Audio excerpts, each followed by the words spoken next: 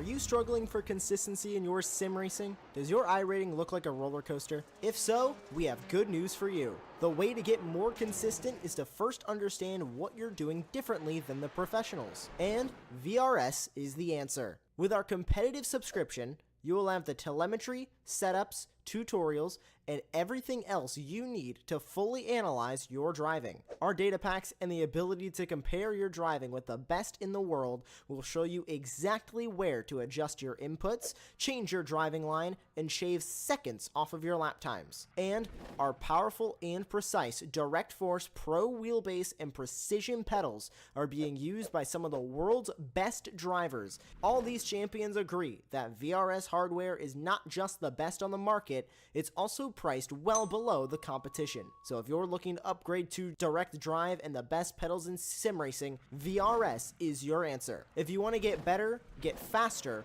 and make it happen sooner rather than later, you owe it to yourself to find out why so many people are switching to VRS. You'll be so glad that you did. Visit www.virtualracingschool.com and learn why the best use VRS.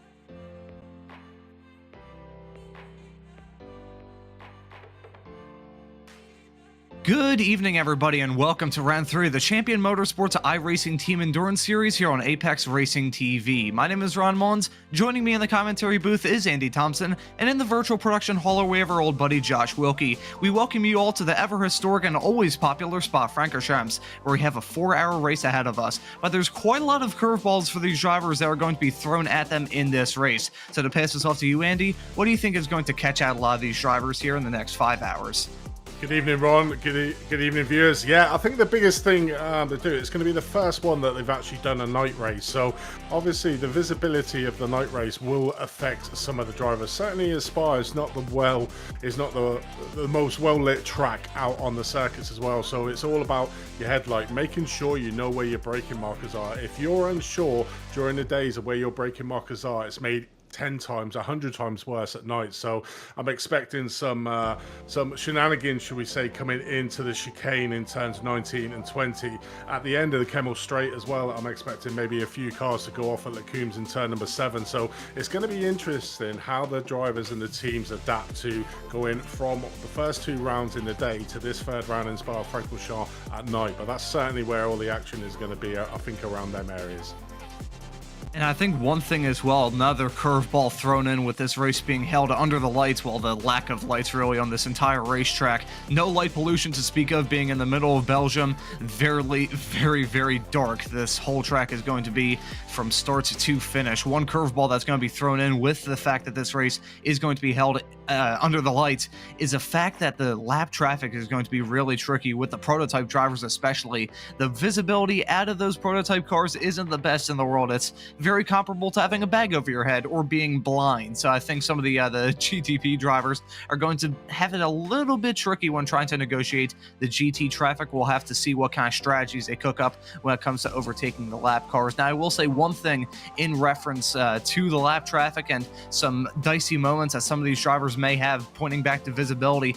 These drivers are going to be exiting the pits coming out of Eau Rouge. We are running the endurance pits here, so it has the Grand Prix pits and the old classic pits in that small little stretch between the first corner and into the Eau Rouge and Radion section. So they're going to be on the inside there trying to negotiate the bumps. I've seen plenty of drivers spin in the runoff area already, so that'll be very tricky for those drivers to try and negotiate in this race. There's a lot of curveballs that are going to be thrown at these drivers here, but I think we're in for a fantastic race.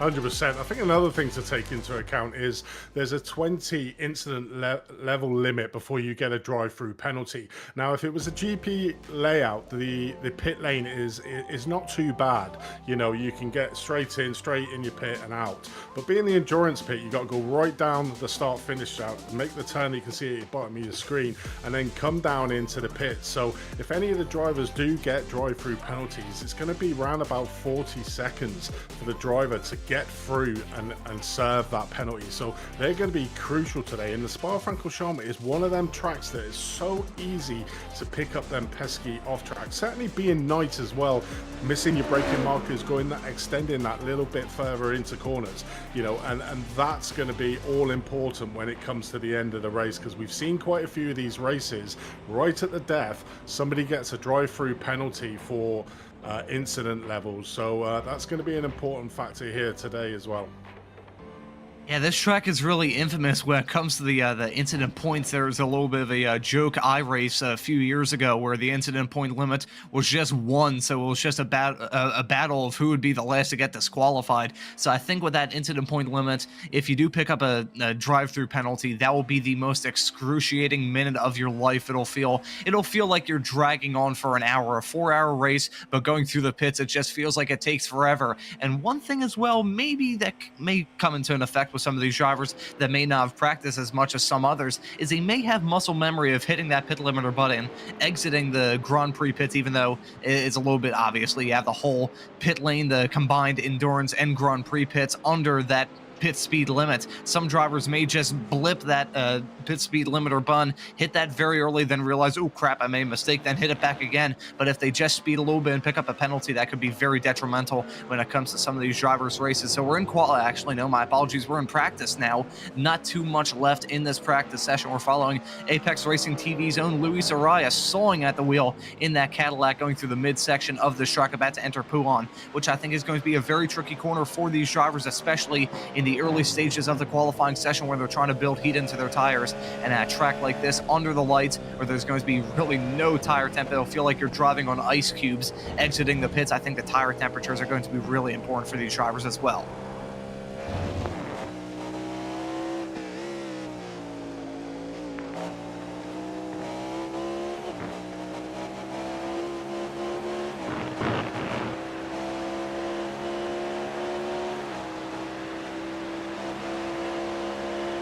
.59.3, which is a pretty decent lap time, currently slots him into P5, so we'll see if he can try and improve that time in the Olympus Esports car there in the Cadillac. I gotta wonder, the BOP always changes with these GTPs and the GTs for that matter, but I gotta wonder, what is the favorite car of these drivers with this race? Of course, there's many different cars to choose from. You've got the Acura, you got the BMW, you've got the Cadillac, and you've got the Porsche. I'll ask you this here real quick, Andy. If you had to choose between the other GTPs, what car do you think you would choose for this race? Well, I suppose the GTP, I'm not really au fait with them, to be perfectly honest. I haven't driven them since they've come out on iRacing. Probably one of the only people who haven't, but it's certainly to favour the Cadillac in here. There's predominantly more Cadillacs than the Acura and the Porsche here today, and certainly the Cadillac is the one that seems to be coming out on top in that LMDH class as well. So certainly looks like it's the Cadillac is the car of choice, but I think they're all very much well balanced. They have their pluses and the minuses of each of the cars, and they are quite very similar. So it's very much down to the driving style of however the team feel that they want to do, but certainly the Cadillac seems to be the car of choice and the car on top at the moment. This may be a very dumb reason, but I think I would pick the Cadillac as well, just because I would rather listen to the V8 rumble of the Cadillac rather than the, I guess you could call it the groan of the Acura going down those long straightaways. I would much rather listen to that V8 symphony behind you for the next 4 hours. So I think that may be my choice. As for the GTs, it's really up in the air. I've seen, well, it's hard to really BOP these cars. I've heard a lot of discussion that the Lamborghinis have had to be BOP'd here in iRacing over the past few weeks. I've also seen the Acura be pretty, and not the Acura, my apologies, the Audi be very fast, as well as the Ferrari. In my time covering the S1 Racing GT3 series, another series here on Apex Racing TV, I've seen a lot of drivers running very different machinery, whether it be the Ferrari. When that was first introduced, that thing was really sketchy, but also pretty quick if you manage to get it right. The Audi was also pretty quick when it was first introduced, but I think the Lamborghini may be the car of choice here for these GT drivers. We'll just have to see what kind of ideas these drivers have when it comes to the cars they're running. But you can see currently in GT3 Pro, it's currently a 1-2 of the Ferraris in this practice session. A pretty big gap between the P1 and P2. We're following the Bear Pope Workers Union driver of Michael Hooper coming through the Lake Holmes chicane right now. He is about, let me do some quick math in my head. That is 0.7 of a second off of the fastest time in that GT3 Pro category. Looking through the manufacturer alliances, you can see LMDH Pro, that is a BMW up the front. That's a little bit shocking. And then LMDH AM, it's actually 2 Porsches leading that front, then 2 Ferraris at the front of GT3 Pro, and then a Porsche leading GT3 AM. So a nice smorgasbord, to invoke a little bit of French, I guess. I don't know the origins of the word smorgasbord, but invoking a very interesting word that I don't think I've ever used on a broadcast here on Apex. We've got a nice selection of drivers at these, a nice selection of cars, I should say, that these drivers are going to be using here. Yes, I'll definitely leave that pronunciation down to you there, Ron. But yeah, I think the GT3 class, iRacing have done a really good job of getting the cars very similar. There's the slight nuances between each of the models of cars within the GT3 class, but they are extremely similar. I remember when the Mercedes first came out, I think every single race was a Mercedes event because it was just so OP. Then BMW seemed to come on, but what is nice is they rebalanced the cars, made them a lot more close on races, and even brought back the Audi, and the Audi seems to be a good car of choice as well. So a long staple Audi R8 is nice to be back in the mix as well, and we do have a couple of them out on show here tonight, so it's good to see the cars and the balance of cars. It's always a bit of a shame when you get an OP car and literally a GT3 class is dominated by one car in particular, but it's good to see out here tonight that we do have a mixture of cars out on track.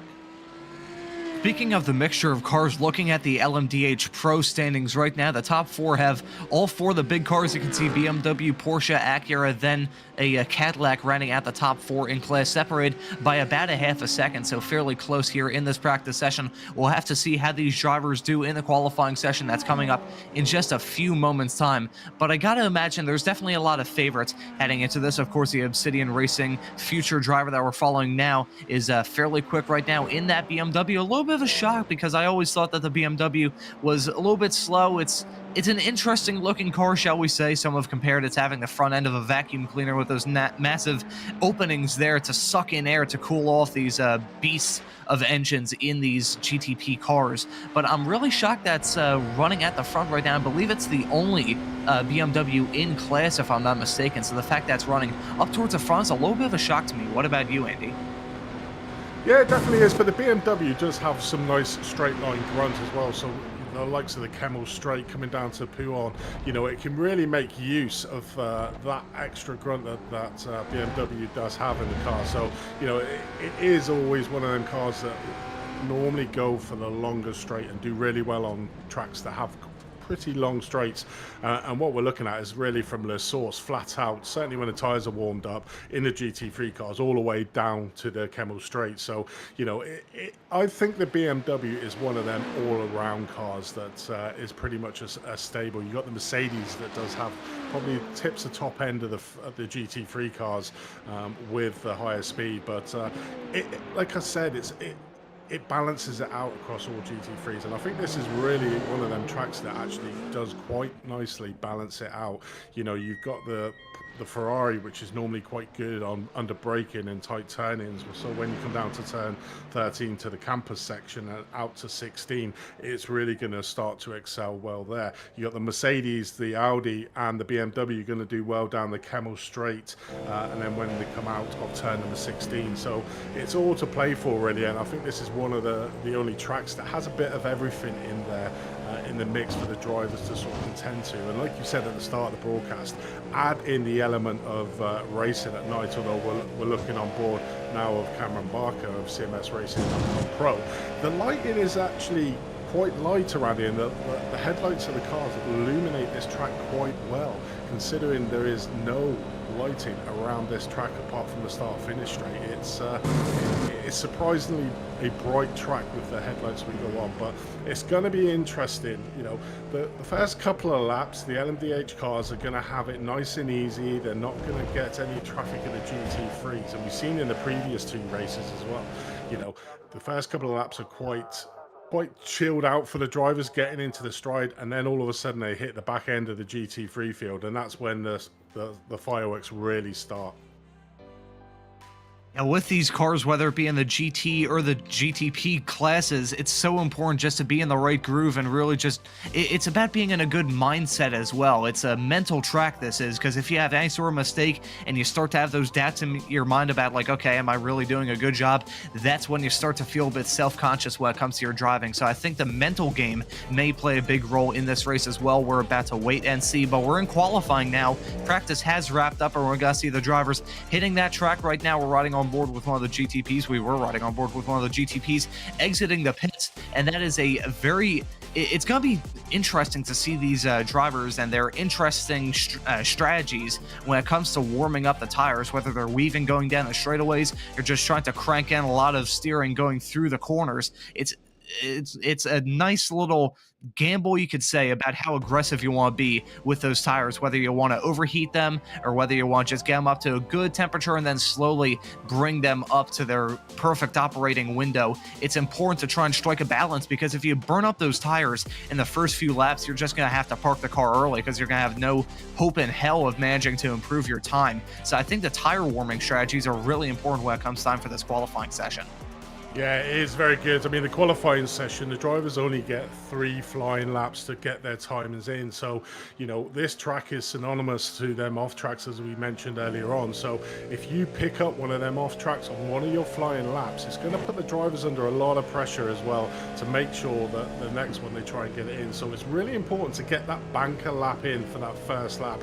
Get your spotting sights at night. Make sure you get that time on the board to beat straight away. And the next 2 laps you can push. If you get that off track on your first flying lap, it's a long time till you get back to the start finish, and you've only got 2 laps to do it. So, you know, it's quite important to make sure that you straight away get that banker lap in the bank, get that time on the board, and then the next 2 laps you can actually start accelerating and starting to take a little bit of risk, and then the third one you can just go for it. But you know, we may see some drivers here actually not set times, and the reason for that is because, like we said, this track is super sensitive when it comes to off track.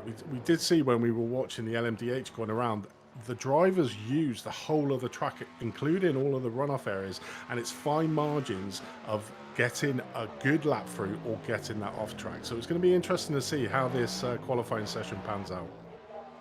I think touching on the point there of the off tracks, if you get that on your first qualifying lap, it goes back to the idea of the mental aptitude for some of these drivers being forced into play, because it's a track where you have those, it's a tale of 2 halves. This track is, you have the tight twisty sections in the middle section, then you have this long Kemmel straightaway where you're really focusing on that straight line speed, hitting about 190 miles an hour, going on the brakes, heading into the chicane at the end of the Kemmel straightaway. So it's a tale of 2 halves, this track, so it plays a little bit of it plays a little bit of a toll on you when it comes to just driving around this track and finding the way to like get into a groove. When it came to Jerez that we visited for the last round of this season back at the start of January, that's really a track where there's no real disproportionately long straightaways, there's no long flat out blasts. It's just a track where you're turning a vast majority of the time, very little room to rest, which is mentally taxing in its own regard, but you're really just in that tight, twisty circuit kind of mindset, and you know what to do,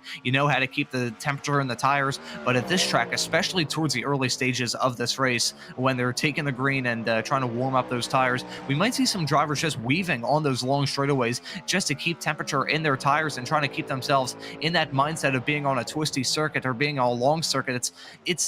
There's just so many layers when it comes to what these drivers are thinking behind the wheel. Of course, us as commentators, we can't really put the viewers into the driver's shoes too well, but from my perspective, driving around this track, it feels like it certainly feels like a long drive. Even if you're in like a IndyCar or a Formula One car and you're lapping this track in like below 2:15 minutes, it still feels like a fairly long trip around this circuit. So it's a little bit of a mentally taxing one, especially for a race that's 4 hours long. 100%. I mean, it's 7 kilometers long, this track, so it's not one of those short tracks. Ref, as we saw, was it's quite a short track, so the laps were just piling up, and easy to make a mistake, but easy to get back into that groove, like you were saying, and get onto the next lap. This track almost invites you in to sort of make them mistakes, make them little pesky off tracks, you know, get complacent within the track. As it progresses and goes in. Like you said, it starts off relatively straight coming down the Camel Straight, then goes into the tight twisty of 7, 8 and 9 into Lacuma Malmedy, and then opens out a little bit for Pouhon, and then again through the campus section it draws you in and starts going a tight twisty technical section, and then it opens up again for Blochemont before you get to the very tricky chicane at the end. So it has that straights, technical section, straights, technical sections throughout the whole of this track for 2 minutes. You can see there the times are starting to come in now. A 1:57 for the LMDHs and a 2:16 for the GT3 track.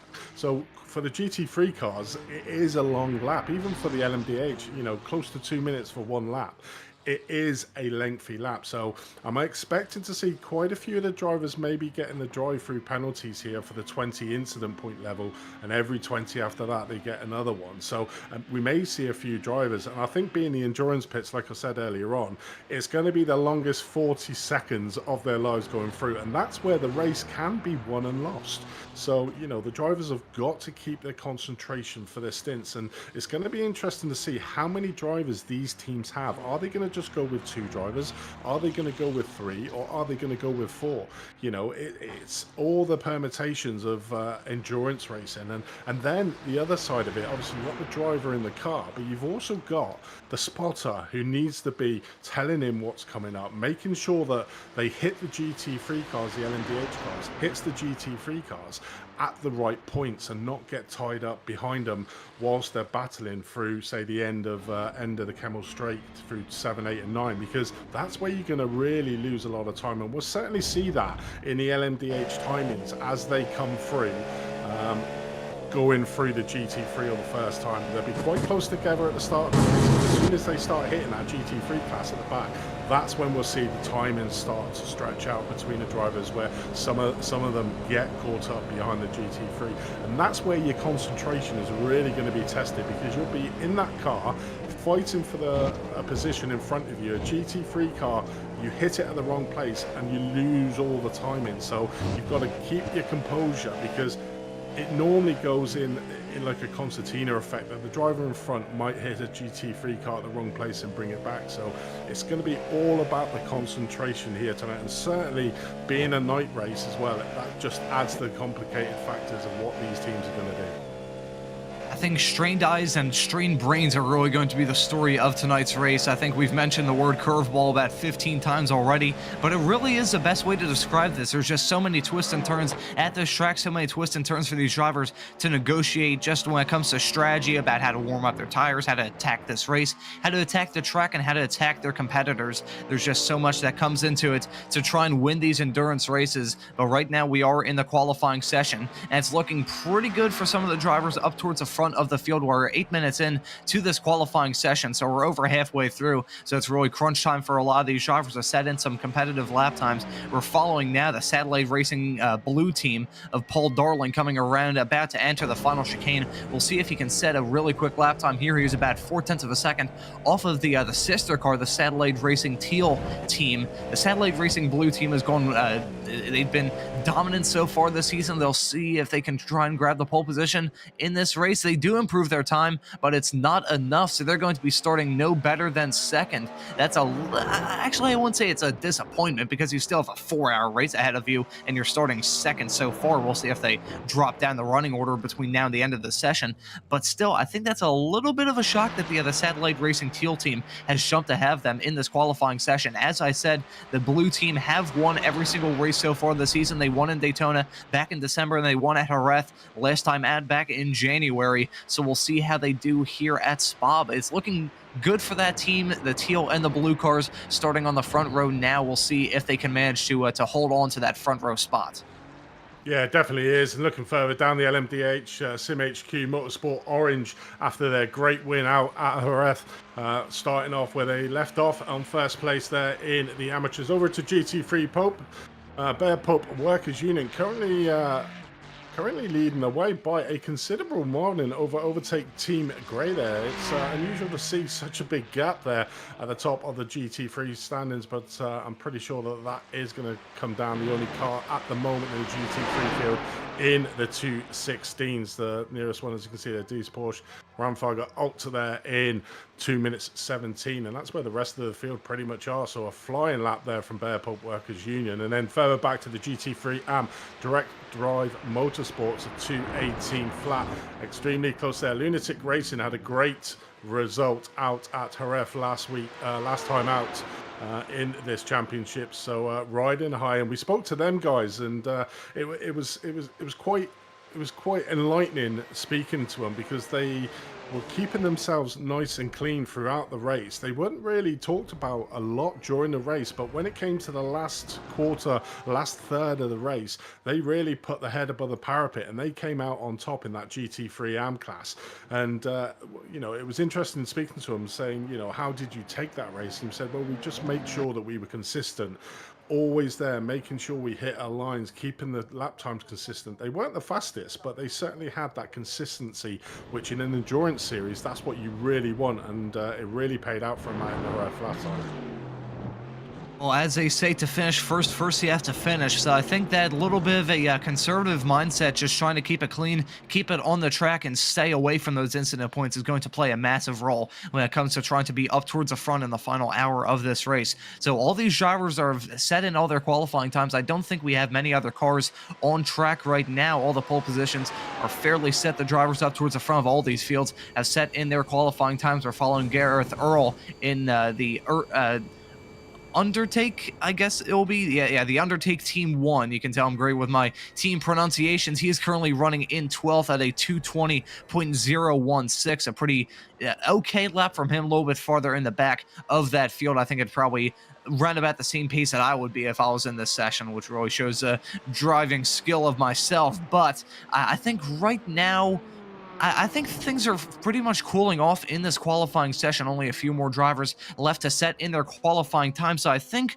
what we may do in the final 3 minutes of this qualifying session is maybe take a look at some of the championship standings that we actually know. You can see now the Precision team has managed to jump up into the pole position. That was very shocking. I was expecting the results to say pretty much the same between now and the end of the session, but we now have a new pole sitter now, and it is it's Patch, if I can spit my words out here, Pat Pelchat there, who managed to set a 157.337. That's a very good lap from him. Came out of the blue to take the pole in the Acura. We'll see if that time holds on for him. That was very shocking. That came out of nowhere, Andy. It certainly did, and I'm pretty sure this is their first race as well, so a great start to their entry into this championship. And the Satellite Racing team, teal and blue team, certainly first and second out last time, and Satellite Racing teal team won both of the last 2 races, so they're certainly the car to beat, and they've set down their gauntlet early on by getting that pole position. So it's going to be interesting to see what they can do in this race to really mix it up with the Satellite Racing team, because they seem to be able to find a way of bridging the field within the first couple of laps and getting a sizable lead on there. The Satellite Racing team blue didn't have the best Daytona race, but certainly came on strong at Jerez, getting the 2nd place overall, which puts them 2nd place in the championship as well. So, you know, the 2 teams there are really going to work together at the front of the field, but now they've got a car at the front of the grid that's not one of their 2 teammates. So that's going to be an interesting start to the LMDH class. And that is going to throw a big wrench in the works here, expecting that front row of those two teams just to kind of work together and really divide and conquer when it comes to the rest of the field. But now that they've had a car in front of them, that is going to throw a big wrench in the works of whatever strategy they had cooked up at the start of this race. We'll see how they attack the start, whether they try and take it a little bit cleanly or just try and swamp the car in front of them and try and push them back very early on in this race. I gotta wonder how hard these drivers are going to attack the first laps of this race. Oh, you can see Blake Reynolds attacking one of the final corners. That was a fantastic save there. A little bit more sideways action. Those tires are not very happy on that Cadillac. That is for darn sure. So I think yeah, not too much long left in this session, about a half a minute. So these drivers are really, it's crunch time for all these drivers to set in a good time. I don't think Blake Reynolds is going to improve in this Penguin RC simulation Cadillac.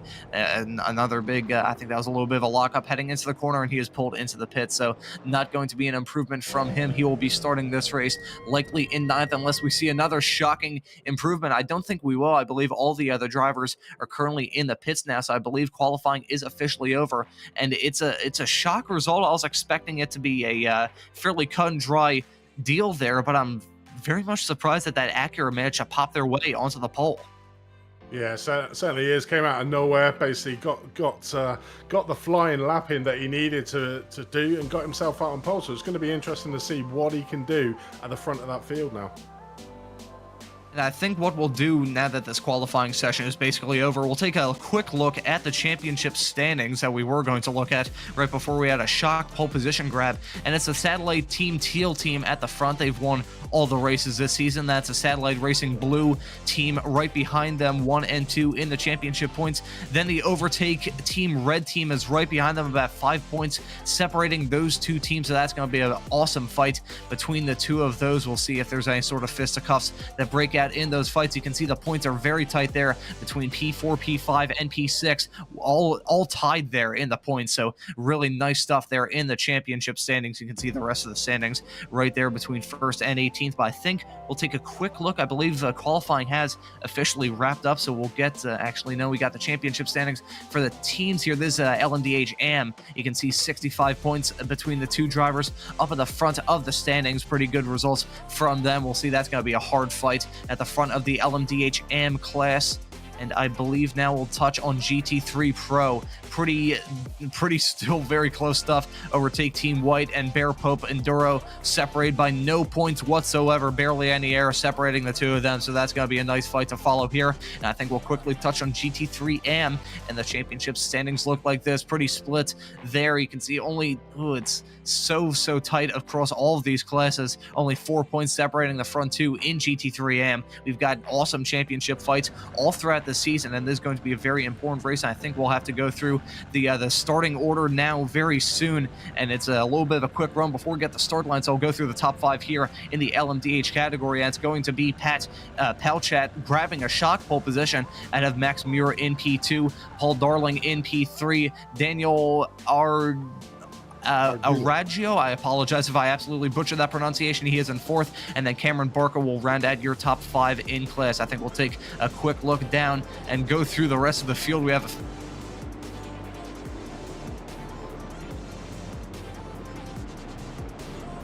third, I'm not really going on pronunciations today. In 4th. And LMDH in 4th there, so that is the LMDH AM field there. If we move down to the GT3 Pro, at the top we got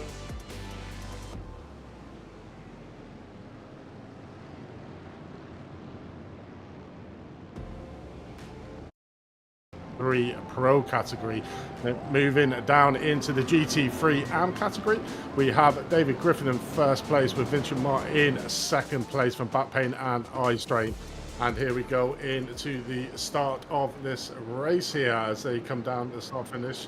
Because going around Les Sources before they start, as obviously the start line is down the endurance pit here in Francorchamps, as we join the leader there with Pat Palchat coming down around to get this race underway. There is a start finish line, so you may not see them go on green here.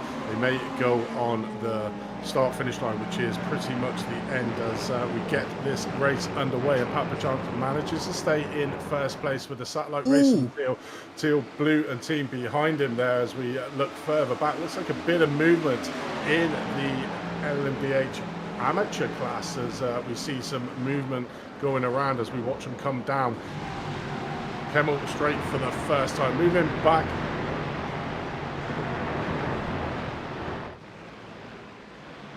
Right, it's crazy.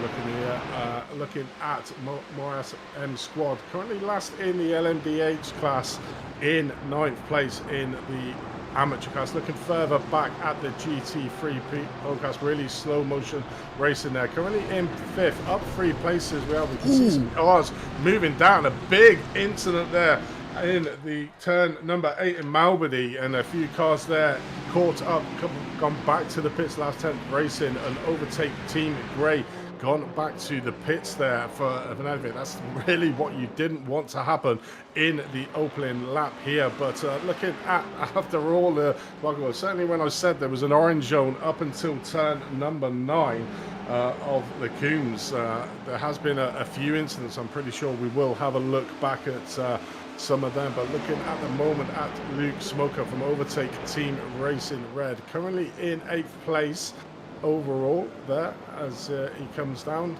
but pretty much a relatively easy start at the front of the LMDH pros, with Precision Racing Esports managing to keep that pole position they started. Satellite Racing team as they come around for the first completed lap on the tails. Oh, what's happened there with Satellite Racing Blue? They have piled down the timing order there, and they are currently last in that LMDH Pro category, so a bit of a mistake there from the Satellite Racing Blue team, which is pretty much, I think they did the same out in Jerez as well, but managed to fight them way back, and it's going to be interesting to see now what happens there. But an uncharacteristic mistake from the Satellite Racing Team Blue team there to lose that 3rd place in the opening lap. But looking further back now at the LMDH AMS, it's the Morris M squad deliveries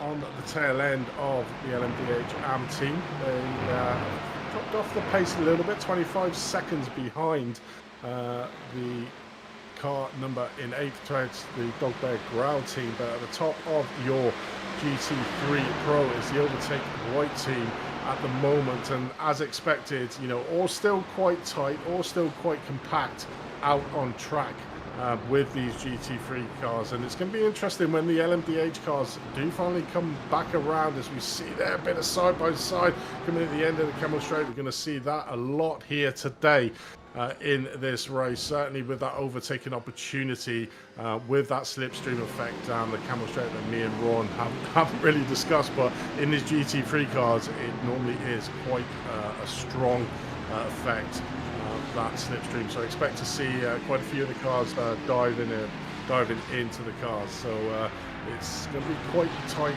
quite compact, but it's going to be interesting that, like I said, when them LMDH cars come around to overtake the GT3 cars for the very first time, it's going to be a tight affair of what actually happens and who's the winner and loser at the LMDH field. But it's going to be interesting at the top, where we can see, you know, Precision Racing Esports still extending the gap slightly over Satellite Racing team, 0.7 of a second, but still very much early into this race, 4 minutes into a 4-hour race. So these two starting to pull away from the Obsidian Racing future. Let's have a little catch back on a few of these crashes. Let's hope the replay shows okay.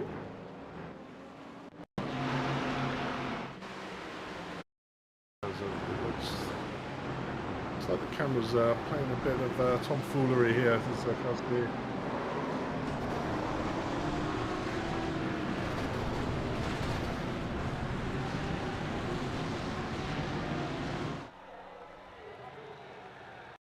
No, looks like there's a bit of an issue with the replays there, not quite showing through on there. So looking back with Luke Fisher for Overtake Pink, who's currently in 5th place in that GT3 AM. Oh, look at that. That is a big pileup coming in through turn number 8 Malvady, which is so easy to do in these cars. I think this is the same incident here coming up. Let's have a look on board with Mark Johnson, see what happened. And wow, did he actually manage to get through that? I mean, that was an amazing bit of driving. You know, I suppose that's one of the things when you see incident in front of you, that you come back off the panel and try to get through there. Let's have a look at Scott Kenny, see what happened to him coming through Puon here.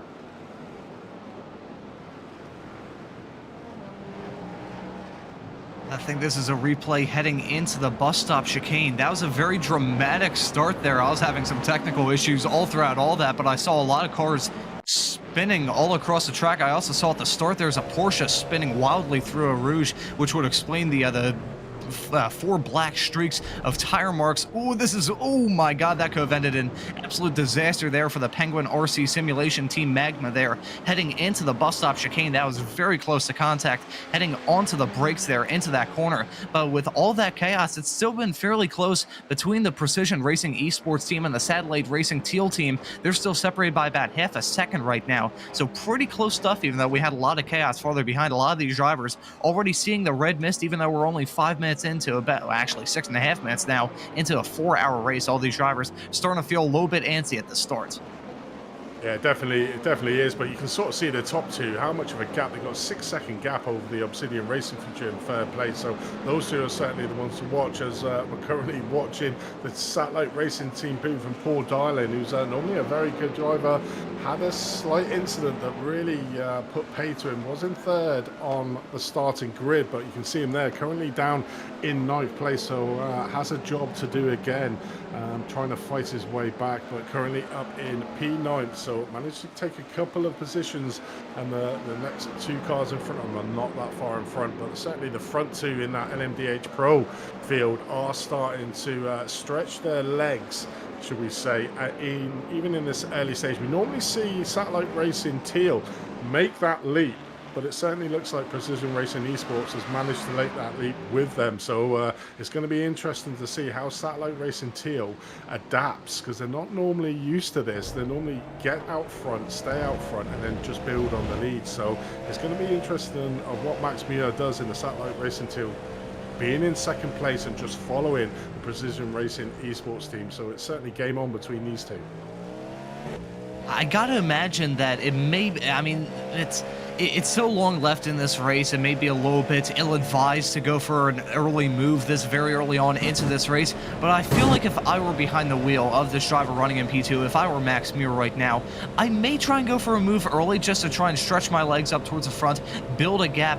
Maybe I would wait until the lap traffic gets involved, because I think these drivers are catching up to the lap traffic. It wouldn't be shocking if they actually catch them up next time by. We are already 5 laps into this race, so with a pretty big pace gap between the GTPs and the GT3s, it wouldn't be too shocking if these drivers grab onto those lap cars right away. That'd be a very quick start and a very big curveball already thrown at some of these drivers. So I think that may be the time to pounce if you're the Satellite Racing Team Teal drivers. But meanwhile, we're following the other LMDH AM fight. You can see now Ray Kingsbury running 14th in the pro category, actually running behind the AM leader. That is a Sim HQ Motorsports Orange team there, running at the front of that. Second gap between themselves and the Dog Bear Bark team. So pretty spread out there in the LMDH category. I say spread out, it's about 1.3 seconds, still much closer than any racing that you'd see in the world of Formula One. But compared to the fights that we have here in GT3, it's incredibly spread out here. GT3 Pro separated by about a half a second. It's teetering around the 0.3 of a second to 0.6 of a second barrier, so fairly close. Then in GT3M, it's about 0.3 of a second separating those two drivers. So really close stuff here in the GT categories as the LMDHs prepare to hit this traffic. Yeah, so there seems to be a flavour going on in all the classes apart from the GT3 AM. The front 2 are starting to sort of peel away from the rest of the field in each of them classes. but certainly in the GT3 AM, you can see there just the Lunatic Racing managing to take the lead of the GT3 AM class there, just overtaking Direct Drive Motorsports, 0.2 of a second. So you can see third place is only 0.3 of a second back Pain and Ice Train behind the Direct Drive Motorsports team. So that GT3 AM field is super compact on there. I was wondering if we could get the map up, Josh, just to show where the LMDHs are in comparison to the GT3, so we can sort of see when all the actions are. And you can sort of see now the blue color and the dark black color of the LMDHs are really starting to now get into the mix of that GT3 class, coming through the GT3 AMs and fastly approaching that congested part of the track you can see there at the end of the Camel Straight, you know, and that's going to be a tricky part now for these LMDHs to try and make the overtaking move down here, as we're riding on board here with Pat Pelchant here in first place at the moment, you know, and it's just trying to feed your way through these GT3 cars and being patient. You know, you're also relying on a lot of the GT3 cars giving you that little bit of space. It's going to be interesting to hear what he does. He backs out of it, just gives that and just darts down the middle. Is that BMW or Mercedes just gave him enough space on the outside there, but making good work here, Pat, of trying to get through the GT3 field. A very tricky part of the track. He probably wishes he didn't get the GT3 field at this portion of the track and on the straights, but making really good work at the moment. And I'm just having a look to see where the Satellite Racing Teal Team Max Muir behind him is, and you can see there very closely following him behind. So both of these top two drivers have not lost much time getting through that GT3 field.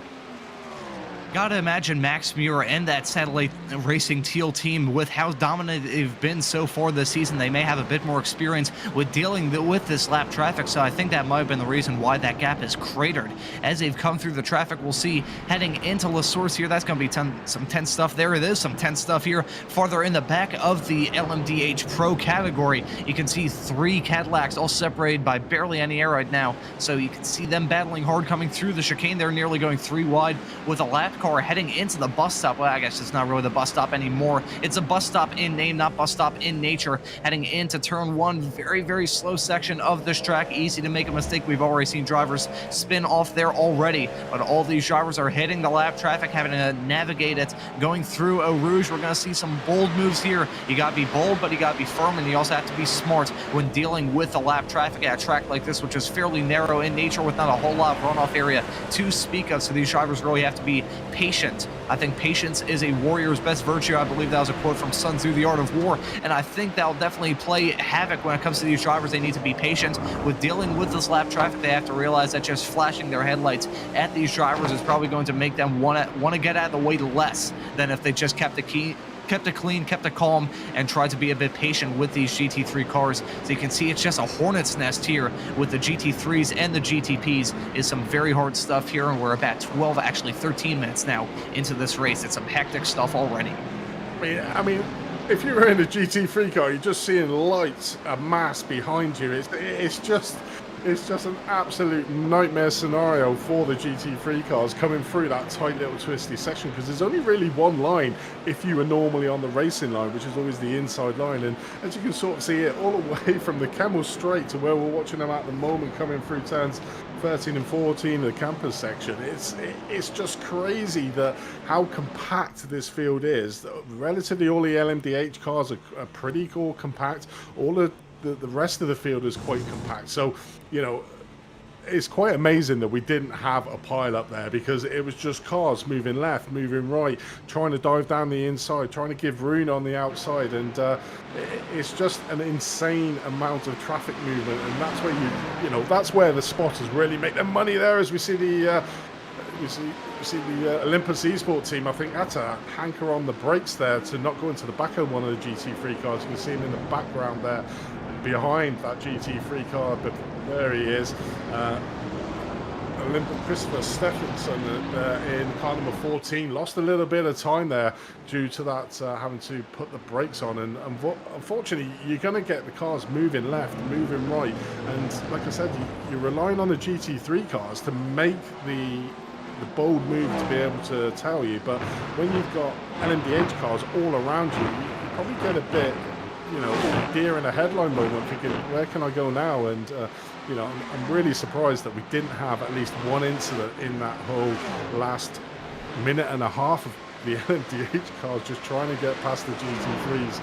I think they just let them all pass as we come down here through to the end of the Camel Straight. You can just see how quickly them LMDH cars close on the GT3 under braking, and very easily for a GT3 car to get caught out by an LMDH car going that quick. You can just see him just diving down the inside, trying not to lose a little bit of time, but that's where the sort of little mistakes can start to creep in. I think the GT3 field at the moment are doing a fantastic job.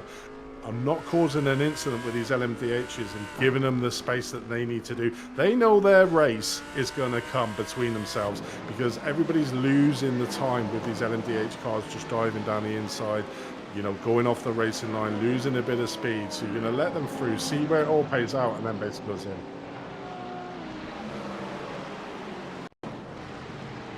There's going to be there's a replay of Scott Kennedy going off. I unfortunately have a completely blank screen right now, so I don't know what happened, but I can imagine we're going to see a Porsche spinning wildly out of control here. No, he just went into the pits for some strange reason. I did see, what car is he? He's car number 19, so I thought, I'm just a bit strange as to why he actually came into the pits then. There was no car in front of him, so bit strange. I mean, I did see a car, I think, just before he came up, spinning it at the bus stop. Oh. Okay, there's slight little movement into the saucer, an extremely tight right-hander, and went out extremely wide, and unfortunately couldn't keep that car. But looking back at the GT3, and we got Lunatic Racing after their great win out at Jerez. Are currently leading the way in that GT3 Anfield, but not that far ahead of Back Pain and Eye Strain Racing Team. So I remember speaking to these guys in season 2 and asked them where they came up with that name, and they're all of the older generation, around about my age, around about 40s, and they said, well, sitting in an iRacing chair for like 2-3 hours, you start getting eye strain and your back starts killing you. So when we were coming up with a name, we thought, well, we all get that, so let's call ourselves that. So that's why they're called the team Back Pain and Eye Strain, which I think is very apt in an endurance race. But they're currently in second place, doing really well at the moment. I'm just looking down the championship to see where they are. They are sort of mid-pack. They had a great race out at Jerez last time, coming in 4th overall, so they're on flying high at the moment. Had a bit of a poor round in Daytona, but certainly starting to move back up the ranking. Looking further up the field, so we've got this battle here for second in the GT3 Pro. We'll overtake Team Wipe and Team Bear Pope Endurance, managing to make the movements, and unfortunately he does take that rather wide at Pouon and actually hits. I think that back left tyre is bent. Yeah, there you go. He is now crabbing round Pouon. I don't think there was contact before that. Yeah, I think he said. Let's have a look. I think I saw at the corner of my eye, there's a Cadillac there. I think this might be it here. We're going into, I guess it's no-name corner here. And yeah, that was a little bit of impatience showing from that Cadillac to go for a really overly ambitious move heading into that corner. Wrecks both of their cars. Definitely the Cadillac backed it into the barrier. That could have been the reason why I saw that Cadillac crabbing there, but then just a little bit of damage there on the overtake Team White team car, and sadly just heading into Pouon. It ended in absolute tears for the both of them, but that patience that we were talking about is really showing. These drivers are feeling a little bit more impatient, going for some bolder moves, but these drivers have to remember we're only 18 minutes and 40 seconds into this 4-hour race, so these drivers just need to keep it patient, but at the same time they do see, hey, this field is as close as it's ever going to be. They really need to, they're just thinking like, hey, at this stage of the race, it's really important to try and gain position while you still can. But with all that lap traffic chaos, I've been looking at this. The GT3 Pro category, they're separated by 10.5 seconds. I feel like it wasn't very long ago when they were separated by, it was about 0.3 of a second separating them in the early stages of this race. Now they're separated by over 10. So that just shows you how hectic the GT fights become whenever you have the lap traffic involved. That's really stunning there at the front of the GT3 Pro category. Yeah, he's making a real good. It's a team Bear Pope team at the front, and that's you get some really big winners and some losers as we look on board with Finch and Mars here about Pain and Ice Train, looking at the back end of the Lunatic Racing team. So these two at the moment got around about a 2.3 second gap to the Direct Drive Motorsports, who were the leaders of this GT3 AM and starting to fall back slightly, but these two starting to get out in front in that GT3 AM. But like I said about the Lunatic Racing team is, you know, they very consistent, very methodical about how they look at their lap times. You know, one of the things we haven't talked about as well is with this championship, the tyres are a factor. The LMDHs get 5 sets of tyres, including the ones they start with in this race, but the GT3s only get 2 sets of tyres. So the set of tyres that they currently have on the car and 1 more set of tyres. Now, with the new iRacing model of the tyres, an hour is probably the maximum limit of the tyres that you're going to have. So, you know, you're going to have to do a 2-hour stint. So you're going to have to watch, certainly after that hour, and if you're double stinting in them GT3 cars, of the difference in performance from the tyres from when you first started. So that's going to be a factor, certainly in the GT3 car, and certainly if you've got the LMDHs trying to overtake you, you've just got to take that into account and just be a little bit more cautious, certainly when you're getting towards the end of the life of them tyres. And it's going to be interesting how they go around it, Ron. Are they going to try to say, right, let's do 3 hours on a set of tyres, see how we get on, and then the last hour we can really push there. So we can see there we have a stop-go penalty for overtake Gray for failure to lock brakes. Okay. Yes, he failed to stop the car and roll back into there. So that's another part of this championship that's really good. You've got live stewarding, so there's that overtake white team. I've got that long, lonely 40-second trudge down the start-finish as a stop-go penalty has been applied for them. There's still more incidents being reviewed. I mean, we did see quite a few incidents. That one that we saw down Malmedy and Lecumes turn 7 and 8 with the GT3 cars that caused a little bit of a mayhem. You know, the Olympus one that we just saw with the GT3 that sort of crabbing in effect. But I suppose that's very much squeezing there for Paul Darling, the Satellite Racing Team Blue, on his compatriot there from CMS Racing Pro, Cameron Baker, but managed to get the move done. Got that inside line now coming into the source. So there's another position made up for that Satellite Racing Team. They started off, bear in mind, in 3rd place. Had an incident. It might be worth seeing if we can, Josh, see what actually happened to them, because that was sort of like a fall from grace from them. They went from sort of 3rd and flying high to right at the back of the pros, as you can see there, looking back at the CMSRacing.com pro team who managed to get that move done coming down again. But is Satellite Racing Team going to have that inside line coming here? No, they back out into the corner. I mean, that's just the power of that slipstream coming up through Radion and Eau Rouge and then coming down the Camel Straight. If you're close enough to the car behind, you're going to be able to make that move. But Paul Darling there trying to gain back the lost time that he caused by losing that 3 party. Let's have a look. Josh has found an incident with Paul. I think it was a while ago, so hopefully this is the incident of how he managed to lose a lot of time here. Let's have a look. Around.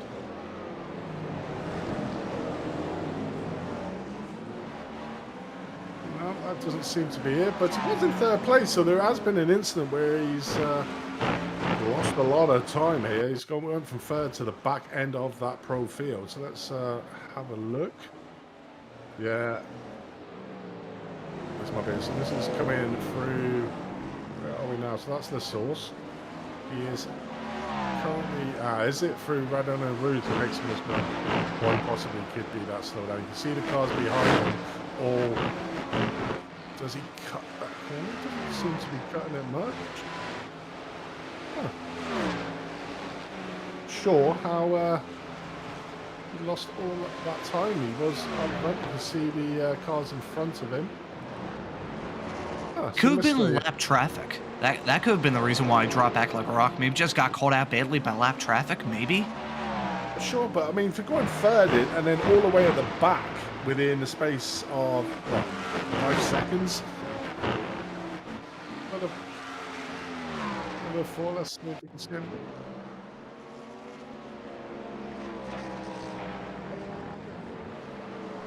Not sure. It's one of them life's mysteries that we always want to know, but we never normally know. But I'm sure Josh will keep looking to see if he can find it. But obviously started out this race in third, and unfortunately trying now to fight his way back to the front of the grid. Doing well at the moment, currently finds himself up in 7th, was down in 13th. So trying to make a comeback here. Still, I suppose that's the beauty, Ron, isn't it, when you're doing this team endurance racing, is if you make a mistake, you've got time to make it back. You know, we're only 25 minutes into a 4-hour race, so there's still plenty of time. There's no need to go gun-ho at this early stage. Just keep your times consistent. Make sure you try and take the traffic and not cause yourself any risk, because a slight little bit of damage, because it doesn't take a lot to damage these cars as well, can really put pay to your work. So at the moment, you know, we just need to make sure he calmly takes it round, but make sure that he's still above the pace of the drivers around him, which he seems to be at the moment.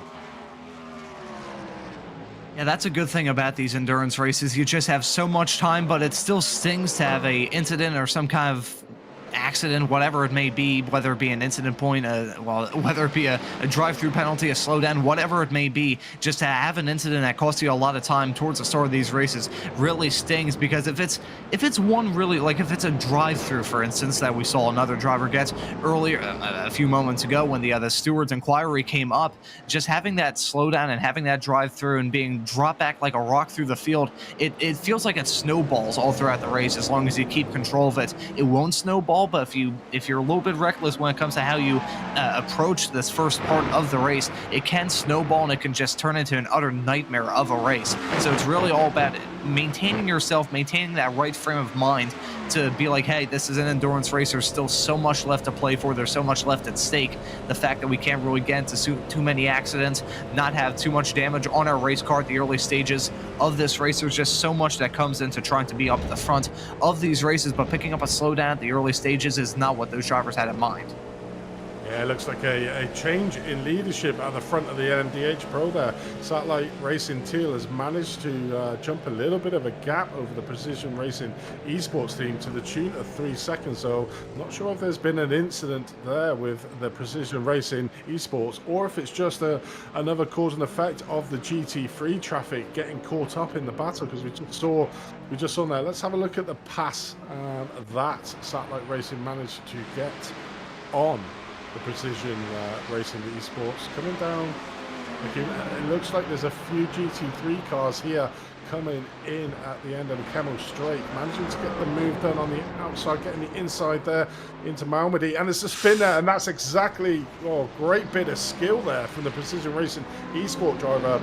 BF extremely furious with that, losing all that time, but a great recovery. Let's have a look on board from Pat, see what he was actually looking at when he was coming down there, because he was literally out in front. Then he saw the Satellite Racing just to his left coming through there. You just see his wheel on the outside, just have the inside there, and he's just looking in front, and great reaction times there from the Pat to be able to just take off the field. And I suppose that's the frustrating thing about iRacing, isn't it? Because he would have got an incident point for going off track there, when completely not is doing there. But a great bit of skill there from Pat, and now he has to try and get the time back. It's going to be quite hard, because those two are matching each other lap for lap. So the gap is currently at 3.8, and it just shows how quickly the time can jump when you get mixed up in the GT3 field. That was obviously nothing to do with Pat, and that was unfortunate, but great bit of driving skill to be able to avoid the GT3 cars, because if he hit, I think that would have been race ending. Still managing to go well out there in second, 3.2 behind the leader, Satellite Racing Teal, and 5 seconds ahead of Obsidian Racing Future in third place. So in a bit of no man's land at the moment is Precision Racing Esports. It's now down to the team calm him down after that. Just pep him up and say the track is all yours. You can go on and try and chase him down. But again, still just about to reach the half-hour mark here at the race, but still a long way to go in this race, and anything can happen.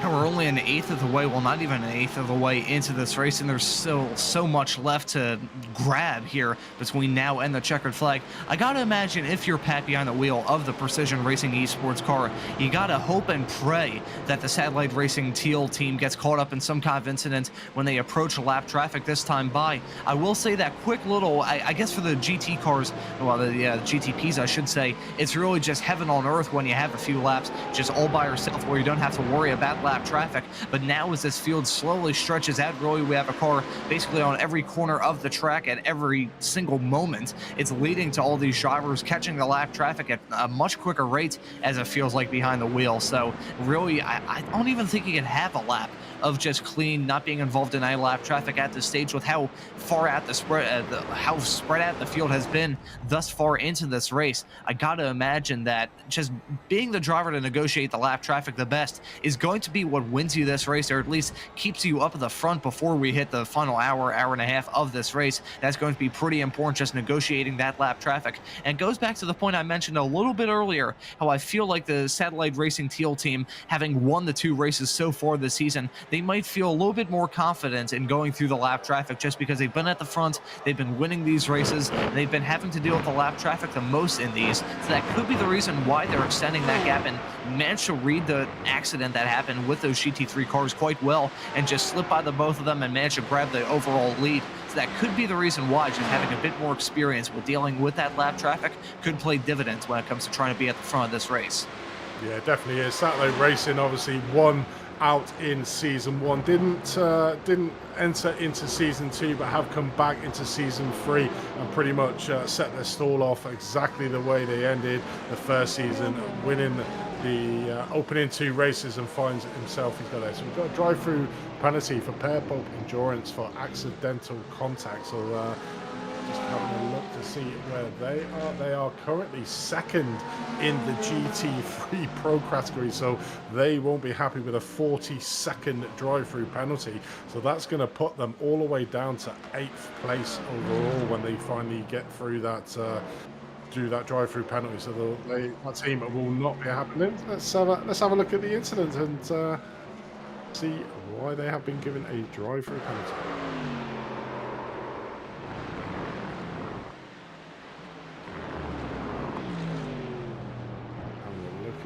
Just if I'm seeing this right, but I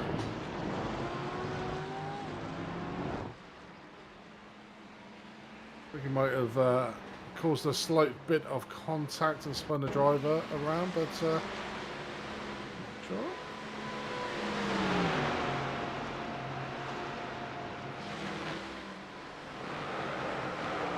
There we go.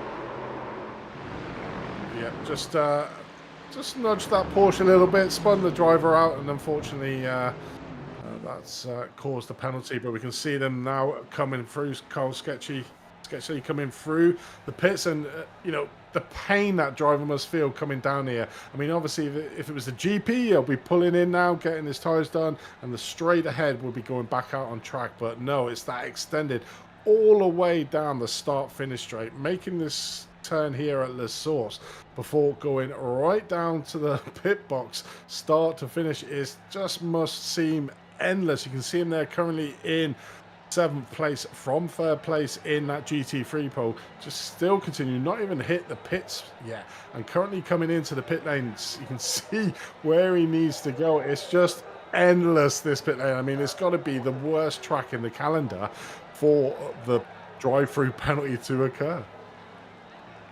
It's just painful. Riding on board, still hasn't hit the pit lane limit. We're going to see him hit it right now. I think next time we have a slowdown, or a drive-through, my apologies, I think we should just sit here in silence and just appreciate how long it is just going through that pits. That was 1 minute and 6 seconds, 1 minute 6.9, so we'll call it 1 minute 7. 1 minute 7 of a penalty dropped him like a rock. He was running P2 in class, now running P8. Well, I wouldn't say hopelessly out of contention because we still have so much left to go in this race, but now, oh, it's just, that is painful, absolutely torturous to have to sit through that. And just, you got to imagine, I mean, from our perspective, we're listening to the engine sounds, we're listening to each other talk, we're listening to our producer just groan in pain, knowing the pain of going through the long pit lane trying to serve a drive through. But just, if you're from the driver's perspective, hearing your competitors just buzz by on the left hand side of your screen, hearing the competitors buzz by, seeing the headlights buzz through Eau Rouge, buzz through La Source, buzz through the first section of this lap, and you're just sitting there in silence listening to that engine on the pit limiter, it is torturous. I think if there was a perfect sim racing form of torture, I think a drive-through penalty at this track is that form of torture, because there's nothing more tragic and painful than having to serve a drive-through penalty at this track with a massive pit lane. I think there was a car spun off there on the grass. I'm not sure what in the world happened there. I think they've managed to regain that. I'm not sure if I believe that was a GT car. I'm not sure who exactly that was, but that was a spin very similar to the spin that we saw just pick up a drive-through penalty. So I think we're getting a very quick replay to see who that might have been. That's actually Chris Braun here heading into one here. This is another incident that occurred. This might be a quick little spin, I believe. Actually, ooh, yeah, just slowed down a little bit there. Not the best run for him. That's Jack Chrisley there that had that spin. Oh, another stop-go penalty for Valhalla Motorsports for an incident that happened there. But this is be very careful in the rejoin. Okay, thank God there wasn't any sort of incident there. But We Too Fast slowed down quite a lot there after that spin. I'm not sure what caused that. Might have been just a single car accident, but very unfortunate to have an incident like that. And thankfully, there wasn't too much traffic. Otherwise, if they were stopped on the side of the track, waiting for all that traffic to buzz by, it would have felt like a century just being stopped there waiting to rejoin the racing surface. So a lot of drivers getting caught out fairly early on into this race. Yeah, you're in the hands of the spin god, aren't you, when you're spinning? And We Too Fast Racing came off quite lightly there, had a little bit of spin, didn't make any contact with any walls, and it can be quite forgiving, that this track, that you can get away with it, and luckily he was able to get back out on track and keep going. But Ken Colbuni of Delta Sim Tech here, currently promoted up to third overall after that excruciating drive-through penalty there from Bear Pope Enduro, currently down in P8, but extremely close at the top from second, third, fourth, fifth, all in a line that we're currently watching on the screen. I mean, Bear Pope Workers Union have seemed to have hit the NOS button and the afterburners, 20.8 seconds at the moment ahead of this field in the Ferrari. So driving like a dream is Michael Hooper. I do know him personally, and he's an extremely quick GT3 driver, so it's going to be interesting to see who pops into the car after Michael to take the gunner. But he's certainly going to be given a sizable lead over on there, as we see Valhalla Motorsports doing another drive-through penalty. It must be even worse in the LMDHs doing this drive-through penalty, considering the speeds that these cars actually can go at, and trundling along. I wonder, it's lucky we haven't got any invoice comms with the driver. I'm pretty sure he's either singing himself a little tune as he makes his merry way down the pit lane, or has a bit of Radio 2 on for just try and chill him out. But it's got to be super frustrating when you get that drive-through penalty and knowing it's this track and knowing it's the endurance pit, thinking, oh, I've got to go all the way through this painful. And we saw it, 1 minute and 7 seconds is that. This is actually a stop-go penalty that he has to serve. So he'll come into his pit, stop, and then he should be able to go. There, no, he's looks like he's having a pit, so he might have to serve his stop-go again. Because I'm pretty sure as a stop go you are not able to do your pit stall within that penalty, so it may be that he has to come back in again to serve his penalty. I think it's just a very long stop and go here. We'll see how long it takes for him to get out of the box. We're going to replay. I believe this is the incident that caused it here, if I'm not mistaken.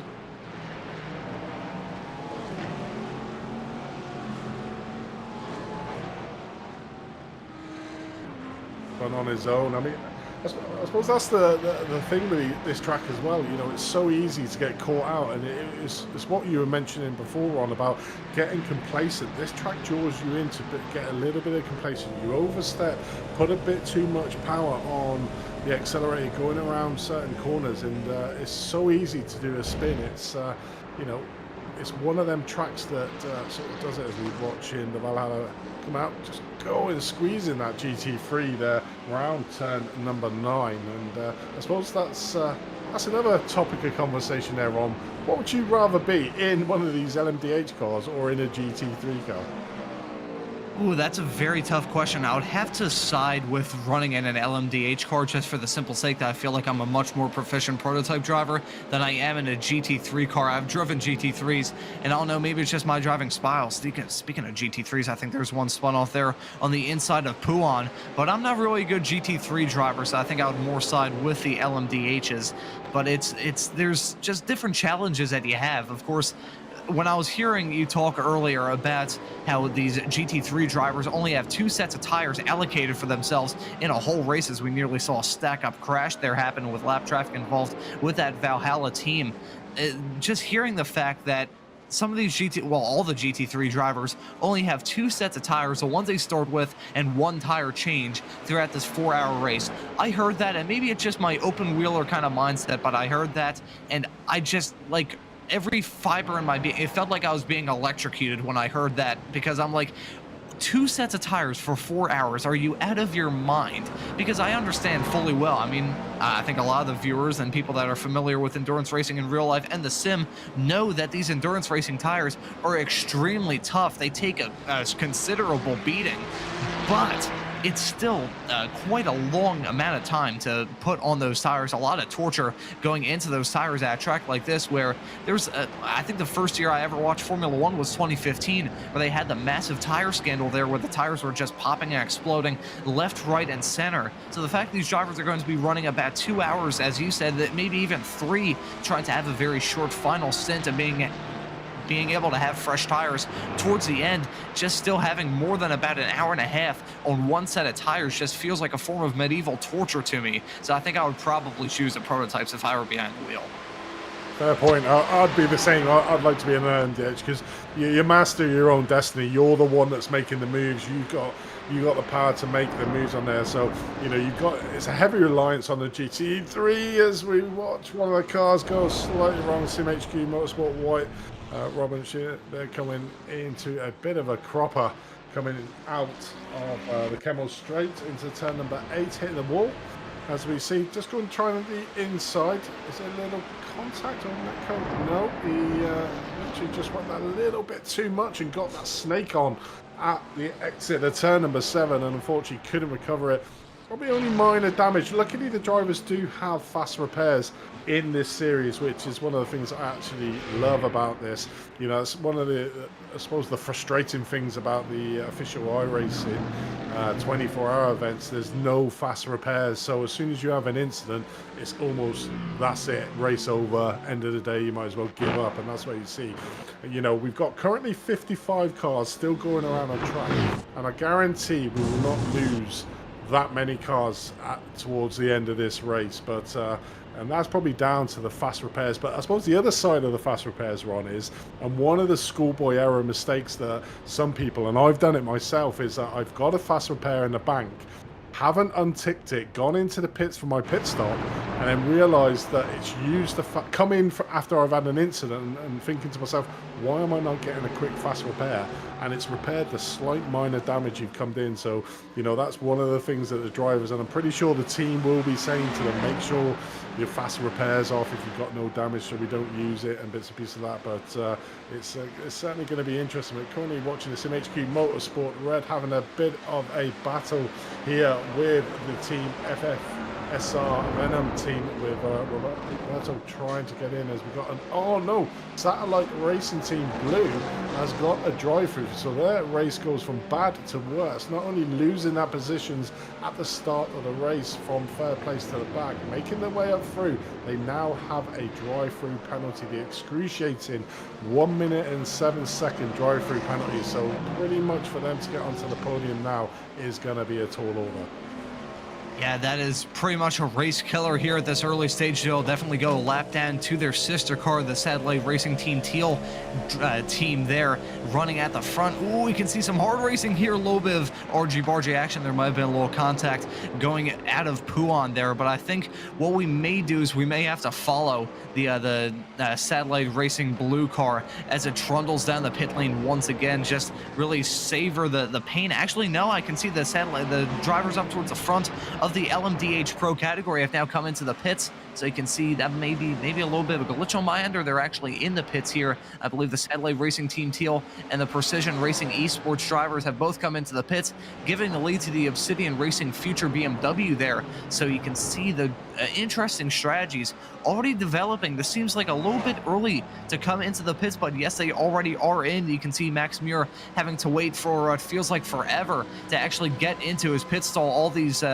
LMDHs are in this section of the pits, the endurance section of the pits, and you can see now Paul Darling in his long trundled down pit road. Thankfully, he's not alone in this, so you can see he can hear some of the other prototypes banging that pit limiter, but still equally as frustrating just having to go down the pits at what feels like a snail's pace. You're used to that 190-mile-an-hour pace of these prototypes, so to be just stuck here going down the pits, going down basically an alleyway, this section feels like it's so painful. So thankfully all these drivers are coming in now, so it doesn't feel as bad as it feels going down all by himself, but it's still equally as torturous having to serve that drive-through penalty. But the pit stops have come with us. I think it's an early call to come in the pits. All these drivers are stopped in their box. We'll see who escapes with the lead. Currently it's the Obsidian Racing Future driver that we'll have to see if they come into the pits in a few moments time. But we'll see between the Precision Racing Esports team and the Satellite Team Teal is actually already exited out of the pits, so they're going to be they're going to be holding on to the net lead of the race. We'll see Precision Racing Esports is exiting now, so I think they might, a much slower time in the pits, about 5.2 seconds or slower during that pit sequence. So I gotta wonder if their position in P2 is at risk for some of the drivers that stayed out. It certainly is. I mean, obviously, the fuel has been limited to 94% of a maximum tank for both the GT3 and LMDHs. So probably around about 45 minutes is probably round about right for that, as we see the Obsidian Racing Future team coming into the pit lane with Penguin RC Simulation Carbon as well. So a couple of the teams managing to eke out that extra lap in this race, and that may be telling towards the end of the race. You know, will drivers have to come in for a splash and dash? Because that is going to be frantically looked at from the team, because a splash and dash at a normal pit is not too bad. You're not losing a lot of time. But here at Spa with the endurance pits, as we already know, it's 1 minute and 7 seconds. So if you need a splash and dash at the end of the race, you've pretty much races over.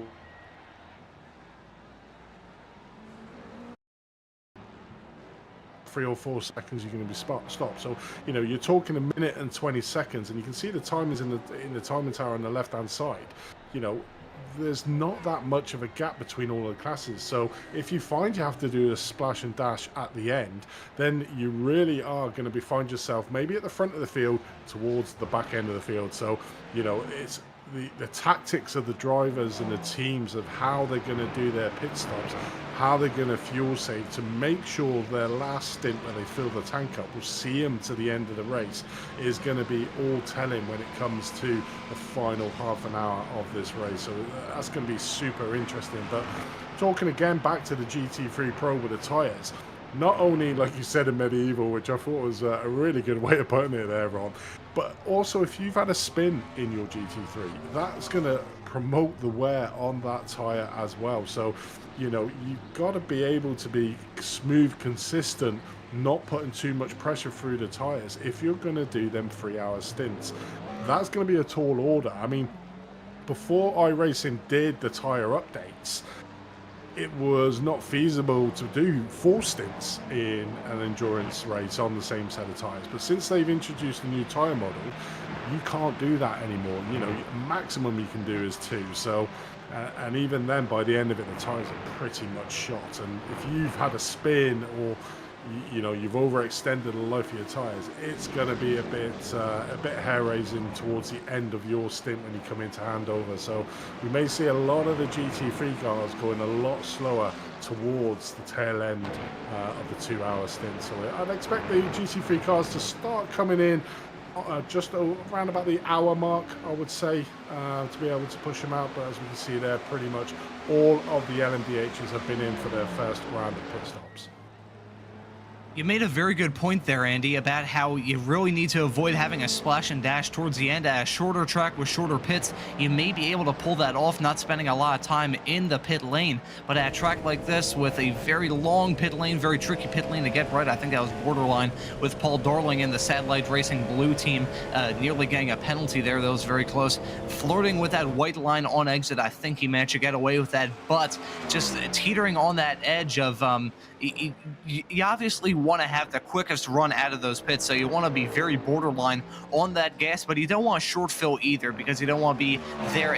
There's nothing more demoralizing as a racing driver, knowing that you have to spend a whole stint saving gas and just lifting and coasting, heading into the corners. It's really frustrating behind the wheel, but it's even more frustrating having to be in the pits for what feels like 1,000 years. So I think really these drivers need to avoid the pits like the plague. They're going to have to, I guess, negotiate with the plague at times when they have to take their tires and fuel. But still, I think those unnecessary pit stops, whether it be for repairs because of incidents or whether it be a short fill, those drivers really have to avoid that kind of stuff, because if you have too many of those, they'll start to pile up and you'll lose more and more time. But in all that pit stop chaos, the Obsidian Racing Future team has moved up into P2. It's not net P2, it is P2, and they negotiated their pit stop. They're again actually a little bit faster than the Satellite Racing Teal team, so we'll see how they did on their fuel. We'll see if they took a little bit less gas, a little bit more gas. Maybe they're just able to save fuel because they're running farther in the back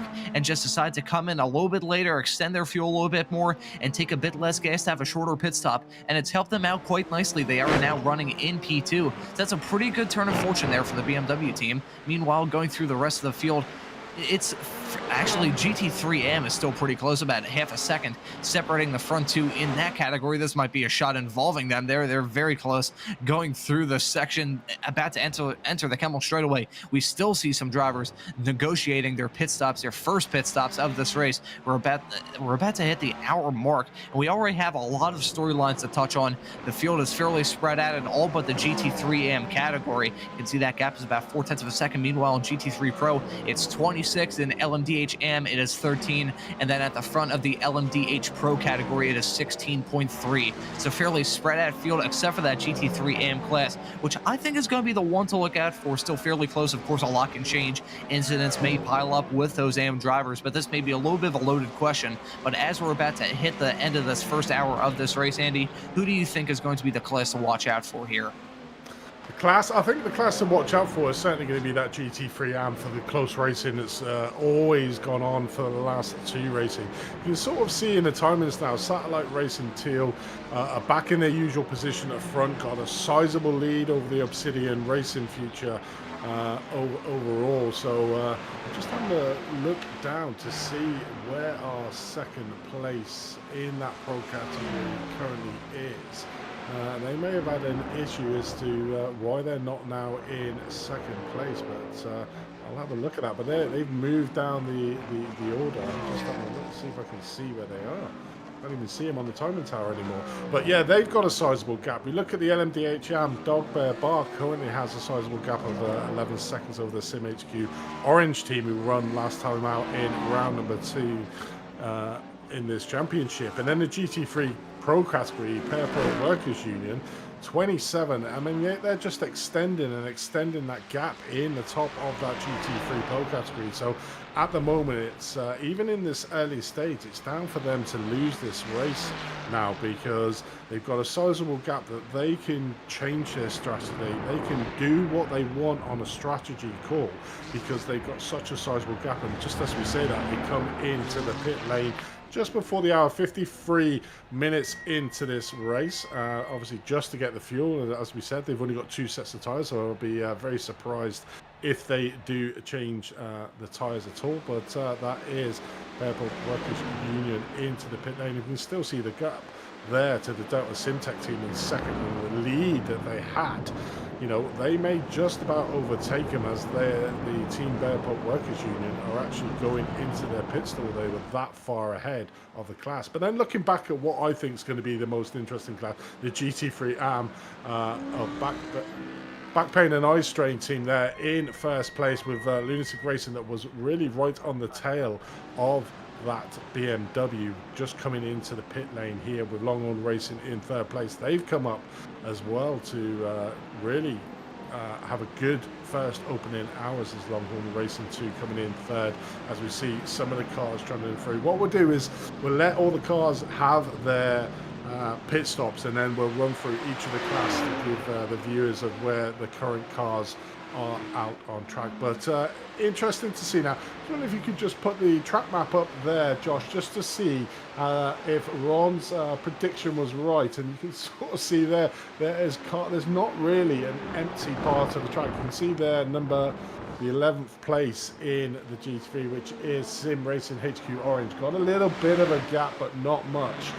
The rest of the field now sort of nicely spread out with all the GT3. So the opportunity for the LMDH cars to have a nice, easy lap is well and truly over. Every single lap they will be hitting some sort of GT3 traffic, which makes it a bit more interesting for us, the viewers and the commentators. But for the drivers, it's constantly now making sure that you hit the GT3 cars at the optimum place, trying not to lose a lot of time. And this is where you can see them little accidents where the LMDH cars are trying to get down the inside to try not to lose the tires, and unfortunately have them little bit of incidences out on track. But as soon as you have them, like I was saying, there's only a 20-point incident limit, so therefore, you know, you've got to be aware, and drivers and teams have got to be aware of that 20 incident point level before they get a drive-through penalty. And I think we pretty much talked it to death, but we know how long that pit stop,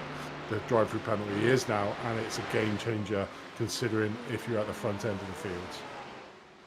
Timing is really important when it comes to those kind of penalties, or when it comes time for the pit stops. You gotta wonder, if you're pitting and you're in a clear fight right now, Vincent Marsh is fairly in clean air right now. If he pitted, I wonder, he's actually coming into the pits now, so I gotta wonder where he's going to come out on track, whether he's going to be in that clean air, because there's a pretty big pocket of clean air between some of the LMDHs, but in the GTs, it's just a massive pack of cars, a massive pack of dirty air. So I gotta wonder if Vincent Marsh here in the Back Pain and Eye Strain Racing team, beautiful name by the way, if he's going to exit out into that clean section of the racetrack, or if he's going to be in that very, very dirty air. It's really so important, timing is, in this race when it comes to timing the passes on the lap cars, timing your pit stops.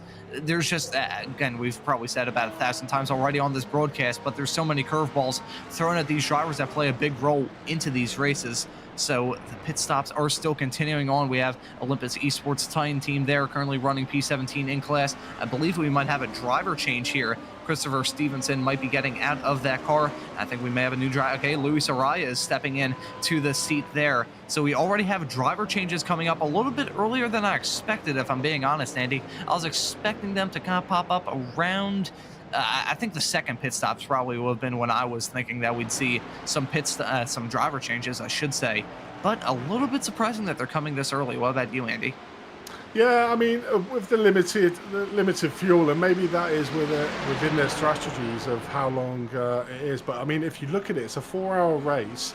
You know, round about 50 minutes. It's probably not too bad, because you're gonna pit for the last stint and have around about 40 minutes left of your stint to go. So, you know, it's not really a splash and dash, and probably to try and eke out the car to the hour mark, so you do 3 pit stops and that's it, is probably a tall order when the fuel has been sort of limited on you. But to answer David Anderson's question in the YouTube, what happened to Longhorn Racing, I believe he actually came in, so that's why he's down on the time and tower, because there's still 4 cars in front that have not pitted yet. So the 2 cars in front for that GT3 AM of Direct Drive Motorsports and Overtake Team Pink are still yet to owe us a pit stop. So as soon as those cars come through, it should be back pain and eye strain back at the front of that GT3 Am, closely followed by Lunatic Racing. I don't know if you can have a look at them. They are literally, yes, there we are. We're on board now with Rob Campbell of Lunatic Racing just behind. You can see them there in front. Back pain and eye strain racing team driven by Vincent Marsh at the moment, and as that, there we go. We've got a couple more LMDHs coming in, making a little bit more of a gap between the two GT3 drivers, which, you know, I suppose it's a bit frustrating if you're the car trying to chase and that happens to you, but that's endurance multi-class racing. You've got to be able to deal with that, and I'm pretty sure Rob and the Lunatic Racing team, as I said before, will basically just take it within their stride, get back onto the pace, and trying to get that pace back in there. But here we go. We've got the RSM squad, ginger liveries. It's not very ginger, that livery, but you know, Favelo there coming in for his pit stop, just coming out on the outstretch. It's got to be a nice feeling in it when you hit that pit limiter marker and you can actually start racing again. But I suppose we haven't seen a little bit more incidents coming out here. You can sort of see here that exit of the pit lane with the endurance comes directly onto the, just after the top of a Rouge at the top of that hill. So it is the drivers coming out of the pits do have the right of way, and it's obviously been stated in the rules as well. So maybe the drivers in the series are giving that rule and making sure that driver coming out of the pit can come out at the speed of whatever you can get up to by the end of this relatively short straight. Obviously the cars coming up Rouge and Radion will be going considerably quicker than any car coming out of the pits, but it's always good to see the camaraderie ship and the respect of the drivers, giving that respect on the outside, giving the respect of the GT3s, giving the respect to the LMDHs, letting them pass around the corners. I mean, it's a great advert for the series, I think, Ron, is that, you know, we've had a few incidents, but, you know, if you take yourself back to that first opening lap where all the LMDHs were coming through the GT3s, it was madness. And how we didn't have a load more incidents is down to the drivers just giving each other that bit of respect and the bit of room to make the passing opportunities, so both drivers don't lose or lose as little time as possible. Yeah, regardless of what kind of racing it is, it's always nice to have respectful and clean racing. It's always good to have hard racing, exciting racing, that's for darn sure, but having respectful racing where all these drivers respect each other, appreciate each other, and know where they are and know their limits, that's really important to put on a good show. So I'm honestly surprised that we haven't seen too many incidents. Of course, we've seen a little bit of a tussling here so far. We've already seen a few drivers hit the wall. Really, the only incident that I can think of that was a little bit of, well, that was avoidable would probably be towards the start of this race where there was the Cadillac and the GT car that had a little bit of a tussle.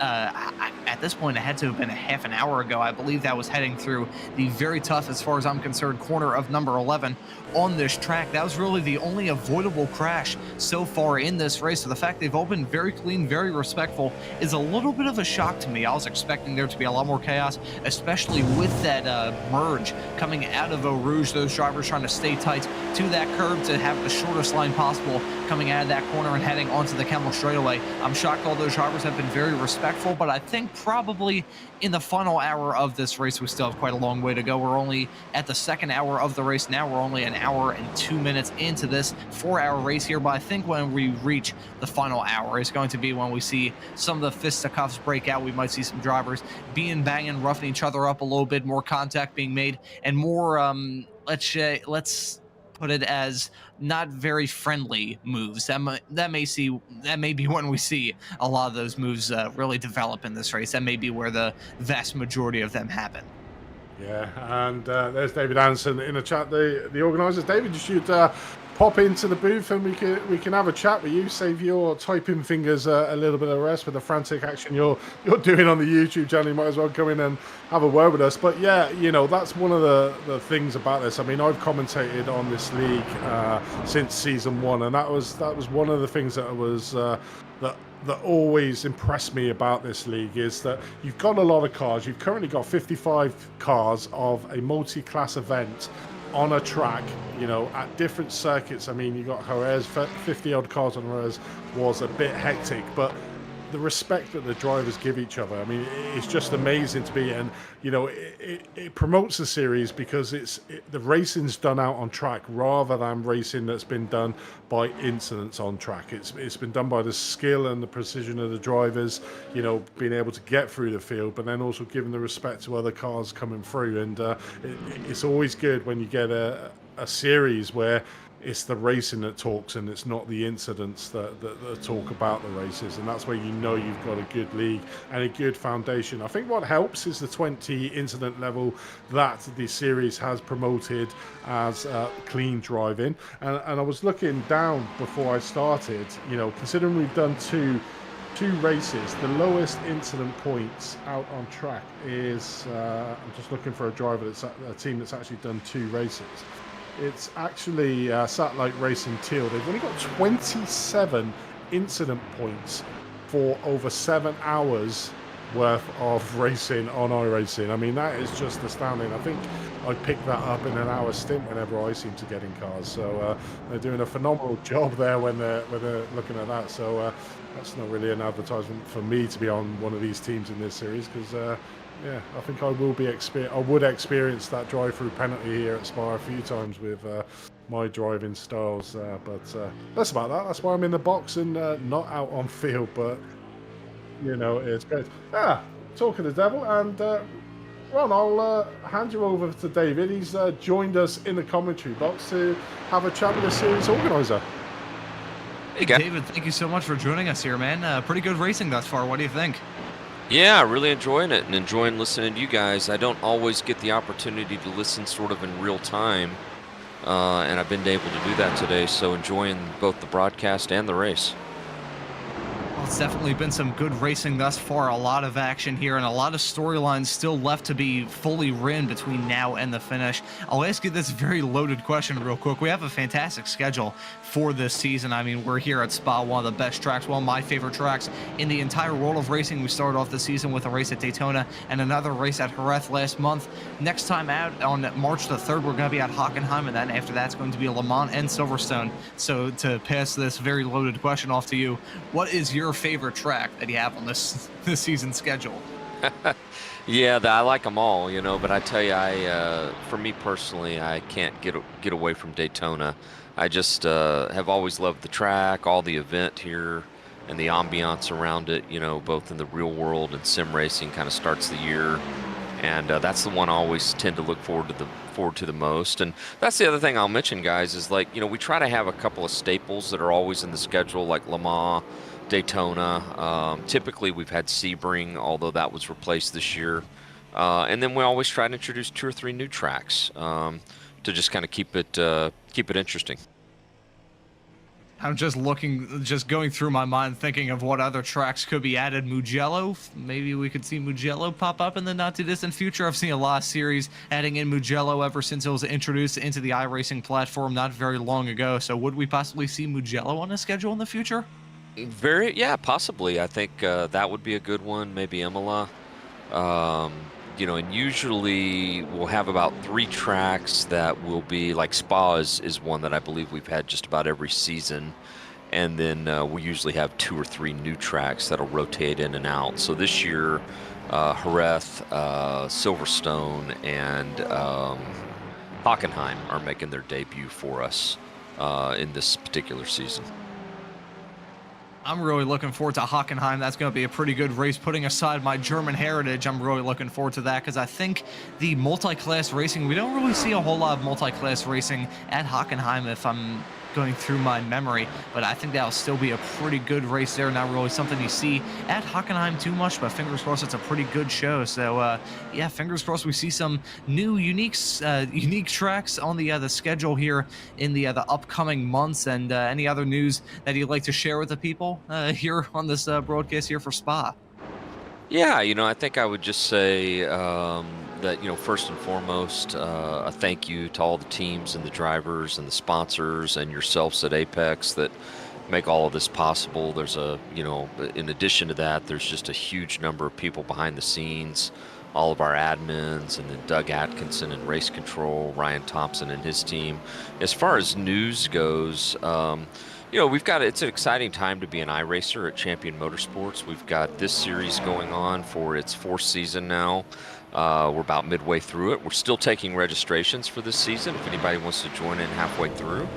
And then also we've got our Porsche Cup support series for this for iRTES, which just started. We had rounds 1 and 2 last weekend at Spa, and then rounds 3 and 4 will be at Hockenheim in a few weeks. So lots going on there. And then last but not least, our Wednesday night iRacing series is typically runs GT3s, but we're doing some open wheel racing right now with the F35 cars, and just lots of stuff to get involved in here. And appreciate you guys helping us spread the word. Well, it's our pleasure being part of a great racing series and some great racing action thus far. I think I'll pass this off to Andy if you want to ask the boss man some questions here while we still have him in the booth. Yeah, Dave, I just want to make sure that my mic's at an acceptable level this week, mate, from the last broadcast, mate. Yeah, it sounds better. I think you guys definitely made a tweak there. Sounds better. Glad Ron got his technical issue resolved. You guys sound great out there now that I'm able to. You kind of hitting your rhythm. So yeah, always great to have you in the booth too, Andy, because you've kind of been a staple of the series. Yeah, I mean, I absolutely love it. What I want to, for yourselves as well is, the level of driving out here today is exceptional. But, the CMS caters for all levels, doesn't it? It caters for brand new entries into iRacing as well as the pro drivers. So your organisation actually, and you're doing yourself a little bit of injustice, I think, caters for all levels. It's not just ones that are the stupid, 6,000k I rating that us mere mortals will never aspire to touch. But your series and your organisation caters for the lower I rating participants as well, to promote them to be able to make better drivers, doesn't it? Yeah, it does. I'm glad you mentioned that, because that has always been one of the core principles of CMS. We have been around since, not kidding here, 1999 is when the community formed, and it started with just a few guys, and we were all kind of amateurs in nature and novices at all this, and so we always kept the sort of goal, if you will, that you'll hear us say all skill levels are welcome. And we really mean that. We feel like as long as you can act and behave like an adult and, take care of yourself on the racetrack with regards to holding your line, that there will always be someone to race with. And I think that's the beauty of the series, Andy. It definitely is. And from being you was season 1, you never had pros and AMs. You brought that in this season, so it promotes to the drivers that were always going to be at the lower end of the single fields in the classes that we had in the previous 2 seasons. Now they've got an opportunity, and we're starting to see some of them raise up. You got the likes of back pain and eye strain, the older generation drivers, and I'm pretty sure they won't mind me saying that. I'm along with them. They're currently leading the way in the GT3 AM. If you didn't have them AM classes like you didn't have in season 1 and 2, they'd be sort of mid-pack, not getting a lot of coverage on the broadcast, and feeling a little bit left out. But it seems that you've sort of almost made it so it's all inclusion of races, so everybody gets an opportunity to fight for the top spot in a range of iRacing abilities. Yeah, and I think that was important for iRTES here specifically, was to go ahead and carve out the AM, the LMDH, as well as the GT3 AM, just to have these guys have, an opportunity to race for points and, and stay motivated, and we could see those battles and tell those stories, which, we're able to do with you guys. And that's a good example. We've got some of the folks like that particular team you just mentioned with Back Pain Eye Strain Racing. I love that name, by the way. It's great to see them doing well. And then also, one of the things we don't necessarily talk about here a lot is we've got a drivers championship in this series. It's not team based, but it's driver based for anybody that is 50 plus, and that's called the Gold Championship. And those guys are battling from a driver's perspective for some bragging rights and a couple of prizes in their own right. Yeah, we definitely have, and I'll actually say who's leading that. It is currently Billy Sigurdsson of Direct Drive Motorsports. He's winning out with 52 points, and Wayne Hutchinson's in second. So, I mean, there's something for everyone to win. I've had a look at your prizes. So you've got the prizes for the top 3 in each one of the classes. You've got prizes for the cleanest team out on field.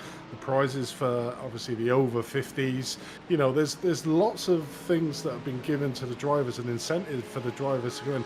You know, and you put that down to. That's why you have so many cars finish your races, where the normal races you've seen, you normally have an attrition value of probably around about, you know, a third of the field just bailing out on the race. But you find that these races, by the end of the race, you know, and I'll probably die by my sword here, but you'll probably have less than 5 cars that actually retire from the race. Yeah, and you know, that was another thing that we wanted to do. You know, I think one of the inherent flaws with esports is that, you know, you typically award, you know, the top and the fastest drivers, right? And you know, with CMS, we wanted to be able to have an esports based series because we've got some phenomenal sponsors like Penguin RC and you know, simrace247.com, etc., that help make all this possible. But we wanted it to be a way where everybody had a chance to win something. So that's where you'll see, you know, we've got, of course, a lot of prizes are for the highest finishers and the fastest cars, but then there's also cleanest teams. We have a sportsmanship award, which is something that's voted upon for, you know, the drivers that hold themselves you know, to kind of the expectation we have at CMS here in the community. And so there's just a lot of different ways to, you know, to feel like you win something. And, you know, more than anything, I think it builds the camaraderie. And, you know, Ron, I think it was you earlier, you know, saying you were a little bit surprised. You know, I'm actually not surprised that our guys are well behaved. Now, you know, like you said, Andy, I'll probably die on my sword with that comment, but I think that we have probably the thing I'm most proud about at CMS is we have a self-policing sort of culture, and these guys just take care of each other. 100%. You know, it is a great series. I love commentating on it. You know, it's 5 hours, and you think, wow, it's 5 hours of continuous commentary. But I absolutely love it because the racing is non-stop, the driving is clean. I love the fact that you've got stewards in the background penalising drivers that have been a little bit over-ambitious, shall we say. And it's just a great series to watch, and I'm pretty sure that the viewers will agree. I can see a couple of comments in the YouTube channel. Great race, I love it. But I'm going to ask for your predictions now in each of the class. Where do you see the winners come in from each of the classes? Yeah, I tell you, you know, the Satellite Racing Teal team is showing that they are going to be very hard to beat, I think, in every race. And you know, they have put together one of the strongest teams I've seen in a long, long time with Max and Jesse, and, you know, I think Justin is on that team. And, you know, as you know, Andy, that Satellite team has been 2-time series champions, but that was with Paul Darling and David Williams, you know, also driving in a strength in their own right. But this Teal car is going to be awfully hard to beat. So that's what I see in the first one. I'll come up for air here and give you a second, see what you think of that, and then we can talk about the other 3. No, 100%. You know, they are. It's a bit disappointing. We'll have to find out what happened to Precision Racing Esports, because they really gave them a shock in this round, you know, getting the top of the field there, you know, pulling them really close all the way until we did see on the broadcast that incident through turn number 8 where they unfortunately got caught up, and since then they've sort of dropped back down the field, but a little bit there. But yeah, I completely agree. The Satellite Racing Teal team have been a dominant force, and again winning the first 2 races. So I suppose you can't see I suppose that's your given. The rest of them are pretty much open for interpretation. I'm just looking down, and each of the other classes not. There's been nobody that's won both races. So yeah, and I think that's kind of right. I think, you know, we've got that you know, really pointy end, you know, which says a lot about Satellite Racing Teal, because there are some really, really strong teams in the pro category. You know, the CMS Racing Pro team, you know, has won multiple championships in esports. You know, Penguin RC's brought to get, you know, a terrific team, etc. You know, in the others, like in LMDHM, I look at this race in particular. I think the SimHQ Motorsports guys who are out front now are going to be hard to get around. I think the thing that I always appreciate about that team, and that's Doug Atkinson and James Andrew that bring that team together, it's such a phenomenal sim racing brand with SimHQ. They've been around as long as we have, since the mid to late 90s. But once they get out front, they're hard to run down. If there's anybody I think could catch them, I'm going to say the Pneumatic Motorsports Purple team, and that's actually probably my pick for the championship. I think that Pneumatic Motorsports Purple team with Michael Parker, JT Tammy, they're going to be awfully hard to beat in that class. Definitely. What about the Pro then? That seems to be a hot one at the moment as well. Yeah, for the say again, for GT3 Pro. Yeah, GT3 Pro. I feel like that one is just anybody's race anytime that we're out here. And, I'm kind of enjoying that element of it. Bear Pope looks pretty strong. I believe that they've had 2 in a row now looking good. But the team I like in that category, I'm not really sure why they're down so much today, but I like the D's Porsche Ronfarger Jung. I don't know if I'm saying that right, but that's the car that Mark Nister's driving right now, car 992. I think that's the team to beat in the GT3 Pro category. Certainly not having the best of races here. Came third in the first out in Daytona, 1 out in Jerez. Not having the best of races here, so that will open up the field. They had a 5-point gap going into this championship. What about the AM? I think the AM is probably the one that's so disjointed where anybody can win, and I think it's a fascinating class, the GT3 AM. Absolutely. I think you have to like Lunatic Racing. You believe, if I'm not mistaken, and I hope I don't get this wrong, but I think they may have won the last event at Jerez, and looking good today. I like the CMSRacing.com endurance team. Is another, little behind today, but we've yet to see all the strategy play out. Of course, back pain, eye strains doing well. I think both Longhorn teams are sleepers in this thing. Is Longhorn Racing 2 is they won at Daytona. Looks like they're in 3rd today, and having a solid run. And little known fact, actually, no bias there. I believe that's the case with or without me, but I drive on that team. So as one of the backup drivers, and they had to throw me in the car at the last race as the emergency driver at probably the hardest track.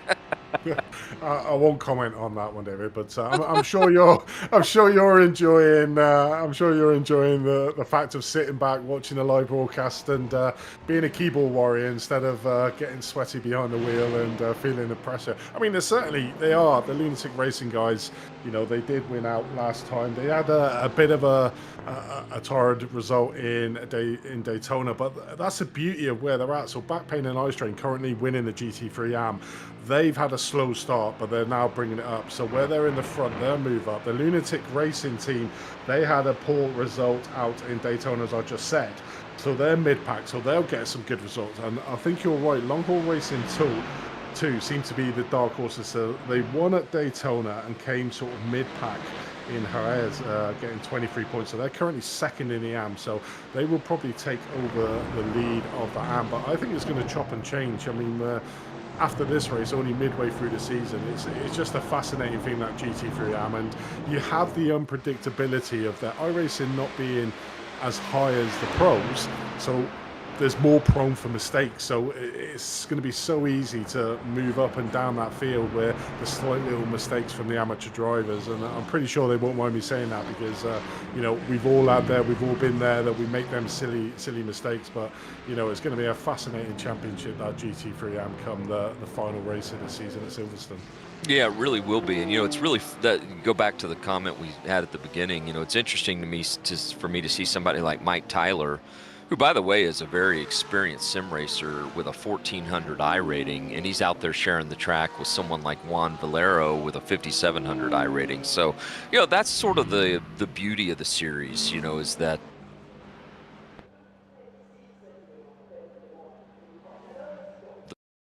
the I rating guys have to get, used to the higher rating guys, and vice versa. That's part of it. It definitely is. But David, we won't keep you any longer. I'm sure you need that well-deserved brewski and get back to your keyboard warrior and put all the nice messages in the YouTube channel. But before we let you go, mate, is there anybody you want to give a shout out to? Again, just kind of want to thank everybody that makes this happen. That includes you guys. It includes Lee from your team. All the guys behind the scenes. all of our drivers, teams, team owners, sponsors, all the stewards, really every member at CMS. Those are the people that matter, and it's not about me, it's about everybody that makes it come together. So just happy to be a part of it, enjoying watching today. Thanks for putting it on, guys. Definitely, and a big shout out to you for putting this on, mate. Without you, this series wouldn't be off the floor. So you enjoy sitting back in your lazy boy chair and watching your team Lunatic racing in that GT3 ARM category, mate. Will do, guys. Have a good rest of the race. So there was David Anderson there, the organizer for this exceptional series, and it's always great to chat to David. I think he's just the nicest guy, Ron, to have a chat with. But we saw a lot of incidences whilst we were talking to David there out on track, and that GT3, I forgot, it's a Delta Simsport, I think, or the Delta team, Delta Simtech it was, I think, in that GT3, getting a bit squirrely, but some excellent driving there and saving it overall. But always good. And if any of the teams or the drivers are out there and wanting to come on the stream for a quick chat, then please just pop yourself into the waiting room, and we'll get you on for a quick chat. Yeah, we've got milk and cookies waiting for all the drivers that want to stop by and have a chat with us. But that was a massive moment for Ken Copeland going on to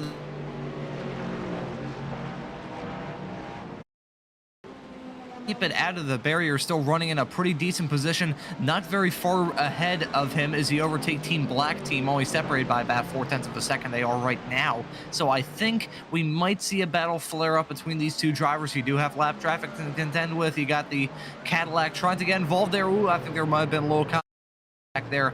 I think Ken Copeland might have given him a little bit of a bump there. I could have been mistaken there heading into the corner, but I think Ken Copeland has a pretty fast race car. I think he's feeling a little bit feeling like he may need to redeem himself after the mistake he made coming through this corner not very long ago. But one thing that we do have coming up yet again is those pit stops. We're about to hit the 1 hour 30-minute mark. So since we saw pit stops around the 45-minute mark to start off with, I think it wouldn't be too much of a shock if in the next 5, maybe 10 laps, we're going to see a lot of the field pull in. Yeah, definitely it is. And whilst we got a little bit of a break before that, we'll just give a shout out to the sponsors who, without them, these series would not happen. So big shout out to Penguin RC Simulation, who's one of the title sponsors of this series. They create high-performance driving accessories at reasonable cost. At Penguin RC Simulation, they provide wheel and button boxes along with specialized equipment such as e-stops for direct drive and iFlag systems. So go over to www.penguinrc.com to see all the wonderful goodies you can get for your sim racing rig. You know, and it's a big thanks to the sponsors, because like I said, without them, Ron, these types of series with what they take off sim racing, but they give back, and they give back loads for this series, which promotes some really good prizes from them. Exactly. Without those sponsors, this series would not be possible, and the teams that are actually running that branding on their cars are actually doing pretty decent. The Penguin RC Simulation Carbon team is currently running P3 in the LMDH Pro category. They're about 17 seconds back of the leader there, not too far off the Obsidian Racing Future team there. So it wouldn't be too shocking if we actually, I don't think they're close enough to really battle here, but maybe with lap traffic, we could see them start to tussle before these pit stops. I think the pit stops are going to be really important here for the Obsidian Racing Future team. We saw them have a little bit of a quicker stop than the drivers around them, so maybe there's some fuel trickery there with them, maybe taking a little bit less fuel at that last stop, so maybe they've just had to take a little bit conservative lift and coast heading into those corners and not really attack the braking zones as much as they might have had in mind. So maybe that's a reason why they've dropped back a little bit, but still showing some pretty good pace right now. I'll take a look at my live timing screen to see what kind of laps they did last time by, but I think they were fairly evenly matched there, and I think actually the Obsidian Racing Future team is starting to pull away now. They've definitely reached the bowels of lap traffic. You can see Blake Reynolds just threading the needle between that lap traffic and the curb there to try and go through. The lap traffic is so important. We've said so much throughout this broadcast already. You got to be patient, yet you also have to be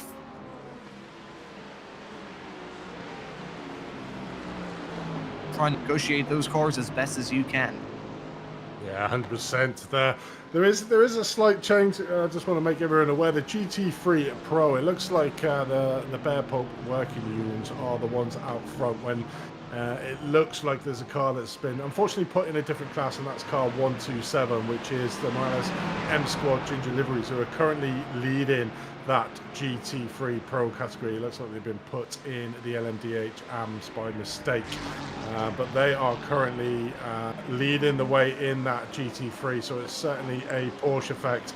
It's so car number 127 currently running around in 26th place. Currently have that.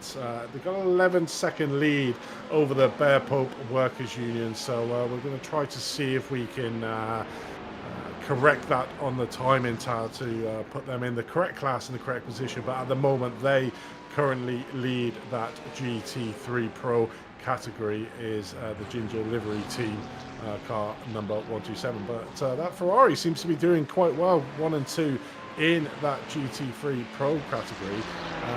The only two out there, and then if we look further back in the AMS, it's currently in third. But always knew, I mean, the Ferrari was always one of them cars. It's like an all-rounder car, I see it as. You know, it's not too shabby, although the front line speed is a little bit lower than the BMWs and the Mercedes, like I said at the start, and the Audi.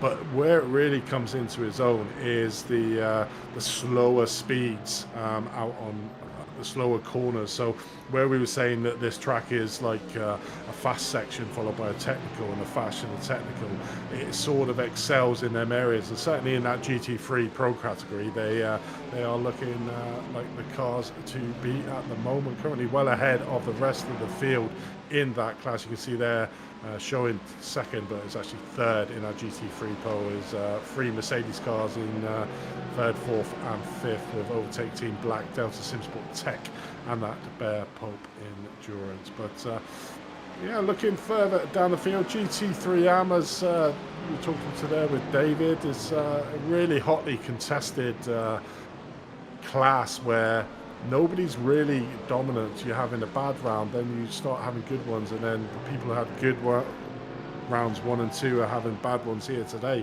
So when the points get recalculated, that GT3 AM is going to be super close out on track to be able to make it there. You can sort of see it at the end there.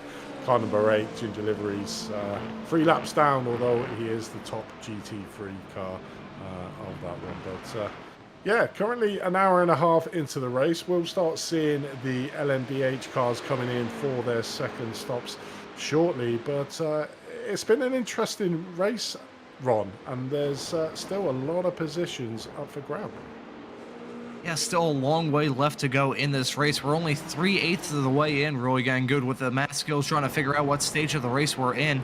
But so far, there's still just so much left to play for, so many battles that will have to be decided, and a lot of storylines have already developed in this race. Of course, the fairly shocking fall of the Satellite Racing Team Blue team. That's really what kind of caught my attention in the first hour of the race. But as we enter actually halfway through the second hour of this race, there's still quite a few storylines that I'm keeping my eyes on, chief among which is actually the growing gap that the Back Pain and Eye Strain Racing team is pulling right now. 4.1 seconds separating them currently, so that's a pretty good gap there in the GT3M. Still the closest field that we have right now, which, I mean, it's still 4.5 seconds. That's a pretty large gap, especially with all the GTP Hornets basically swarming them at any given time. So I think, I mean, it's still going to be a very close battle, and we'll have to see how it develops when the pit stops come, which I believe we already see some drivers coming into the pits now. I think we'll have to take a look at that in a few moments' time. Actually, yeah, you can see now Michael Parker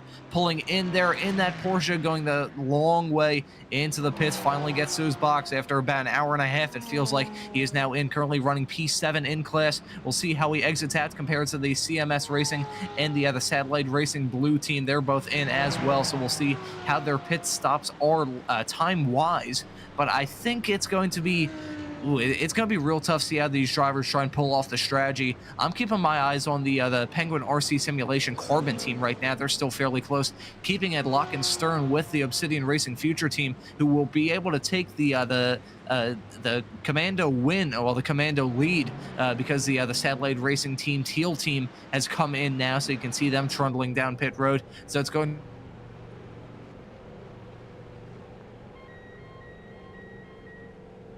new drivers, but it's going to be not very long.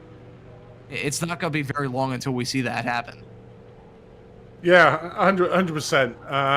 I'm just looking at the other teams that we haven't really mentioned. So 100 Force there, currently in 6th place, with the winners out in Jerez. An exceptional race for them. In 6th place there. They're my dark horse for moving up that leaderboard. I mean, in fact, they didn't win, sorry. They came 3rd out in Jerez. I'm not going to put it past them to be able to get into that possibilities of that 3rd place overall here today. So 100 Force, you know, probably my dark outsiders for a podium position there in the LMDH Pro category. But I was just looking at the team that the Precision Racing Esports team, currently running around in P10. They've had a change of drivers there. Jeff Evans is at the wheel of that one, but that car's had a massive fall from grace, really, hasn't it? I mean, it was fighting up there with the Sim Racing Teal team that are now currently in the pit lane, and for some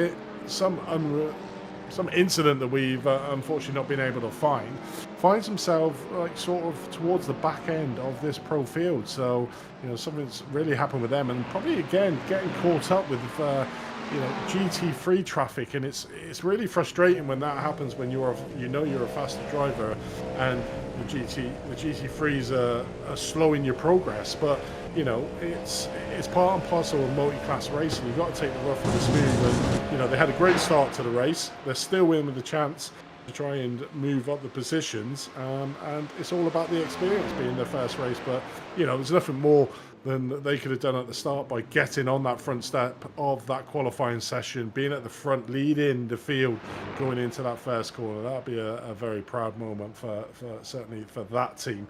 But looking further down, the SimHQ Motorsport Orange team, they're going from strength to strength at the moment. They are currently 2nd in the championship. In fact, equal 1st with the Pneumatic Motorsport Purple team, both on 65 points. And again, you know, they are currently leading the way. The Pneumatic Motorsport Purple team, you can see them there in 6th place.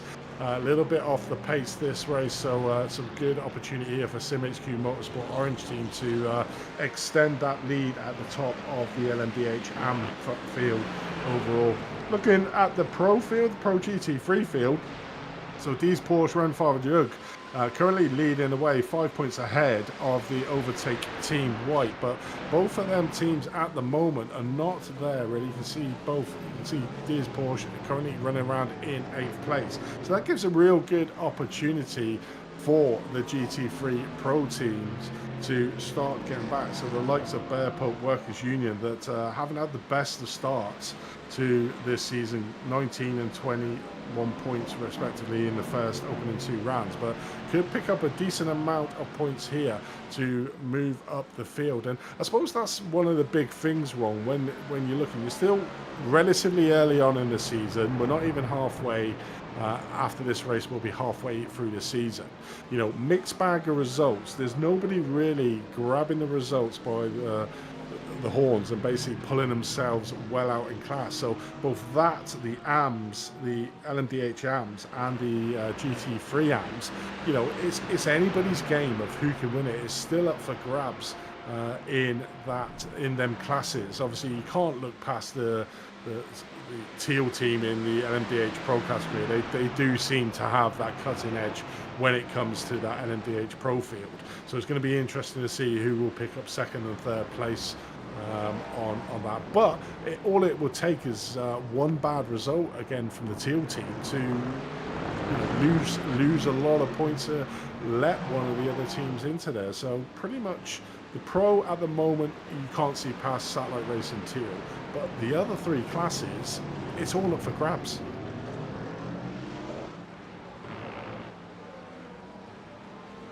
Sure, Ron seems to be having a little bit of technical difficulties. We'll see if we can get him back shortly. But yeah, it's really interesting to find out what's going on in the classes. Let's give a quick rundown, an hour and 37 into this race. Let's have a rundown of all the classes so we can give your team that you're looking at. So currently leading the way in the LMDH Pro is Timu Delta Simtech. They still owe us a pit stop, so they will move down the position when they come into the pits.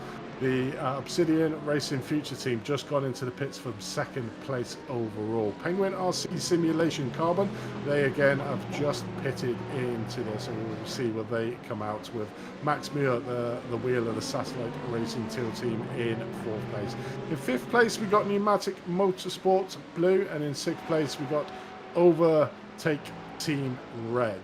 Up 2 positions from where they start. The biggest mover in that LMDH Pro field is the Penguin RC Simulation, up 5 places from where they started. In 7th place we got CMSRacing.com Pro Team. In 8th place we've got 100 Force. 9th place we've got Satellite Racing Blue Team. Obviously we know all the trials and tribulations that they've had in this race so far. In 10th place we got CMHQ Motorsport Red. In 11th place we got Overtake Team Blue. In 11th place we got Penguin RC Simulation Magma Team. In 13th place we got Team FFSR Venom. In 14th place we got MEK Esports. And in 15th place we got Kuka Racing Pro. In 16th we got Precision Racing Esports. They were the pole sitters in this race, and unfortunately going the wrong way down. Our biggest loser on the field, 21 positions down from where they originally started. And then in P17th we got Olympus Esports Titan team. In 18th, and rounding out the LMDH Pro category, we got Last 10th Racing there in 18th place, currently running around in 26th place. Over to the LMDH ARMS fields. They're currently leading the way is car number 16 Sim HQ Motorsports Orange, and in 2nd place we've got Dog Bear Bark. Love that team name. In 2nd place there with Desperado Dugs in 3rd place. In 4th we got Sim Republic, and in 5th we got Accent Racing LMDH. In 6th place we got Pneumatic Motorsport Purple, and in 7th we got Valhalla Motorsports Tiver. Obviously those have had a drive-through penalty. In, I would say 8th place, but it's not, and I'll move over to the GT3. We've got an incident here. Let's have a look from Quicker Racing Pro. Coming down into the bus stop. Oh, completely. Whoa. Let's have a look on board, because that was a prime thing of missing your braking marker in the night sky. So come in around Blanchimont, really watch the closing speed on the GT3 cars. That's got to be a hardware failure, because you didn't even hear a sign of braking. So hopefully he hasn't injured himself if he does have a direct drive, because that certainly looked like a hardware failure there. That was a big hit into the wall. Literally, you couldn't hear him braking, but there we go. Oh, okay, over to the GT3 Pro field. So currently leading the way is the Ginger Liveries that are currently in the LMDH, unfortunately, in there. So this is our leading GT3 card. The RSM Squad Ginger Liveries leading the way in that GT3 Pro category. In 2nd place, we got Overtake Team Black. In 3rd place, we got Delta Simtech, with 4th place Bear Pope Union. They have done their 2nd pit stop, so they will move up the rankings as soon as the GT3 cars start coming in for their 2nd pits. In 5th place, we've got We2 Fast Racing. In 6th place, we've got Tumi Delta Simtech 144. In 7th place, we've got D's Porsche Renfiler Jug. They again it's a bit of mixed up, I would say, in the GT3. A couple of cars have done 2 pit stops, and cars are still owing us pit stops in that category. In 8th place, we got Overtake Team White, and in 9th place, we got D's Porsche Alt Renfiler Alt, and then in 15th place, we got Wild Juice Racecraft, who have just gone into the pits. So over to the GT3 AMS. Currently leading the way, we got Back Pain and Eye Strain Racing Team. In 2nd place, we got Lunatic Racing, with 3rd Long Haul Racing 2. In 4th place, we got Overtake Team Pink with Can-Am Racing in 5th place. In 6th place, we got Valhalla Motorsports, with 7th being Direct Drive Motorsports. 8th, we got Valhalla Motorsports. And in 9th place, we got Fen Racing Black Team CMS. In 10th place, we got Undertake Team 1, with 11th place being Sim HQ Motorsport White.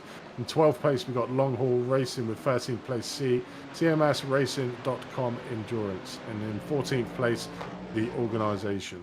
In 15th place and final place on the grid is Wild Juice Racecraft, currently in 15th place in the GT3 AM. So that is your roundup of the current positionings out on track of all the drivers. And we're currently looking at the SimHQ Motorsport Orange team, who is currently leading the way in that LMDH AM. They've driven a really good, nice, clean race at the moment. They do have Dogberg Bark just behind them. You can see him there, the black car just behind, challenging him. So let's have a look to see if Dogberg Bark can make a move here down the Camel Straight. We'll certainly close the gap on him. You can see they get the effect of that slipstream. It's right at the end of the Camel Straight there. That's where you catch up the most on your competitors coming down that part of the track, as Dogbear Barkway is just looking at. And we can sort of see these two having a tussle for the LMDH category. Yeah, a lot of stuff has happened. Yeah, there we go. We got you back. All right, thank God. I called IT about 15,000 times. They keep suggesting that I try turning it off and on again. I did that about 1,000 times. Fingers crossed this works. Otherwise, I'm gonna have to call up the people that sold this microphone and issue them a verbal threat. So we've had a lot of stuff happen ever since then. The pit stops have come and gone. A lot of stuff left to be decided in this race. I do find it a little bit shocking that it was exactly 2 seconds separating the Satellite Racing Teal team and then the Obsidian Racing Future team. 2 seconds separating their last round of pit stops. I think the Obsidian Racing team had to deal with the pain of taking a bit more fuel after they short-filled last time by. That could have been the reason why they had a little bit of a longer pit stop. But still, I think they're putting themselves in a very good position for their debut race here in the series. It's a very impressive result. We've got a change here for the lead, possibly in the LMDH category, and we do. The Dog Bear Bark driver of Scott Kennedy gets a fairly textbook move there done, heading through the chicane. That was a nice move on the Sim HQ Motorsports Orange team, but I don't think it's over yet. We'll see if there's any sort of challenge here for that position. Nope, they're actually not going into turn one. I'm a little bit surprised, but you do see lap traffic farther up the road. That may throw a big wrench in the works of this fight, but still awesome. I mean, we're already an hour and 45 minutes into this race, but we still have drivers battling for the lead. That just shows you how great and how close the series is and how awesome endurance racing usually is here. 100%, yeah, and we'd expect SimHQ Motorsport Orange to maybe make a move here, giving a bit of a flash as well, but choosing not to there. I suppose it's a good call with having to try to overtake the GT3 class towards the end of that Camel Straight. So positions held as is, no times lost by either the SimHQ Motorsport Orange team on their pursuit to try and get back the #1 place in that LMDH AM category there overall. Just looking down the field, so I'm just all the GT3s, very mixed bag. Some have done their second pit stop, so Bear Pope Workers Union have come in for their second pit stop already. Just looking down from that, and then from 37th position out on track, which is We Too Fast Racing. From there have pretty much all done their second stop. So still a large proportion of that GT3 field are out there not having stopped yet. So very much a change in, looks like a difference of tactics really for the GT3 field. Some choosing to come in slightly earlier, some trying to eke out the fuel as long as they possibly go. So it's going to be interesting come that final hour to see who's got the strategy right, whether the early stoppers have managed to pull a blinder, or the ones that try and eke it out as far as possible. But only time will tell, and we'll know within an hour's time of what the sort of final strategies are going to be for the teams out on track. But I mean, I can't believe it's been an hour and 47 on. I mean, the racing's been phenomenal. Still got 55 cars trundling around on track. So another second half of great racing incoming. An hour 45, less than 2 hours into this race, we've already seen 2 series of pit stops. Awesome overtakes like this from Thomas Fisher, threading the needle, going on to the Kemmel straightaway. That was some brilliant stuff there from the CMSRacing.com pro driver. Down 2 positions from where he started, but he just clawed up one of them. That was a fantastic move, and a 20-second long stop and hold penalty for the Olympus Esports Titan team for contact and unsafe rejoin. So that's a very tough break for them. That's going to be a detrimental penalty for their chances in this race. But as you said, we're less than 2 hours into this race. We've already seen 2 series of pit stops. All the GT drivers are really on their first set of tires. First of only 2 sets of tires in this race. That's still something I can't really wrap my head around. And I've also had about 14 bajillion technical issues, but the awesome racing continues here. I think we're having a replay here of Luis Araya heading into the final chicane here, getting a move done, or maybe a little bit of contact here, possibly.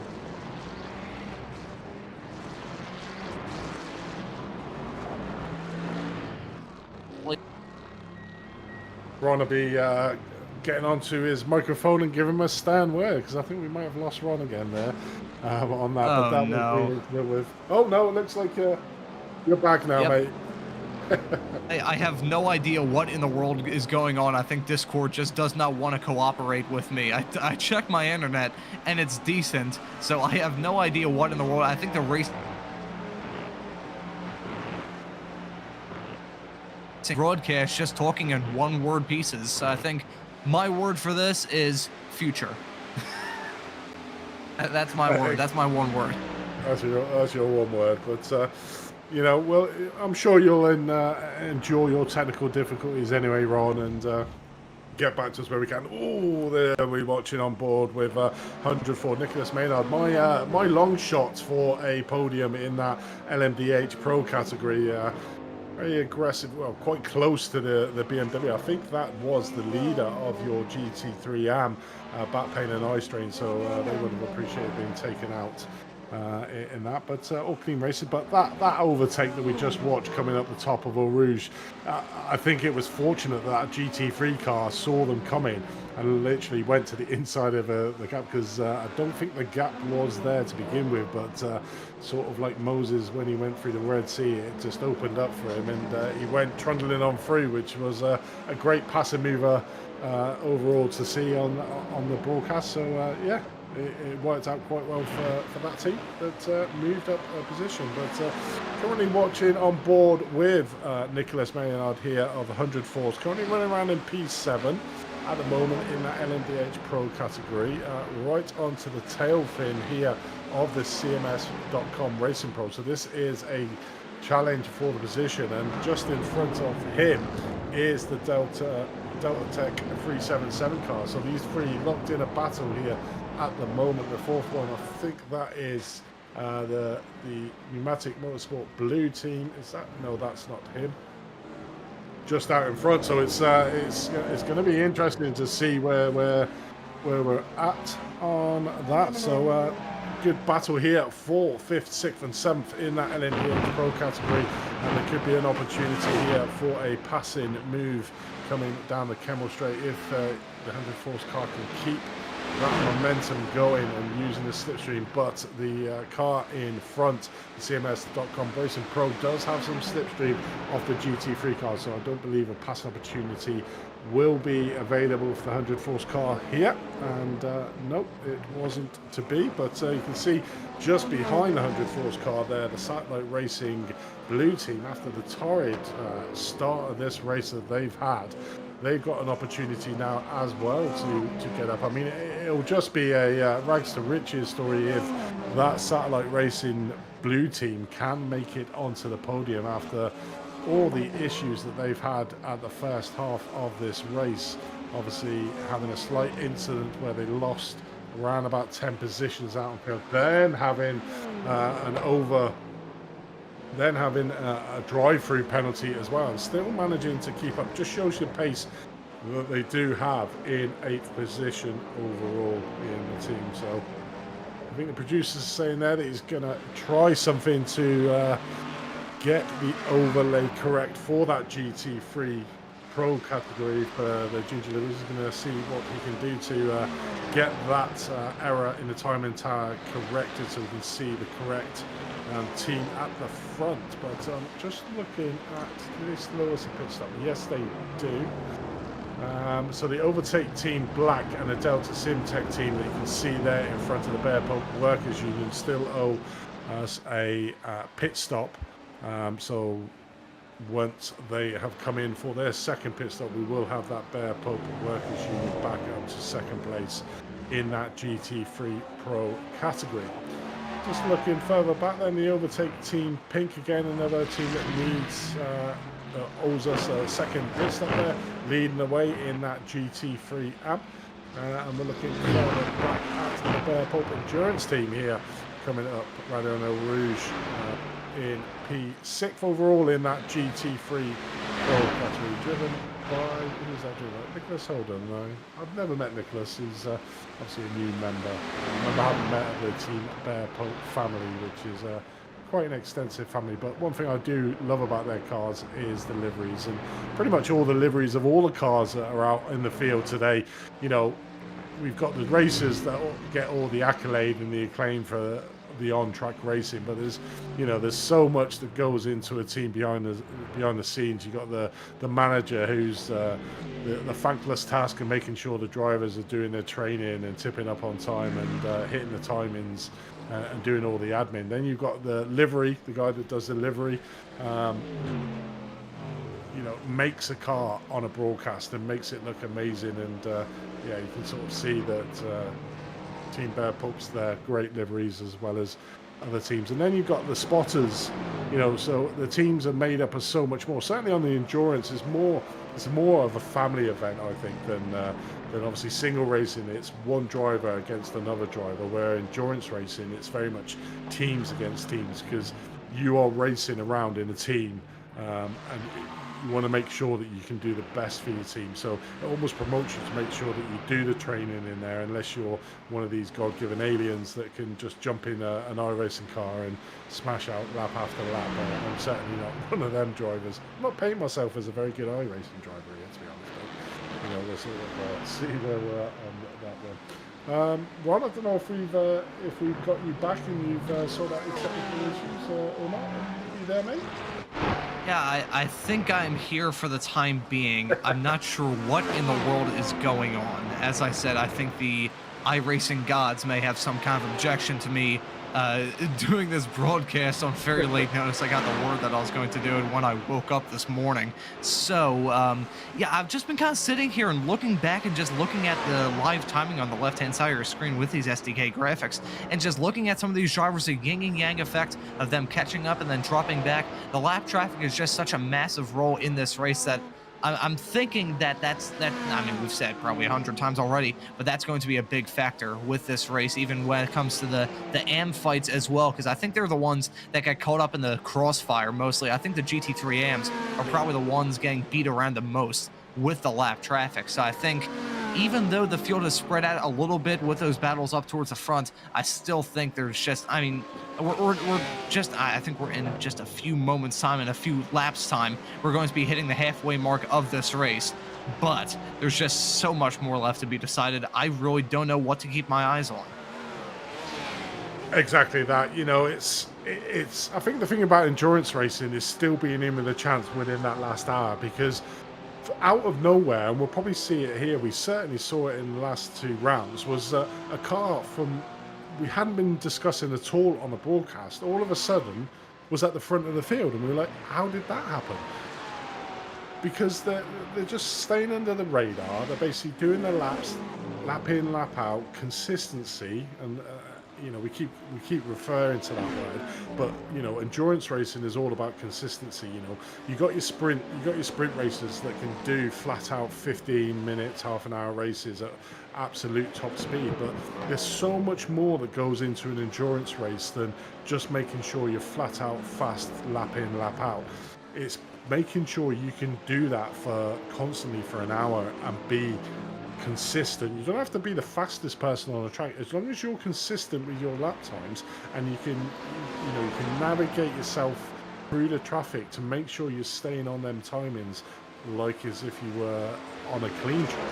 They're the ones that are going to be, oh, as we see a cut across there, and Dogbear Bark there just getting his nose near enough cut off a bit. Pretty much he was barking in that car, I would imagine, at that chop move. But yeah, there's so much more.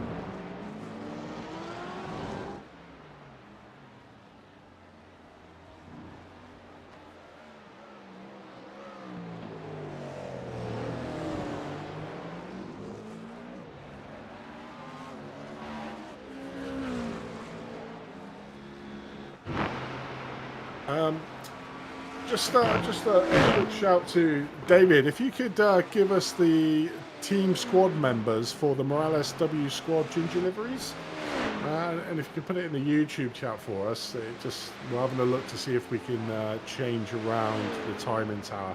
We need to know who is in that team so we can account for them. So if you're able to give us that, David, in the YouTube chat, that would be appreciated. Wow, there we go. That's wonder what happened there. That was one of the LMDH cars. I think that was who was that? Townsend, Craig Townsend from Fem Black Racing Team CMOS. I think might have got. Let's have a look, see if we can have a look, see what happened there.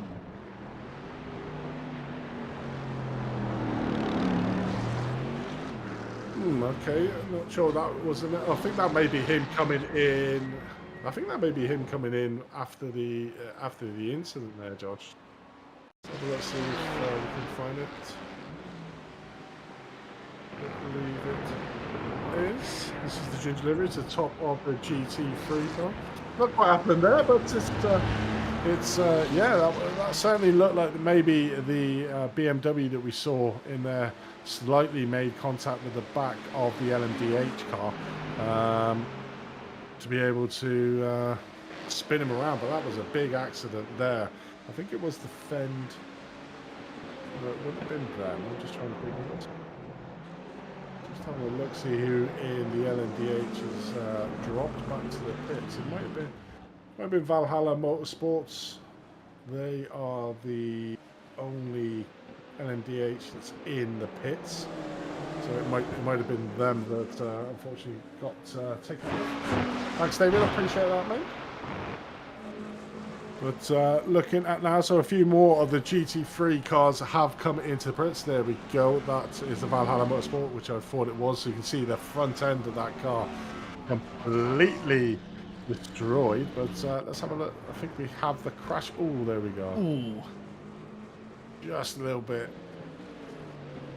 You can see they're coming. So it's round turn number 9.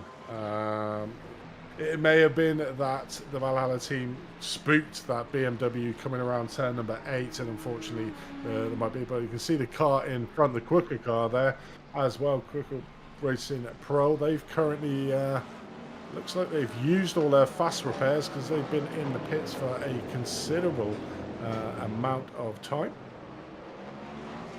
So looks like they are going to be holding the tail end of the LMDH field towards the end of this race. But let's have a look back at the top of the standings. So Max Muir, Satellite Racing Teal, currently leading out 8.8 seconds over Obsidian Racing Feature, who are in second place. Penguin RC Simulation still holding out in third place, with Pneumatic Motorsport Blue there in fourth overall. So you can see the timings on the tower. They're not that far off. So the Carbon are fighting quite closely with the Obsidian Racing Feature, and we've got an incident here.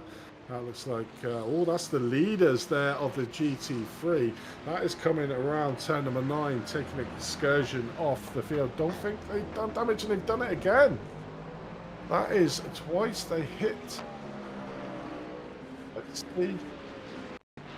Let's see what happened here, coming up through turn number 7 here at the Coombs, through Malbody. All pretty straightforward at the moment. So this is the first step. Oh, literally. Weird off track there, going extremely wide. No damage there. There's got to be a hardware issue because he comes back onto the track here. And then comes down to car number 10. Must be damage from and hits the wall there. So this is the leader of the GT3 Pro category that's had a bit of injury. Is he crabbing now? Oh, it's car looks completely unmanageable at the moment. Maybe an effect of the tires, because like we've been saying, they've only got 2 sets of tires to use in this race, and that could be a cause and effect now, because if they've still got the same set of tires on, that's 2 hours into this race, them tires will be absolutely shot. Now those tires are going to be screaming for relief at this stage of the race, and I can't really blame them. These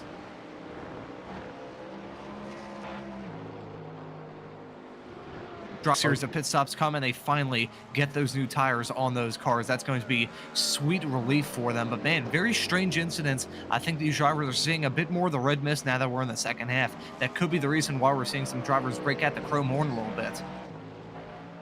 Yeah, it definitely is. But I did see, and I'm sure I saw an incident there of the Team Bear Pope Workers Union basically getting a drive-through penalty. So this is really going to mix up that GT3 Pro category, where we just seen there the Ginger Livery team completely get caught out through turn numbers 8, 9 and 10 and literally damage a car. So we can see them there now in the second place overall, but they're going to have to pit in because that car certainly seems, there we go, they're in the pits, they've come out the pits now, they're in second place overall.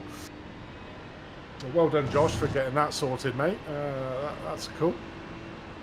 So whatever you did there, it did work. So we can see him there in second place, and just ironic there that basically as soon as we switch them over, they have an incident. So it's probably worth not mentioning it. You know, Sod's law is we not mention them on the broadcast, leave them alone, and they'll be out in front and you sort it out at the end of the race. But now we've changed it over. Unfortunately, they've had a bit of an incident. Back out on track, a little bit of work, but I think they're still going to be in the lead of this race because Bear Pope Workers Union have got a drive-through penalty.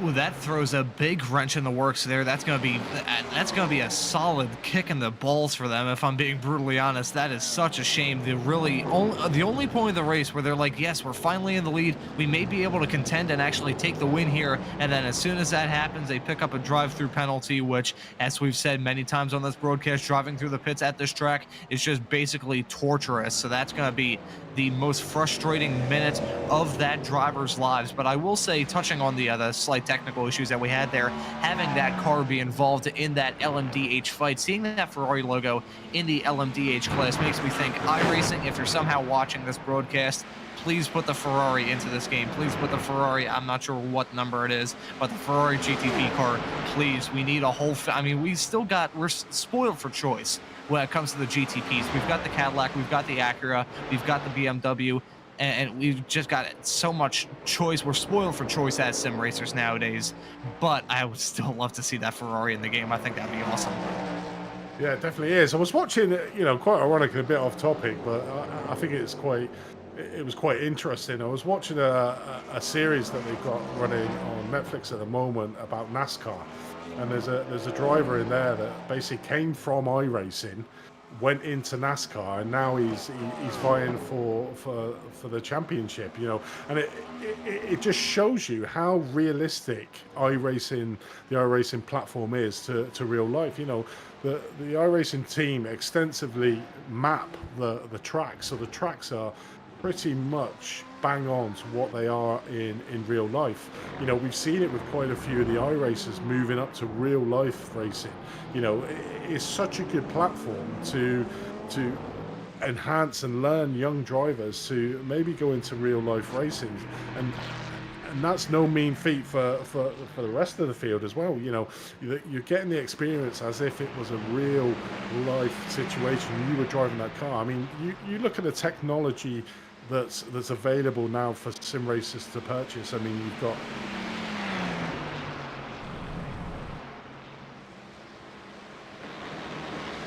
to enhance the effect and the immersion that you can get. But you can get like rigs, motion rigs, you know, it's just endless. And as long as you've got a bottomless pit to call on or bank a dad, then you can pretty much be almost real life situations of driving these cars. The added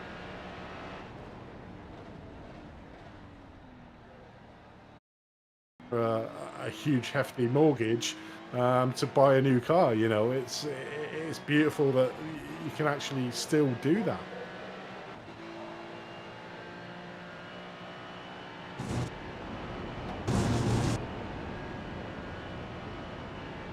Got a feel for it. It's nothing worse as a commentator when you have sort of technical difficulties. But you know, it's been. I don't know what you guys in the YouTube channel feel. You know, is it getting to the stage where it's too expensive and the gadgets and the pieces on the markets are actually, you know, detracting from the game itself, or are you loving the fact that you can be more immersive and get the thingy? So it'd be good to have a little bit of a discussion in the YouTube chat of what you're feeling. And then obviously around the corner, well, we've been saying around the corner for years, but you know, we might actually see rain one day on iRacing when it finally comes in on there, which will add another immersion effect into there, because you know, the 24 hours of Nürburgring in iRacing is permanently dry. Well, every single 24-hour real life event races I had, half the track's dry, half the track is absolutely drenched. You know, so it'd be good to get that in a minute. I think that's the final step of the hurdle, to be able to get that immersion factor in, to give the real life of driving around one of these and realistic weather conditions that you would see on the real track as well. Dave, I'll give you a shout out. Yes, I can see that Long Haul Racing 2, driven by Brett Stevens, is currently leading the way in that GT3 AM category. So they have currently are on the same pit stop strategy of back pain and eye strain at the moment, 0.7 of a second. But yeah, certainly your outside shout, the Long Haul Racing, up 16 places from where they started this race. So didn't have the best of qualifying sessions, but certainly have put it all together in races. But that's, I suppose that's another one, isn't it? You know, qualifying is like a separate race to the actual race itself. I've got a good friend of mine, Tom Bingham, who's exceptionally good during the races, but he just can't string a qualifying session to get himself in the position that he needs to. So therefore, you know, he does it all in the race and gets himself back up. So I mean, you put yourself under a lot more pressure if you can't get up to the top end of your respective class field. But you find that you're either really good at the qualifying session, that 1 or 2 lap shootout, or you're not. And that's, you know, if you can get that bit and then get the race bit together, that's where you start getting the winning team. Like, you know, Satellite Racing Teal, they're constantly at the front end of the grid, and you know they're constantly going to be quick during the race as well. So, you know, they've got all avenues sort of covered on that side. But Long Haul Racing at the moment having a fantastic race, up 16 positions. I'm just having a look if they are the biggest mover in the field. Them, along with the Valhalla Motorsports, driven by Rhino Anderson in fifth place in that GT. He's up again 16 places. So there's some big movers in that GT3 AM field compared to the rest of the class. The rest of the classes are sort of in single digits. So the biggest mover in the LMDH is up 9 places, and that's Accent Racing LMDH, currently running around in P15, third in that LMDH amateur class. So they're up 9 places in that, but it's all down in the GT3s with the big movers. So the big mover in the GT3 Pro, up 12 places, is We Too Fast Racing, driven by Jack Chrissy. They're in 4th place in that Pro category, but that category is all going to get shaken up when that Bearport Workers Union, if I was correct in seeing that, had a drive-through penalty. So that's going to be. Then we had our long-term leaders that weren't on the leaderboard, that have succumbed to issues, looked like it was a hardware issue, or the fact that the tyres are extremely worn on them GT3 cars. But it's certainly all shaking up in that GT3 Pro category and the GT3 AM category.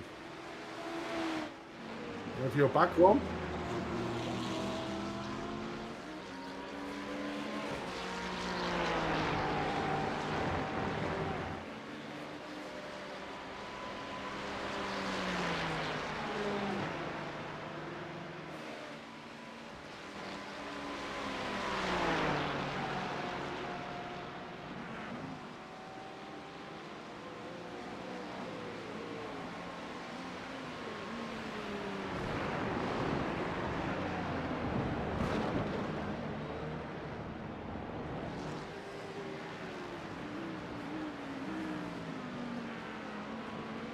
Okay, we're just trying to sort some technical difficulties out. Obviously, Ron's trying to sort out his mic, so please bear with us, and we'll try and sort out Ron's mic to get him back on.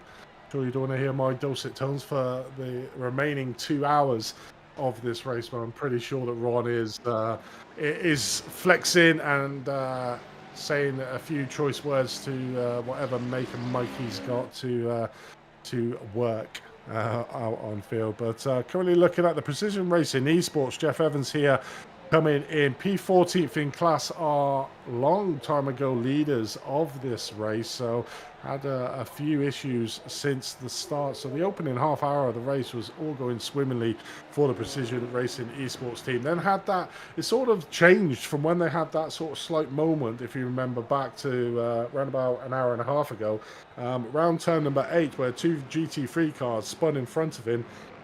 Amazingly got off track, saved himself a no thingy, but ever since then hasn't really had the pace to push themselves back up and go in the opposite road down. You can see that Pat has now got back into the car, so it may be just a difference in racing abilities of the two drivers between himself and I think it was Jeff that's just come out of the car. So we'll see where Pat can take that car now to well, probably not the end of the race, or it might well be, out into the race. So they're currently in P15th overall. That is their 4th stop. So it looks like they have been in for some sort of damage that we missed earlier on, hence why they're now currently down in P14th. So we can do that.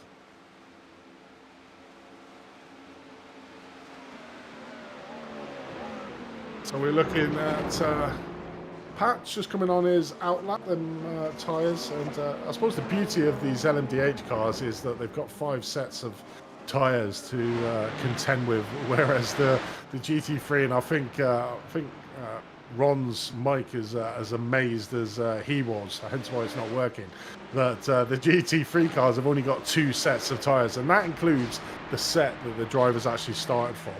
You know, so they've literally got 1 tyre change throughout a 4-hour race. I mean, if you take it back like last year before the tyre model came in, that's not a problem. You could probably go a 4-hour stint. Certainly being at night where you're going to get the lower temperatures, it wasn't often to 3-4 stint the car with the tyres. But now with the new pedals, that was extremely wide there from Thomas Fisher of CMSRacing.com.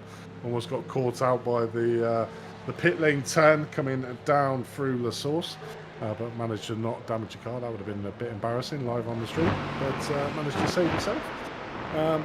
But yeah, it's now a tall order in racing to do sort of like a 2-hour stint on the same set of tyres. Certainly if you go longer than 2 hours, that's where you're really going to be starting to see. And then you've got to contend with are the tyres going to just literally fall off a cliff? Because you can get black flagged for your tyres being out of wear from iRacing, so you have to pit in then. So if that's not within your sequence of where you're going to be going into the pit lane or going in for a refuel, if you have to go in for an untimely stop from tyres, that could completely blow your race and your strategy. So, you know, you've got to take that into consideration when you're looking at the tyre wear on these cars. Obviously the MDH, they got 5 sets of tyres, nice easy Strasser for them.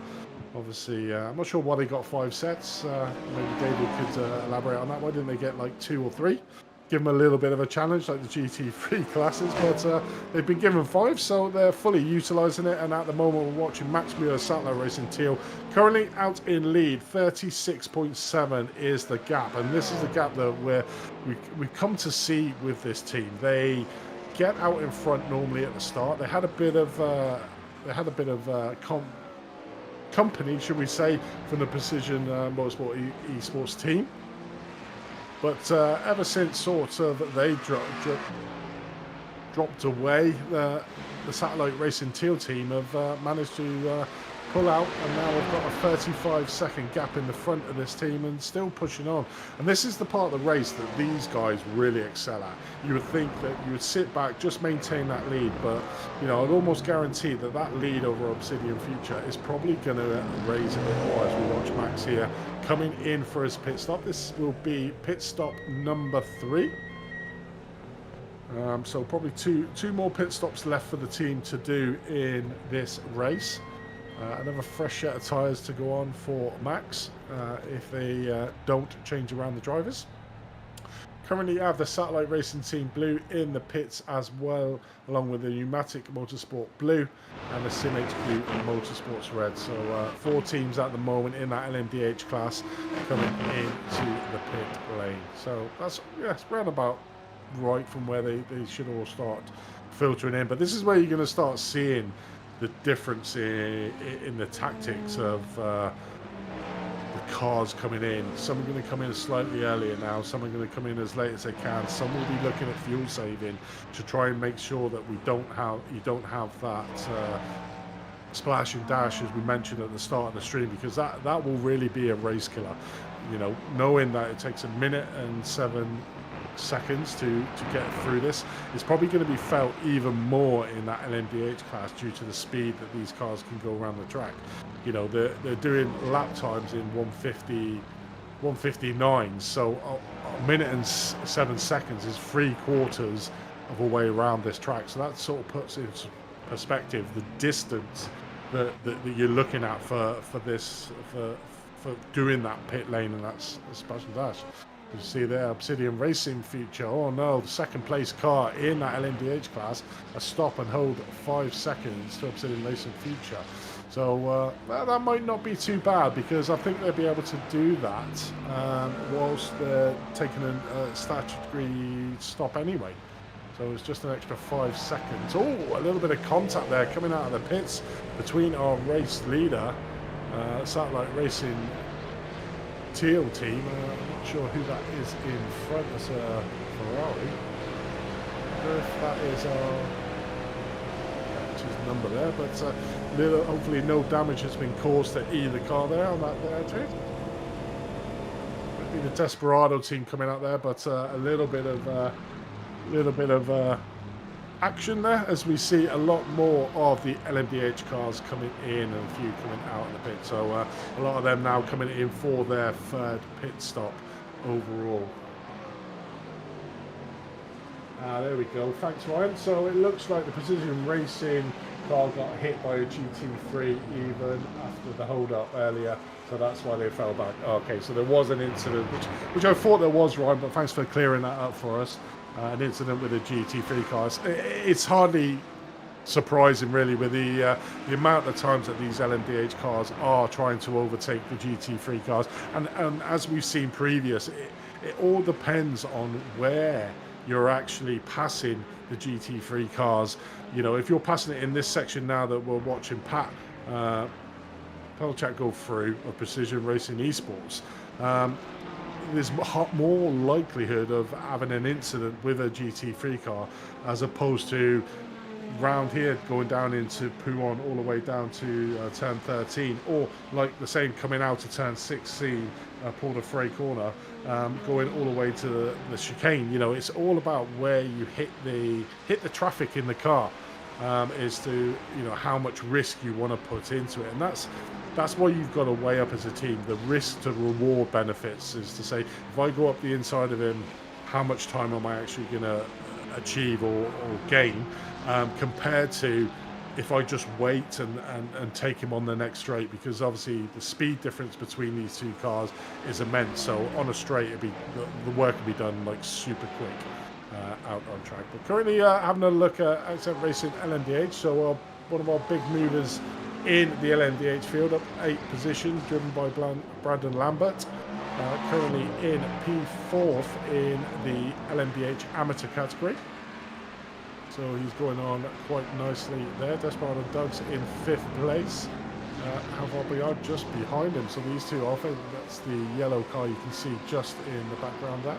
So these two are racing for position. So I wonder if that GT3 car behind is going to affect the Desperado Dogs team going up through. Yes, it does. Look at that. See the speed difference there, you know. Desperado Dogs unfortunately got caught up behind that GT3 car. I don't know if we were able to get a replay of that at all. You can see the difference in speed, and obviously he has now lost out of position over. That's unfortunate, but that was a classic example of coming up right down the Rouge. A GT3 car, a lot slower, obviously, coming up as we go 3 wide here, coming down into Brussels. Let me go and squeeze up there. Luckily, that Audi driver gave him enough room there going through Brussels, going through and up through No Name to make sure there was no incident there. So a big shout out to that Audi driver that literally just saw the huge lights of the overtake Team Blue, driven by Jared Abdul. They're in 13th place overall, currently in field. So these are having a bit of a battle here for the LMDH hands between Desperado Dogs that we're currently watching on track and Dog Bear Bark that is just behind. No, sorry, that is overtake Team Blue that's just behind, my mistake, of the Desperado Dogs. So these two having a decent battle, but sort of letting the Accent Racing LMDH team with Brandon to be able to just scamper off with these two sort of fighting over each other. And here again, we have a GT3 on a relatively slow corner. We're going to hold up these two LMDHs, but none of them making an aggressive move. But certainly race is now certainly on between these two drivers as they come over. The GP start finish coming down to the source to start another lap. So this may be right in on the wall for the overtake Blue team on Desperado Dogs. Certainly if he can keep this one up. Let's stay on board with him as he goes up through Radon and Rouge just to watch the slipstream effect of these two cars in action. Both relatively clear, so the car in front has no slipstream. He does, but like I said, it all comes right at the end here. Is he? Oh, he's just coasting here a little bit. Probably trying to do a bit of fuel saving here. So there's a tactic we've not seen, and that normally comes through on endurance racing. Ron, do we have you back again? I think I may be back. The power of a verbal threat. I hope to whatever deity there may be, RN Jesus, that this is the last of the issues, because I need to take like some kind of Advil to lower my blood pressure, because I've been ripping my hair out trying to fix this, which I cannot afford to do. Both of my brothers went bald by the time they were 25, so I want to keep my hair for as long as I can, so I cannot afford any sort of technical issues. So fingers crossed. I don't want to jinx myself. I may have pulled off the worst commentator's jinx ever, but I hope this works. It certainly does. It's one of the, I suppose it's one of them things, isn't it? You know, we all have technical difficulties. It's just how we overcome them. And hopefully now you have Ron's voice, who a little bit different than mine, so a bit more entertainment back in his voice. I think that is a thing with I find with American commentators. You're very excitable. I don't know if that's stereotyping you, but I think that's a thing. I don't know, maybe some of us are just having like an intake of illegal substances that we cannot name here on Apex Racing TV. I mean, I've been in love with racing ever since I was 4, when my dad took me to my first ever NHRA drag race at this track, Willow Grove Dragway. Back in 2009, I was 4 back then. So when I was hearing David talk about how the series was really started back in 1999, I really wanted to interject by saying I was -5 at the time, but I couldn't really because of the technical issues. But I mean, I just love racing, and thankfully I've been able to commentate races here on Apex Racing TV for the past year now. It hasn't even felt like it's been that long, but I think maybe just us American commentators, we absolutely love racing. We wouldn't do anything else, so maybe that's the reason why we're a little bit more excitable, energetic, or it could be the illegal substances I mentioned earlier. It's probably our straight-laced Brits, you know. It takes us a lot to get excited, but when we do, we do get excited. But I think the biggest Alka-Seltzer. Yeah, definitely. I need something. But no, I think the biggest one I saw, and it did amaze me. And have a look for our viewers. Have a look back at them. But it's our very own Austin and it was the Super Truck racing we did about 2 years ago now, I think it was. But it was an amazing series. I was actually driving in it, and it was actually me that caused an incident with one of our other commentators, one and only Sam Fitzpatrick. And I think that's the very first time that a producer has had to mute a commentator because he was laughing so loud that literally you couldn't hear anything apart from him screaming his head off and just laughing. But have a look about it. It's the Super Trucks in Long Beach is the one. But that was an extremely, when I listened to it back, it was just so funny.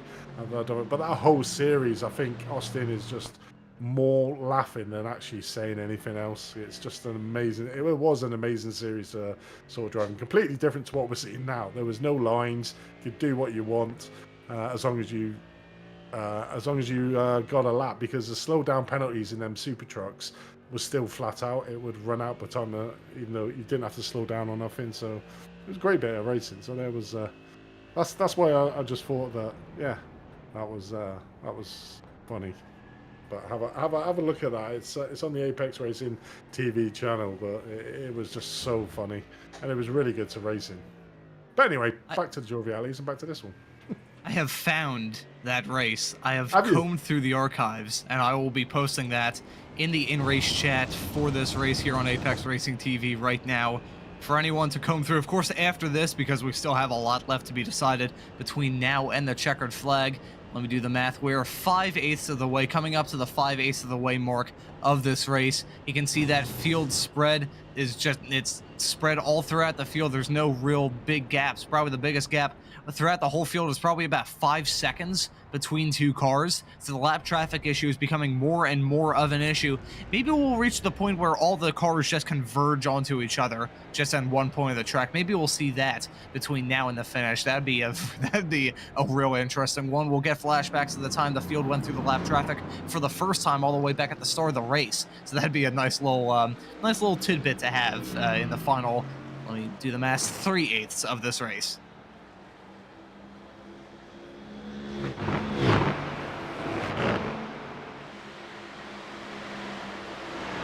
And we just got word from our producer Josh that my microphone is finally sounding good. I mean, I don't know. I was saying in the little communication channel that we have that I had no idea what in the world was going on. I was taking a look at my AirNet, being like, okay, is there some kind of issue there? Like, it wasn't a connection issue with my microphone. I had to test that to be like, I was just like, check 1 2 1 2 1 2, just barreling into the microphone, just saying complete nonsense, seeing if the microphone would cut out. But it didn't happen, so it was just some kind of weird connection issue with Discord. Again, as Andy said a few moments ago, that kind of stuff happens, but still a little bit frustrating from my perspective, commentating races here on Apex for about 11 months. Never had that kind of thing happen before, and then it happens on the longest broadcast I've ever done here on Apex. Actually, the second longest broadcast this is my second endurance race. First one I ever did, we're basically a podcast now. Andy has went to use the bathroom, so there's just a little bit of a podcast here real quick.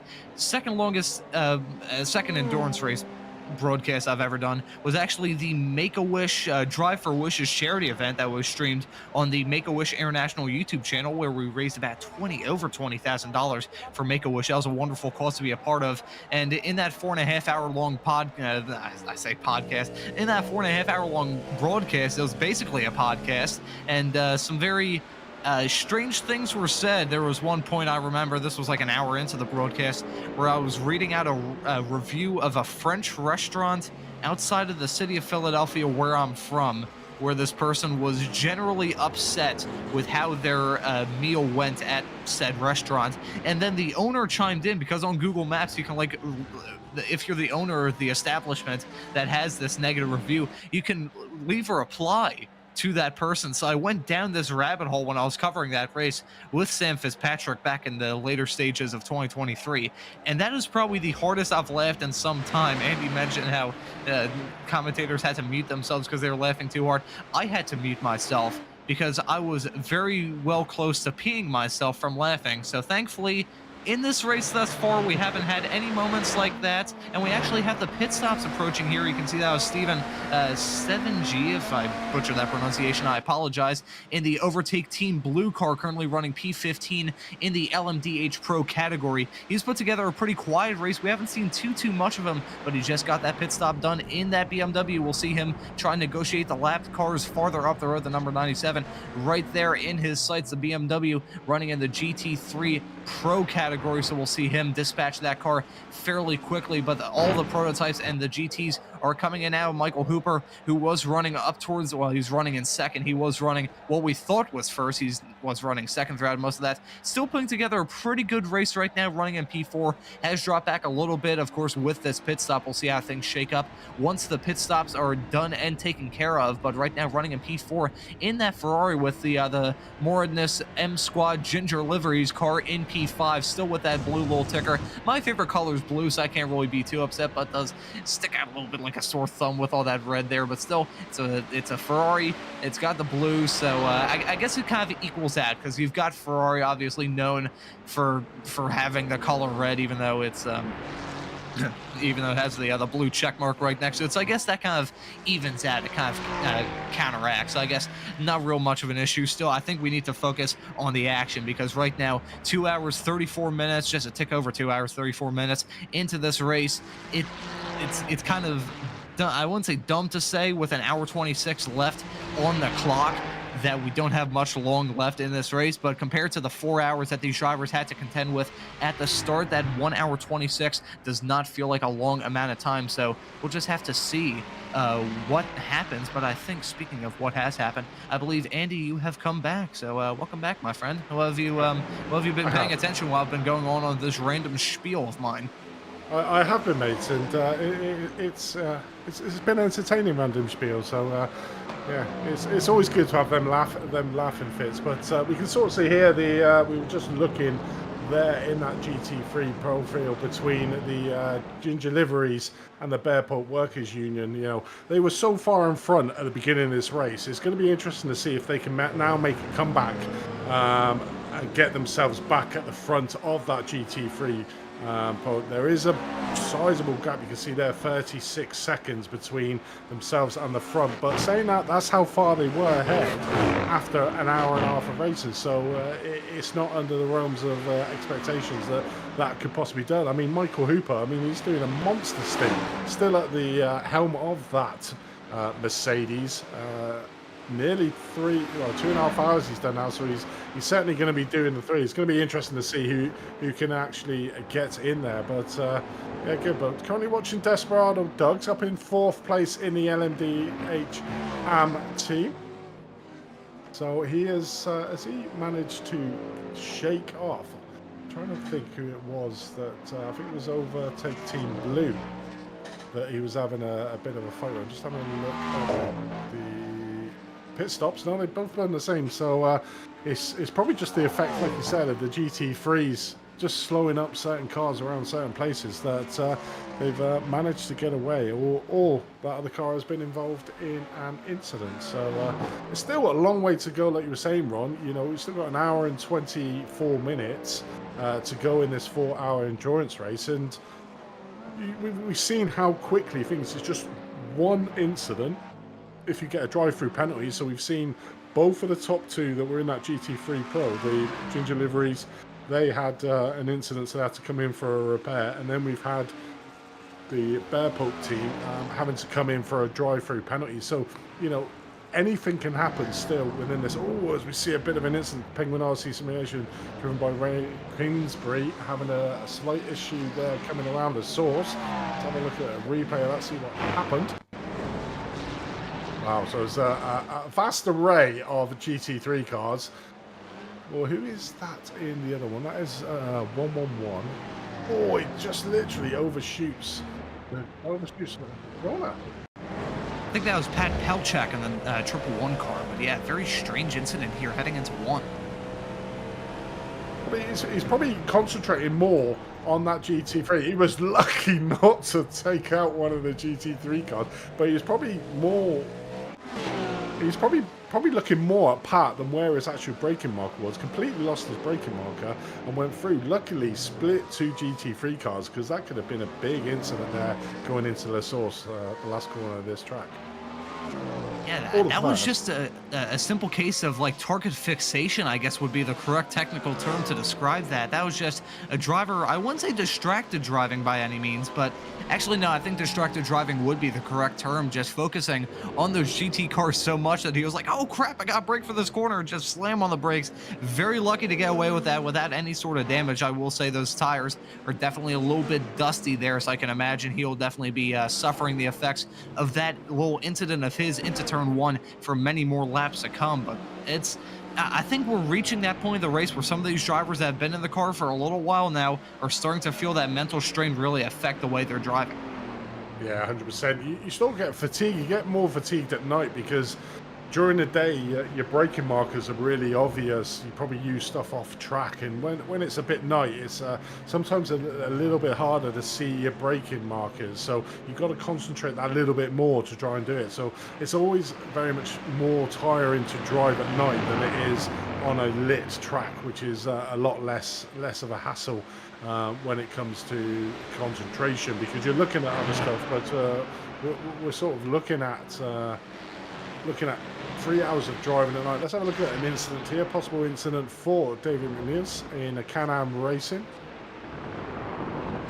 Bus stop. Just slow down before coming into the pits there. So no incidents, but luckily our project file tells us if there's any speed differentiation as well. So let's have another look at, or another shout out for another one of the sponsors of this wonderful series, SimRacing247.com. SimRacing247.com is a proud sponsor and supporter of great iRacing communities such as Champion Motorsports. SimRacing247 is an independent sim racing network that prides itself on providing news and more to the sim racing and driving community in the gaming genre.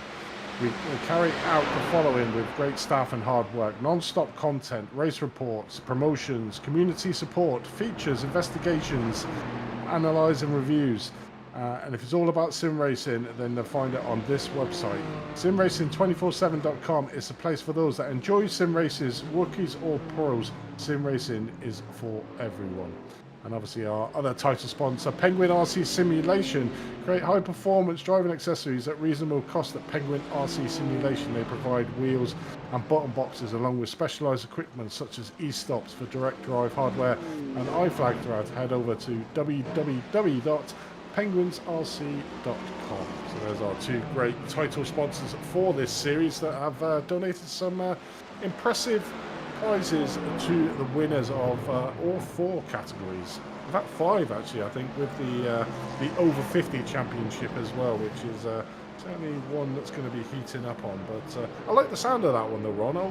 Over 50. It doesn't matter what class you're in, so you can be in any other class, but as long as you've hit that tender age of 50 plus, then you're automatically into the championship. So whatever points you finish off in that race in your current car goes towards your championship for the over 50. So like I said when we were speaking to David, so Billy Sigmund is currently leading the way on 52 points in that over 50 category, where he's driving in the GT3 AM category, where LMDH amateur driver in second place Wayne Hutchinson is currently on 50 points, with Can-Am Racing's Drew Ladika, who's in the GT3 AM category, on 43, along with Brett Trossin from the LMDH AM category on 43. So there's your top 4 in the over 50s, with Larry Ford in 5th, Ken Schmickel in 6th, David Nielsen, Ray Partridge, Phil Evermore, Mike Tyler, Dave Anderson, Dan Fenwick, and Jesse Pate, I think it is running out. So there's all the over 50 drivers in the field. So great seeing that there's that side of the community, that side of the age barrier in this race. So big shout out to them guys. It sounds like a great class to be a part of, a nice little battle within a battle of, as you said, you got the GT3s, you got the GTPs in there. I would love to join it. Sadly, I think the day that I'll be able to join that would be December 21st of 2054. So sadly, I'm a little bit short of the age barrier to actually get into that class, but it is a really nice battle that we'll have to keep our eyes on, not only throughout this race, but also throughout the rest of the season as well. That's going to be a real good one to follow. It's nice to have those little inter-class battles, shall we say, because it's nice to have the LMDH Pro, LMDH Am, GT3 Pro, and GT3 Am, but it's nice to have that small little inner fight as well that may not be for the biggest prizes as you expect from the pro categories, but it's a little bit of bragging rights as well that some of those drivers get if they do well in that championship. Yeah, well, I could join it next year, so I'll say my age. You know, I'm getting in that bracket, the over 50 club, so I can probably join that next season. I might have an opportunity to do well in that, so I might have to have a look at that. But I enjoy commentating too much, and I enjoy commentating the endurance series. I heard you mention the longest one you've done. I don't know how long you did in that, but I think the longest one I've ever done was we did another charity event for, it was an official, which race? I think it was in, no, it's the Spa 24. It was a Spa 24. We did I think as we see an unusual mistake there from Max Mir from Saturday Racing Seal. Still managing to somehow get it hooked up around the corner, but the GT3 car's behind. Not too happy with his unorthodox lines coming through the bus stop, but unscathed there is Max on there. But yeah, back to what we're saying. I think the longest one on that, which was a Spa 24 hours, I think in total I must have done around about 13 hours of commentary on that. I absolutely loved it. I personally prefer endurance racing to the sort of hour sprint races, so I think you get an opportunity to sort of chat and chat about other stuff, spin the yarn or however you want to call it, but I enjoy it, and it's more of a slower pace. I suppose that's something to do with my age, probably. 13 hours. I thought the 4.5. I thought the 4.5 one I did for the charity race, and then the 5 here was a lot. 13 hours. I mean, I assume not all in one shot. I would hope to God not all in one shot, because I don't even think I could do one activity for 13 hours straight without going insane. It was 2 stints, 2 6-hour stints I did. Okay. I loved it. Took some pressure off. I was going to say 13 hours straight. That would be...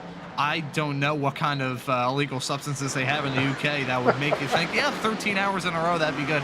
I don't think there's enough Adderall in the world that would allow me to do 13 hours straight. That is, I don't know, maybe I'll try and do that one. I don't know. I would definitely have to get some illegal substances. Thankfully, one of the worst areas of Philadelphia is about a 5 mile drive away from me. So I definitely would have the sources to get that kind of stuff if I want to do that. But before I get myself fired, let's touch on the action here at the top of the LMDH category. You can see now Rudy Valentine. Nice, perfect time for Valentine's Day coming up in 10 days. He is moving up quite well. Actually, oh no, he's hitting the wall. Very bad mistake. Right after he pulls off a great move. Oh, there's a course of the commentator curse. Really, that was... I mean, it looks like he's going to be able to get that back to the thing. That front right-hand tyre, is that going to stay on? That's rather bouncy there. But that was a big hit coming through No Name. I'm amazed he's been able to carry on, to be honest. I mean, look at that front right-hand tyre. Yeah, that is a shock, but that's such a disappointment. He's going to have to, I mean, fingers crossed he didn't spend one of his fast repairs already. As you said very, very early on in this broadcast, it can be a little bit of a rookie mistake to click that fast repair on, come in, basically fix like a small little hole in the rear wing and have it be nothing, just a small little duct tape. Ooh, very close to contact with the Porsche right behind him, trying to navigate some lap traffic there, nearly result in contact between 2 GTPs. But fingers crossed he didn't have that fast repair checked off on one of the earlier stops, because that would be a terrible, terrible blow to have to repair that kind of damage. He'd have to be in the pits for probably probably about 25 minutes it would take to repair all that damage. That's extensive damage on the front end of that car, and such a shame. He was running in a great position, but sadly for him, I think it's all come to blows here in the second half of this race. It certainly has, and I've just been amazed. Have a look who is in third place at the moment in that LMDH Pro category. How have they managed to get up to third place? That is Satellite Racing Team Blue. I mean, that is a phenomenal place that team has had. So if we just recount the issues that they've had. So at the start of the race, they basically had an incident that saw them go from third place down to the bottom of the field in the LMDH Pro category. And they also basically had this obviously the pass was pretty easy, considering that front car there was completely trashed. That we just seen, so a relatively nice easy pass. Yeah, but looking at that, then they had a drive-through penalty as well, which put them further back down. So they started making progress, and now they're actually in P3, driven by David Williams. It just shows you, like David came on and basically said that, you know, they're a phenomenal team and got some great drivers in there, and you know, this is probably one of the comebacks of the day for that team after having a disastrous start to this race, to then basically come up and be in a podium position. I think he's been fortunate with the Penguin RC Simulation Carbon team just having that issue, but it looks like they've had managed to keep their fast repair. So I reckon they're watching us on the stream, Ron, and realised what I said and did that. So I'll take the kudos for that. And they should be back on their way after doing a pit stop. We might as well do a pit stop because we're going in to get a repair. Have they done a driver change as well? Because I now see Blake Reynolds in that car. I think, I don't think he was in that car at the time of the incident. The name of the driver that we saw hit the wall there is escaping me now, but I think they might have done a driver change there as well. So I think that could be something that we need to follow with this next series of pit stops. I'm sure a lot of these drivers are going to hop out of their cars a little bit sweaty, a little bit exhausted after 2 hours and 49 minutes in the sim. I can't really blame them. I'm already sweaty just sitting here in the commentary booth. You can tell the air conditioning isn't working here, but I think, yeah, it won't shock me one bit if a little bit of mental fatigue played a role in that accident. That was just very, very tough luck. It looked like he pulled off the move there smoothly, but just sadly, just a few corners. It shows you the quick change of fortune that he can have here in the world of motorsports. Just one corner, you're feeling like $1 million. Next corner, you have a wrecked race car with $1 million worth of debris on the racetrack. It's such a shame, but again, shows off the quick change of how things can go in motorsports. But luckily, there's no dollar sign as attributed to that completely written off car that they fixed in 2 seconds. So yeah, it was a change of drivers, because if I remember rightly, it was Valentine who was in, because you mentioned it's Valentine's Day coming up. So it was ironic that was it, and that was directly after he smashed into the wall. So yeah, you can take that one, Ron. I'll give you that. I think, I don't know, maybe it's like some kind of Valentine's Day curse or something like that. I've never gotten the opportunity to mention Valentine's Day on a broadcast, so maybe maybe I should just stay quiet on that, not mention Valentine's Day. Otherwise, we might see this man, Semi Hendricks, pull off the track in a massive cloud of smoke. He might try and get a move done here. Actually, I believe there's a lap car farther up the road. There's a 420 that he may overtake, a lap car situation.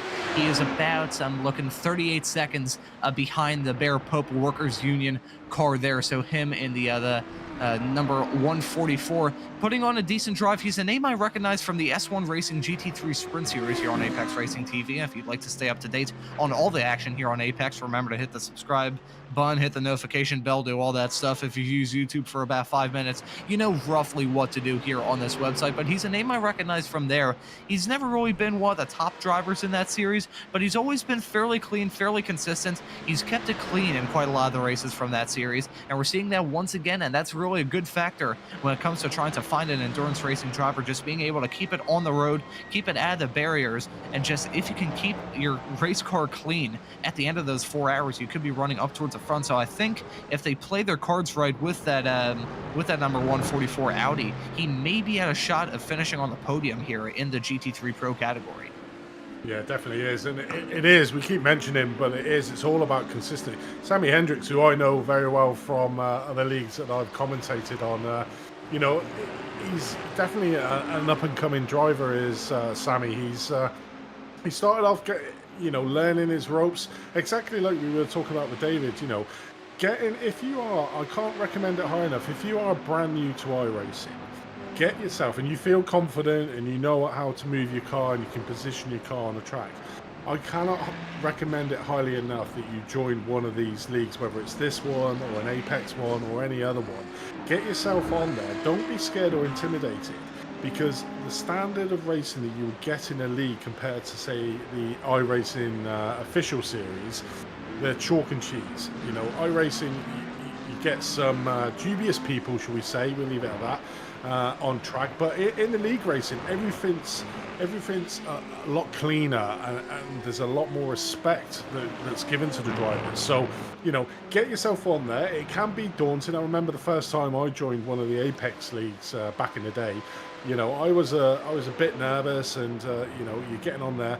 But at the end of that season, you learn so much about different driving styles, how to position your car on track, and it's I say it's the second to actually getting one-to-one tuition. So, you know, that's how much I highly rate it. So have a look at the Championship Motorsport. Go to their website.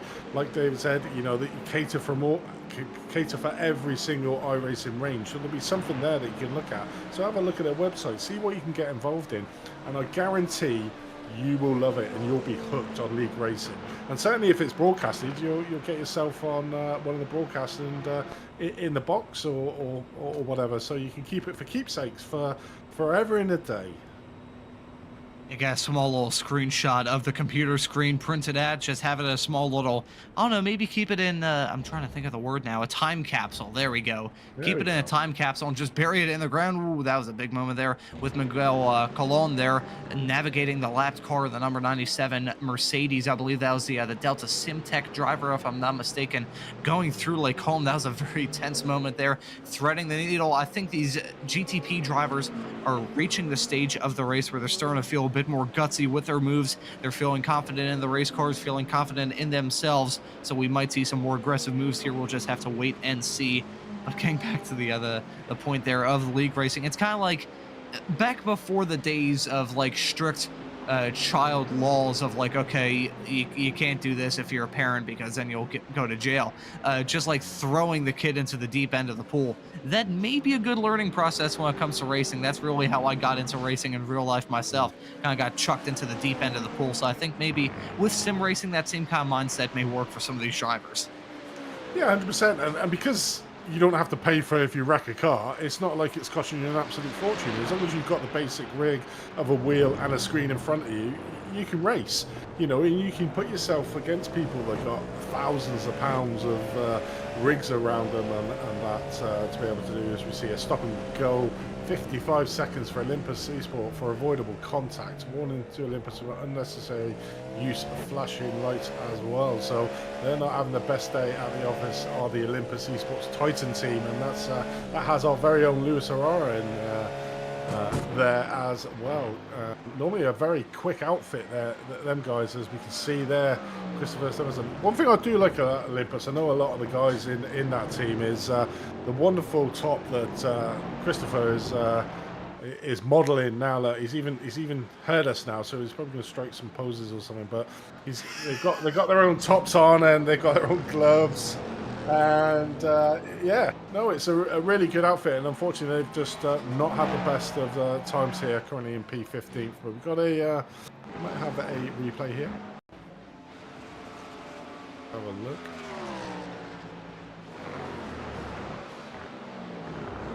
One thing I do want to do, and a big shout out there to Quicker Racing Pro. They have been in the pits for a considerable time getting the repair. Like I said at the start about this championship, is the dropout rate is extremely low. So we are currently 2 hours and 56 minutes into this race. So just going to get into the final hour of this race. And we have the full field still out on field driving around. There's not one team that has dropped out of this championship. And I mean, that is a credit to the league that out of 54, there are 55 cars, but Team Breakfade didn't take to the field to begin with. So out of the 54 drivers that actually started this race, there are still 54 running around, whether they're in first place, last place, 20 laps down, they are still there. So, you know, that's a tribute to one, to the driver and the teams for not giving up, and two, for the way that the league is sort of being run as well. So a big shout out to Dave, his team, all the sponsors, all the stewards as well. I mean, that is such a thankless task, you know, trying to decide who gets drive-through penalties and who doesn't, because, you know, as we said before on in this, is that drive-through penalty is pretty much a race ender, being a minute and 5 minutes. Certainly in the LMDH car, it's literally 3/4 of a lap in a distance, that drive-through penalty on an LMDH. So a big shout out to them guys that sat behind the computer desk looking at loads of replays, because I'm pretty sure they're being kept busy by these teams putting in the protest against each other and being pragmatic about how they approach the penalty givings on that. So a big shout out for that. One of the things, Ron, that I'm really interested, I'm just looking down the timing tower, it's the different strategies of the GT3 field. I mean, I'm just looking at the laps here. So there's a section of cars that came in on lap 52, currently on lap 74, going all the way up to 74. So you've got a difference there of 12 laps difference between quite a few cars as well, between the difference. So it's going to be interesting to see which strategy works out.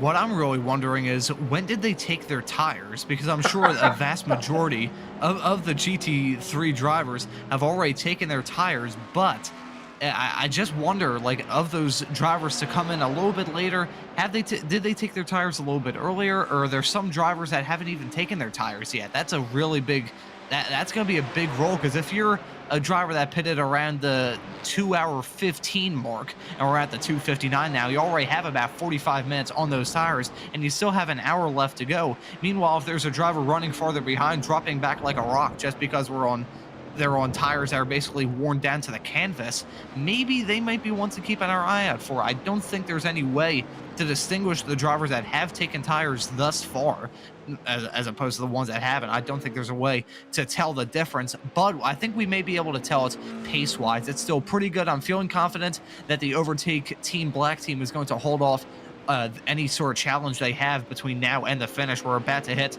the final hour of this race in about 10 seconds, but I think a 40-second gap that he has right now to the Bear Pope Workers Union team in P2, that's a pretty sizable gap even in an endurance race. So I think it's looking fairly good for some of these drivers, but again, it's endurance racing, it's the world of motorsports, anything can change in the final hour of this race. They certainly are. They've still got a pit. They have done one pit stop less than the rest of the GT3 field. That is Overtake Team Black, who's leading the way in the GT Pro, as well as over Team Pink. But, you know, you're looking at, you tipped over, we're now into the final hour of this race. They could do one more pit stop and get to the end of the race, where the rest of the drivers are going to have to pit in for probably another pit stop. So, you know, talking what, about half an hour's time, the rest of the field. So that driver, like you were saying, coming into the pits in the next couple of laps, could see himself to the end, and that's one pit stop less. And we just know how much time one complete pit stop is in this race. So, you know, that's saving you around about a minute and a half. So that's like half a lap in the GT3 car. So they are looking good and in a really good position, both themselves and the Overtake Team Pink. So it might be a massive strategy. And that's like I was saying at the start. We have not talked about Overtake Team Black, and we have not talked about Overtake Team Pink until now, the final hour of the race. And that's where you really want to be in the fray for the win. Yeah, they were coming into their own. They were peaking at the right time, so we got to imagine. I mean, they need to pit at some point, obviously, but we'll see. Last lap, and you can see 2 minute 21.329. So I think they are struggling for pace right now. Maybe doing a little bit of fuel saving. That could be the reason why they're stretching their stint quite a lot here. That could be a very good reason why they haven't pitted thus far. But I think it's still It's going to be an uphill battle for them. You can see now on the left-hand side of your screen with the SDK graphics, their fastest lap is at 2:18.5, which is quite considerably slower than the Delta SimTech team right behind them, as we have a drive-through penalty to the organization for avoidable contact. I was looking at that. I was like, is that some kind of typo? Is there some sort of coding error that's led to that kind of penalty? But no, the organization has picked up a drive-through penalty, a very costly penalty. Haven't seen many post-race penalties, shall we say, from the series that I do the officiating at. You usually see 10-second post-race penalties. It's fairly it doesn't happen really where you expect to see some drive-throughs, but there have been a lot of drivers making some sort of mistake, and this is another one. We're getting a replay here of a crash heading down the back straightaway, I believe. Yeah, it definitely is, with the organisation coming into the bus stop. Just takes it wide, actually. So no rear estate. Got a little bit of a bump in the rear end. No damage to the back of the organisation's car there. So managed to carry on, but it did get a drive-through penalty, didn't it? So Daniel Merchant is currently in the pits. Overtake Team Black. So like I said, Overtake Pink team will be in shortly. Maybe do one lap more, because the last time that Daniel Merchant came in and Overtake Team Black was lap 52. So I think they'll be able to get to they should be able to get to the end of the race on this. So this could be a mark of genius, because I'm looking at the rest of them. All the three stoppers are all around about 70 to 74. So they may have to make another stop at the end of this race, because you can't go over an hour in these GT3 cars. So they're all going to have to stop again. So they're in a really strong position at the moment, and their pit stop strategy has been perfect. They probably done exactly like we were saying, Ron, was the first half of the race, they were just managing their fuel. They were fuel saving, stretching it as far as they could go, and not really being in contention. Because they've now taken, as we see the Overtake Team Pink just missed their box and back up a little bit on the... they're on there. They're getting their tyres. So there you go. 3 hours before they have their tyre change on that team there for you, Ron.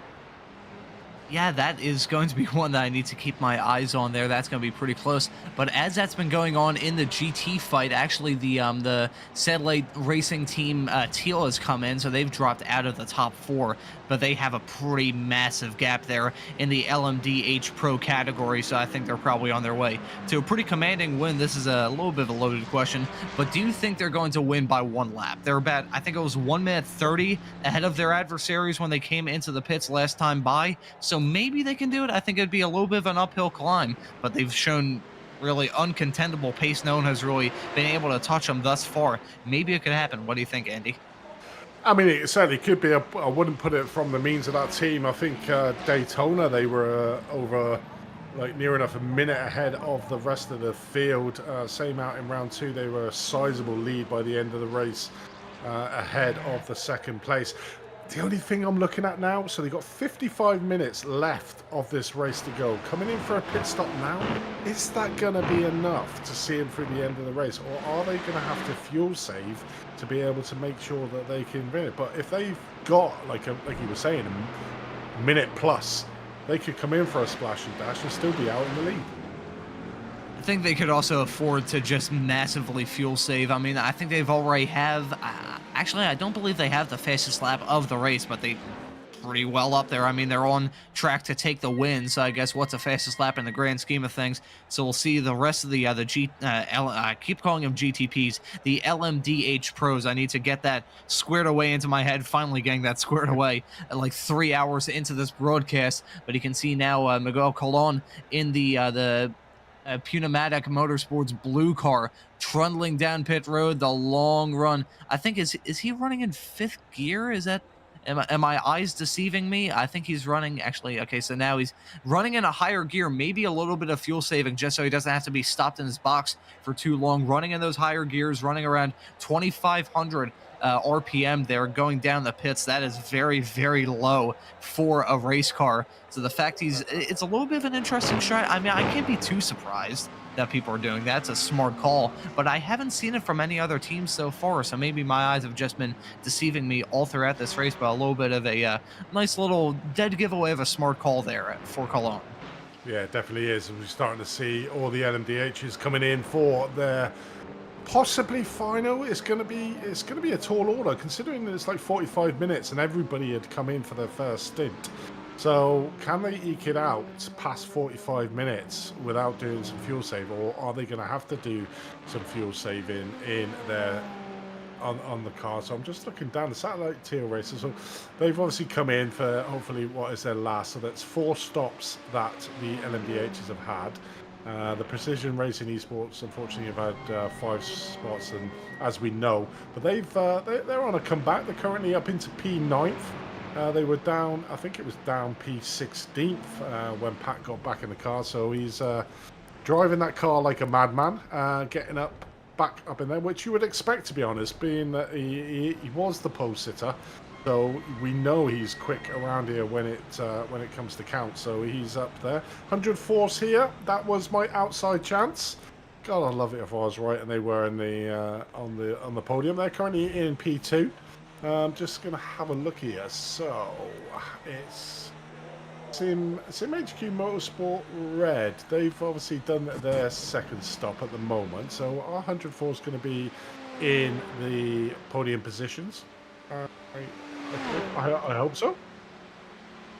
So let's go there. I think we've got somebody standing by for an interview. Thomas Fisher. Ron, do you want to see if your mic can last long enough to have a chat with Thomas? Yeah, fingers crossed I don't run into any sort of technical issues while talking to you, Thomas Fisher. Thank you so much for joining us. And some people may not be aware of the position that you have here in this race. So why don't you tell the viewers why you're a part of this event? Yeah, so I'm a driver for the number 76 CMS Racing Pro team. You know, the team that is owned by the people who are putting on this league. So some might say I don't have a choice, some might say I do, but I'm not entirely sure which one it is. Well, I just want to clear up any confusion. We are not forcing you to be here, although we did drag you by the collar a little bit to bring you here into the commentary booth. But the simracing.com pro team has put together a fairly up and down race down 4 positions from where you started. But of course, we are in the midst of a pit cycle right now. So just how has it been for that team so far throughout this race? It's been, you know, incredibly unlucky for us. The pace has been there all race for us. You know, we've pretty much always been catching from where we've been, but unfortunately we've just been stuck, you know, caught up in other people's mistakes, and yeah, there's not much we've been able to do, but we've kept the nose clean, I think. Fingers crossed. I don't know. Maybe there's a penalty coming our way for something that I'm not aware of yet. Watch out! I'll have jinxed it now. In 3 seconds we'll get a drive through. But yeah, no, I mean. We're suffering with some floor damage right now. From I'm not sure if the broadcast picked it up, but right at the start of my first stint, there was a Ferrari that brake checked me, moved in front of me and brake checked me into the chicane, and I ended up hopping over the sausage curbs to avoid him. And we're still struggling with some floor damage from there, but we don't want to be using the fast repair just yet, just in case we get caught up in something. Well, I must say that car of yours is actually looking fairly decent right now. That Cadillac, I was going to say the last time by, actually the time before then actually set that car's fastest lap of the race. So I'll take a look at my live timing screen to see if y'all actually improved on that best lap last time by. If I can scroll through here really quickly. Actually, actually improved on that lap time even more, so that car definitely has a little bit of pace in it right now. You're peaking at the right time. So what do you think is the best result you can get out of this race? You know, I think in the minute we're just looking for I think before the pit cycles we were in 8th. We've just been overtaken by the PRL car. So you know, I'm just hoping. You know, I think at this point, too soon to say where exactly we want to finish. As you said, we're in the midst of a pit cycle, so it'll be about, you know, where we come out. I'm hoping 6th or 7th might be good, especially given the calamities we've gone through. And then I think the plan is at the minute for the final splash and dash is we'll take the fast repair there and see what we can do then to the end. So you mentioned that you're going to be taking a splash and dash. We were kind of thinking that no one was going to go with that strategy, but you guys are using a splash and dash. You are going to have a little bit of a quick fill up between now and the finish. Yeah, unfortunately, we've not got a choice. The floor damage and a little bit of aero damage from my avoidance into the bus stop has really hindered our fuel efficiency. So we were saving fuel, and compared to the last time, we've actually lost a lap and a half of fuel per stint. So we're you know, she's a tough old girl, but she's struggling a little bit at the minute. So I don't think we'll have a choice but take a splash and dash, and then at that point, it'll be about who else is going to have to and whatnot. But I think at this point, we'll take what we can get. That is shocking. 1.5 laps of fuel burnt every lap. Quick little note, the Overtake Team Black car in the GT categories has picked up a drive-through penalty. Just quick little note of that for the viewers. 1.5 laps per stint. That is shocking. I think that is, I mean, it just shows you how important the floor damage is and how important the floors are in these cars. So I think, has that floor damage really affected the way this thing is driving? I mean, affecting it a little bit, but at a track like this with those straight line blasts, is it just affecting it all over the place, or is it really just affecting y'all in the corners more than anything else? Honestly, yeah, it's affecting us everywhere. We're down about 6 or 7 k's an hour on the top end, and then through the corners. I mean, it was handling beautifully. You know, when I got in the car, and you know, as we progress through the stint, it's become a little bit of a boat. You know, we've seen the tire wear go through the roof, so at this point it's just about hanging on.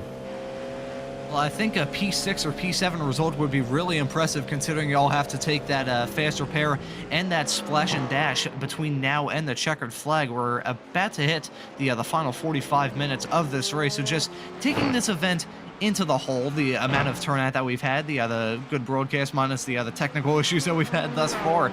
Just thoughts on how the event has gone thus far, taking away your own personal struggles with the floor damage. Yeah, I mean, every single event that's put on by CMS is always really fantastic. It's you know, David and the guys, they do a super good job. I'm saying that I feel like I might come across a little bit biased there, considering the fact that they pay my metaphorical paychecks. But yeah, no, it's been brilliant. You know, I know after Jerez there was some conversations about the driving standards, but I think overall they've significantly improved heading into this event. Of course, you know, with everything, there's people making mistakes and whatever not. It's nighttime at the same time, so my body wants to go to sleep. But yeah, so I think overall as a whole, it's fantastic. Championship's fantastic. You know, this isn't our first run in this series. We were the winners at this event last year. So yeah, no, it's brilliant. It's been a brilliant event to be a part of thus far. My second endurance racing broadcast, my first here of the Championship Motorsports iRacing Team Endurance Series. But I've really enjoyed it so far, and I'm glad the drivers are enjoying it as well. You did mention there the issue of driving standards, and it's been very clean thus far. Small little hiccups here and there, but I think it's just like night and day difference. So do you think that standard of driving is really going to be the same as we head to some more tight and twisty and technical tracks here between now and the end of the season? I think it'll depend. Yeah, I mean, it'll depend on the track. You know, Spa, it's a track where, you know, it's a very big, very open track. There are certainly areas like Puon where, you know, cars tend to group together. Same thing with the bus stop. But overall, it's a track where it's quite easy to make a mistake and not impact anybody, whereas Jerez, if you make a mistake, you're pretty much guaranteed to impact somebody. So, you know, it's the small mistakes will be, you know, more important when we go to tighter tracks. So we'll have to wait and see. But nobody's, you know, I'm going to use a French expression here, but nobody's had a boulot cerveau, which is good. Well, being the uneducated and uncultured American rube that I am, I don't know what in the world you just said, but a lot of very good information that you've laid on to us thus far.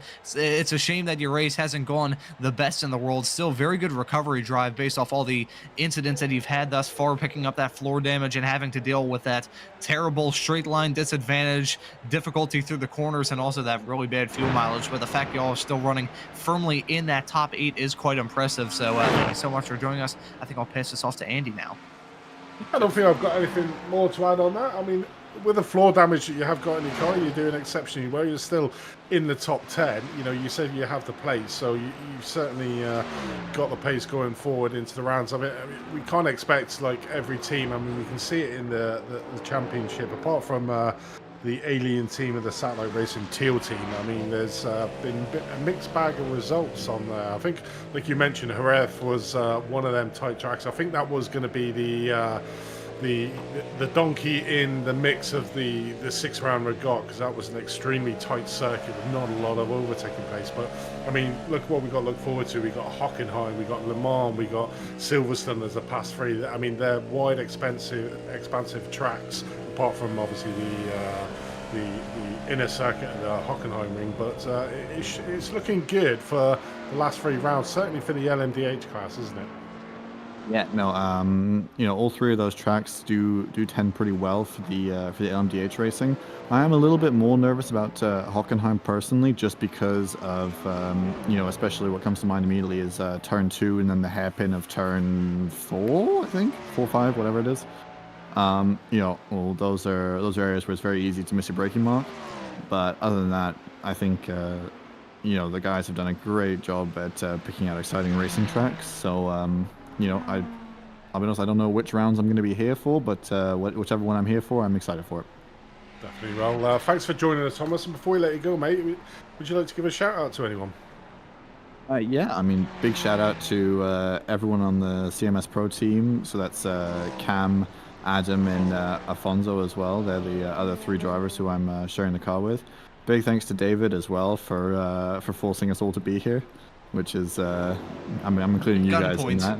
Yeah, exactly. At gunpoint, he came to my house. It was a terrifying affair. No, but in all seriousness, it's been brilliant. Thank you for all the sponsors of the CMS Racing team. I would name them all up, but frankly, we're racing at night and I can't see my car. And so yeah, so it's brilliant. Yeah, so big thanks to you guys as well for putting this on, putting up with us.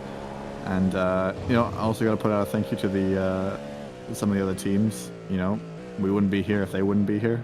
So at the end of the day, everyone who's involved with this makes this event what it is, and gives a show for everyone watching at home. Thank you for that, Thomas, and some very kind words there for you and your teammates and the competitors as well. So hopefully, I called it. We got a black flag. I called it. Oh no! Drive-through penalty. Oh no. And we can't call it a commentator's jinx because you were the one that did it. But exactly. man, of all the moments, I feel so bad. Can anyone tell me what that's for? I don't know. Oh. Well, at least you can get repaired now, change your tyres, and you don't have the splash and dash. So there's always a silver lining. You are having to come in anyway, so... Exactly.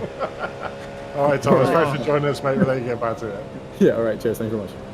Oh, we can't put that as commentator's curse, Ron, so you can't take that one. That was a driver's curse.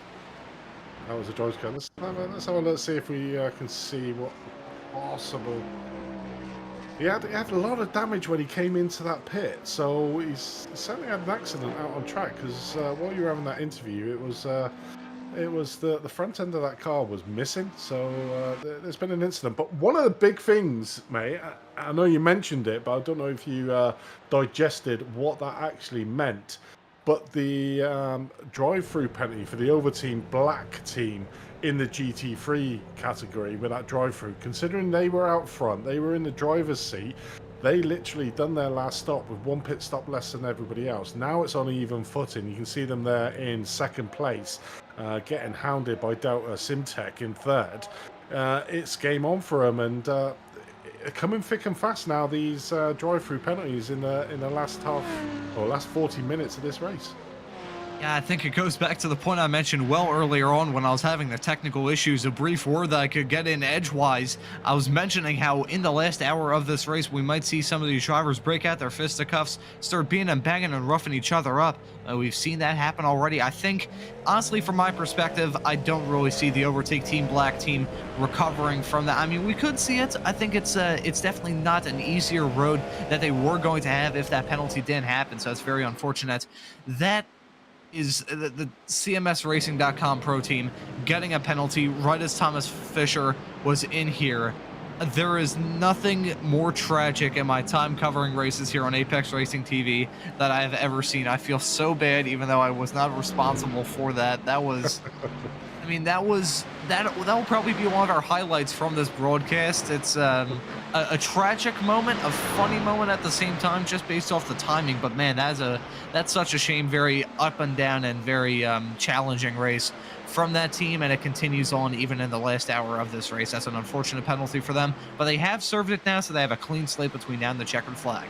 They do have. They're currently in P8, so obviously made the repair. They were having to pit anyway. So it is. Oh, who is that? That is a heavily damaged LMDH car there with a front right wheel hanging off. Who is that? Can't figure out. Let's see if somebody's tumbling down the orders in the LMDH. Not sure who that was, but that was an extensively damaged LMDH car. That will severely affect their front end, their top end speed, I think, and their cornering abilities in that car. So, unfortunately, there, if we can try and find out who that is, we will endeavour to. I'm not seeing anyone piling down the order amid. I did see in the chat, I'm just Blake Reynolds there.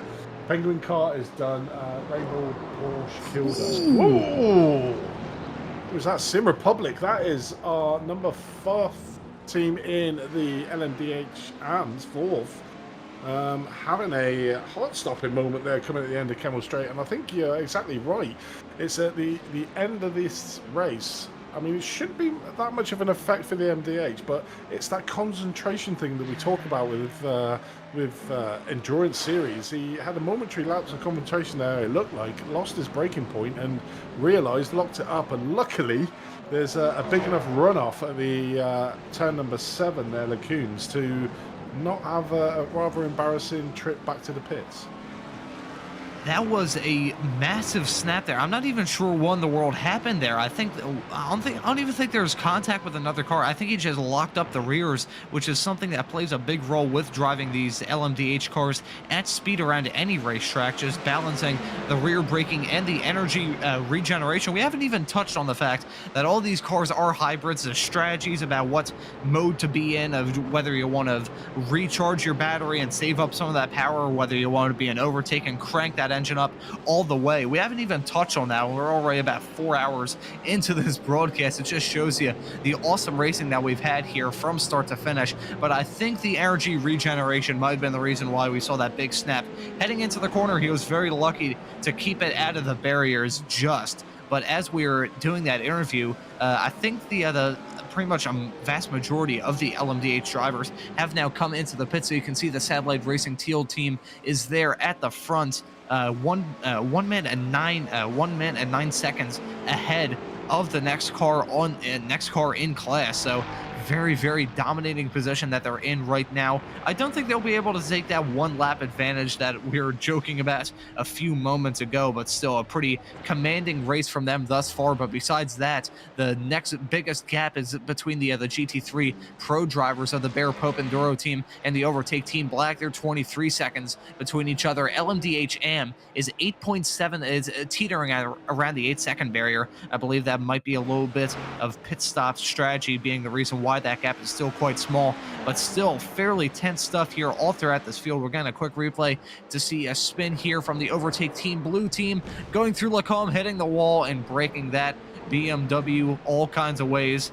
That car is screwed up 6 ways from Sunday. Tough break for that team. They're running decently in class, and sadly after that contact, they're going to be in for a world of hurt. We're getting another quick replay here.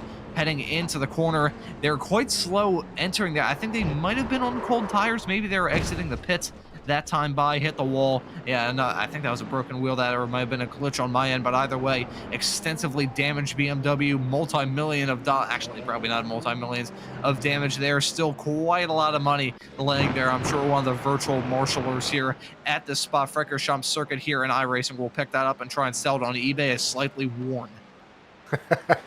Partially still good use for that one. But yeah, so that was that car that we were looking at in the background. It's good to clear that up. So Overtake Team Blue there. extensively damaged, but luckily it's just a click of a button to get it fast repaired.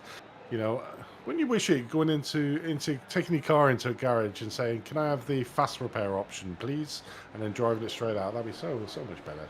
That's what real world needs to take away from iRacing, the immediate repair sort of button. But yeah, we're coming into the closing stage now, near enough into the last half an hour of this race. It's going to be interesting now to see if some of these LMDH cars have to pit in again to get a splash and dash. I mean, Pat has done a amazing job, considering he was at the back of the field.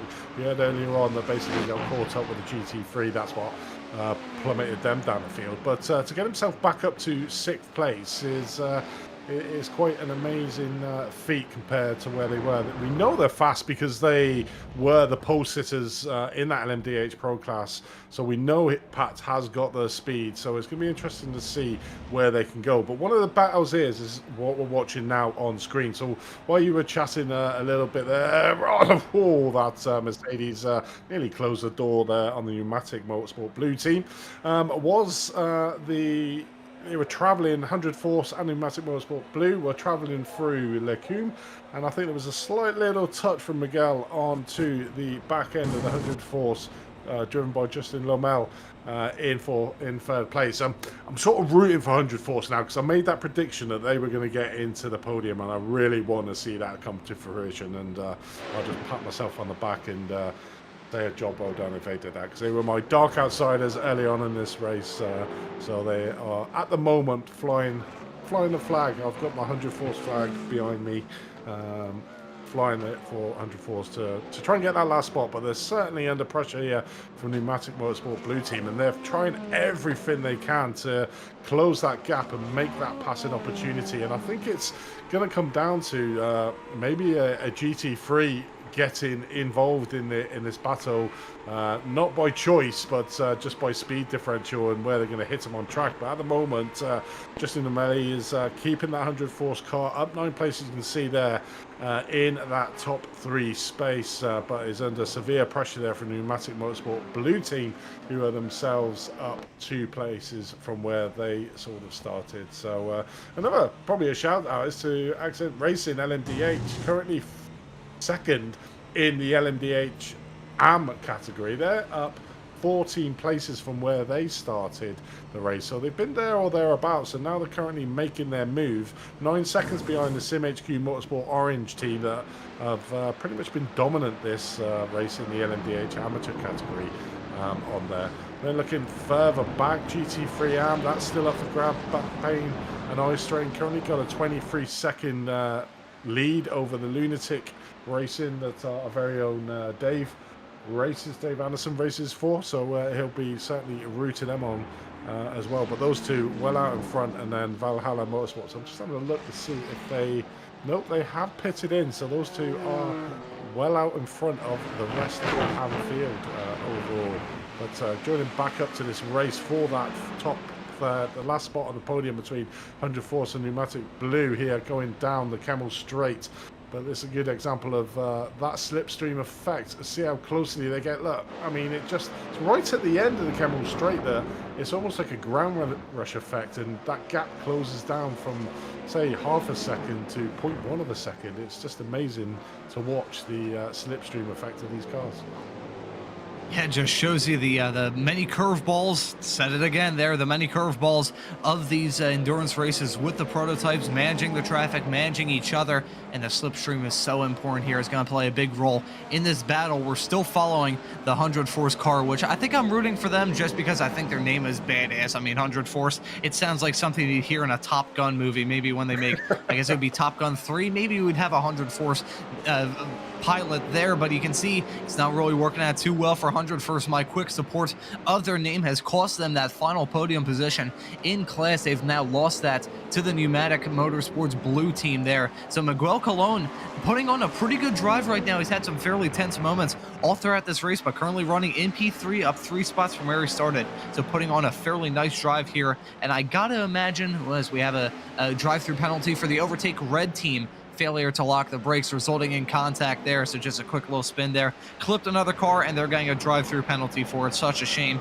The stewards being a little bit strict when it comes to these drive-through penalties. Again, we've said a lot throughout this broadcast. The drive-through penalties at this track are a fate worse than death. So I think the fact that we've seen so many drivers pick up the drive-through penalties, they may have to, I don't know, maybe they'll be picking up some kind of water or some kind of beverage, maybe an alcoholic beverage to drown out their sorrow of having to drive through the pits for like an hour and a half, it feels like. So unfortunately for them, and unfortunately for a lot of the overtake teams, they've had a very tough turn of things as of late. I think that's, was it now, 2 of their cars picking up a drive-through penalty, maybe more. I think 2 or 3 have picked up a drive-through penalty in the past hour of this race. So not a really good turn of fortune for them.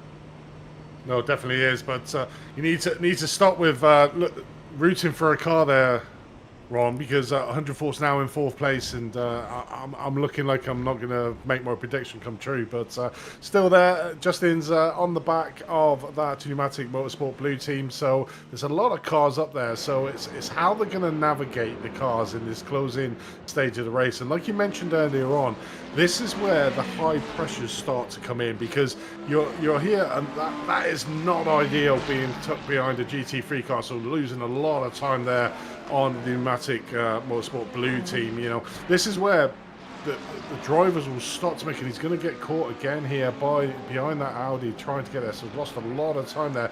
But you look at that up ahead, there was a GT3 car just going through turns 7 and turns 13 and 14 that could affect it. But it looks like the worst out of that is the 100 Force car that has now dropped off slightly. And the Pneumatic Motorsport team have got a slipstream here against the car in front of them. I don't think that's... Yes, it is for position, in fact. So that is the 2nd place car there. So there's 2 and 3. So 100 Force does have an opportunity to make it count if these two start fighting and squabbling over each other. So it's not end by a long shot. Still 27 minutes left of this race to go. So plenty more laps.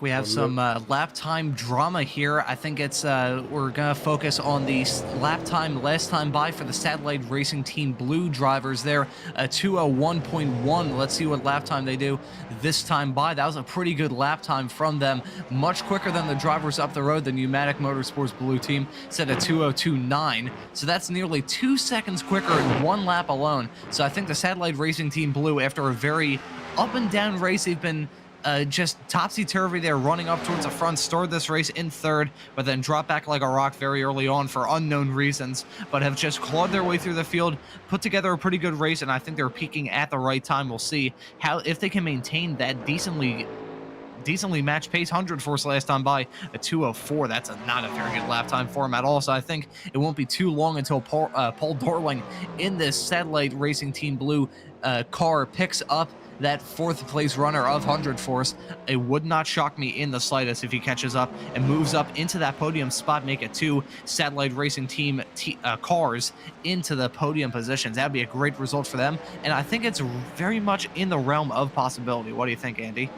100%. I mean, you got Paul Darlin at the helm of that car. He was in the winning car for season 1, as Dave Anderson was saying when he came in for his interview. So he is no slouch himself. 100 Force with that 2:04, that would have been for them GT3 car, slow paces. So this would be more of a representative lap, I think, of what the actual lap times that they're doing. I think that 2:04, like I said, was them 2 GT3 cars coming out of no name and then through Pouon that really cost him the time. You can see the cars he's trying to chase up in front of him, but that Satellite Racing Blue, after all the trials and tribulations that they've gone through this race, to be in it with a shot of a top 3 finish is amazing. You know, drive-through penalty, an unscheduled stop in the pit stop to do repairs from damage.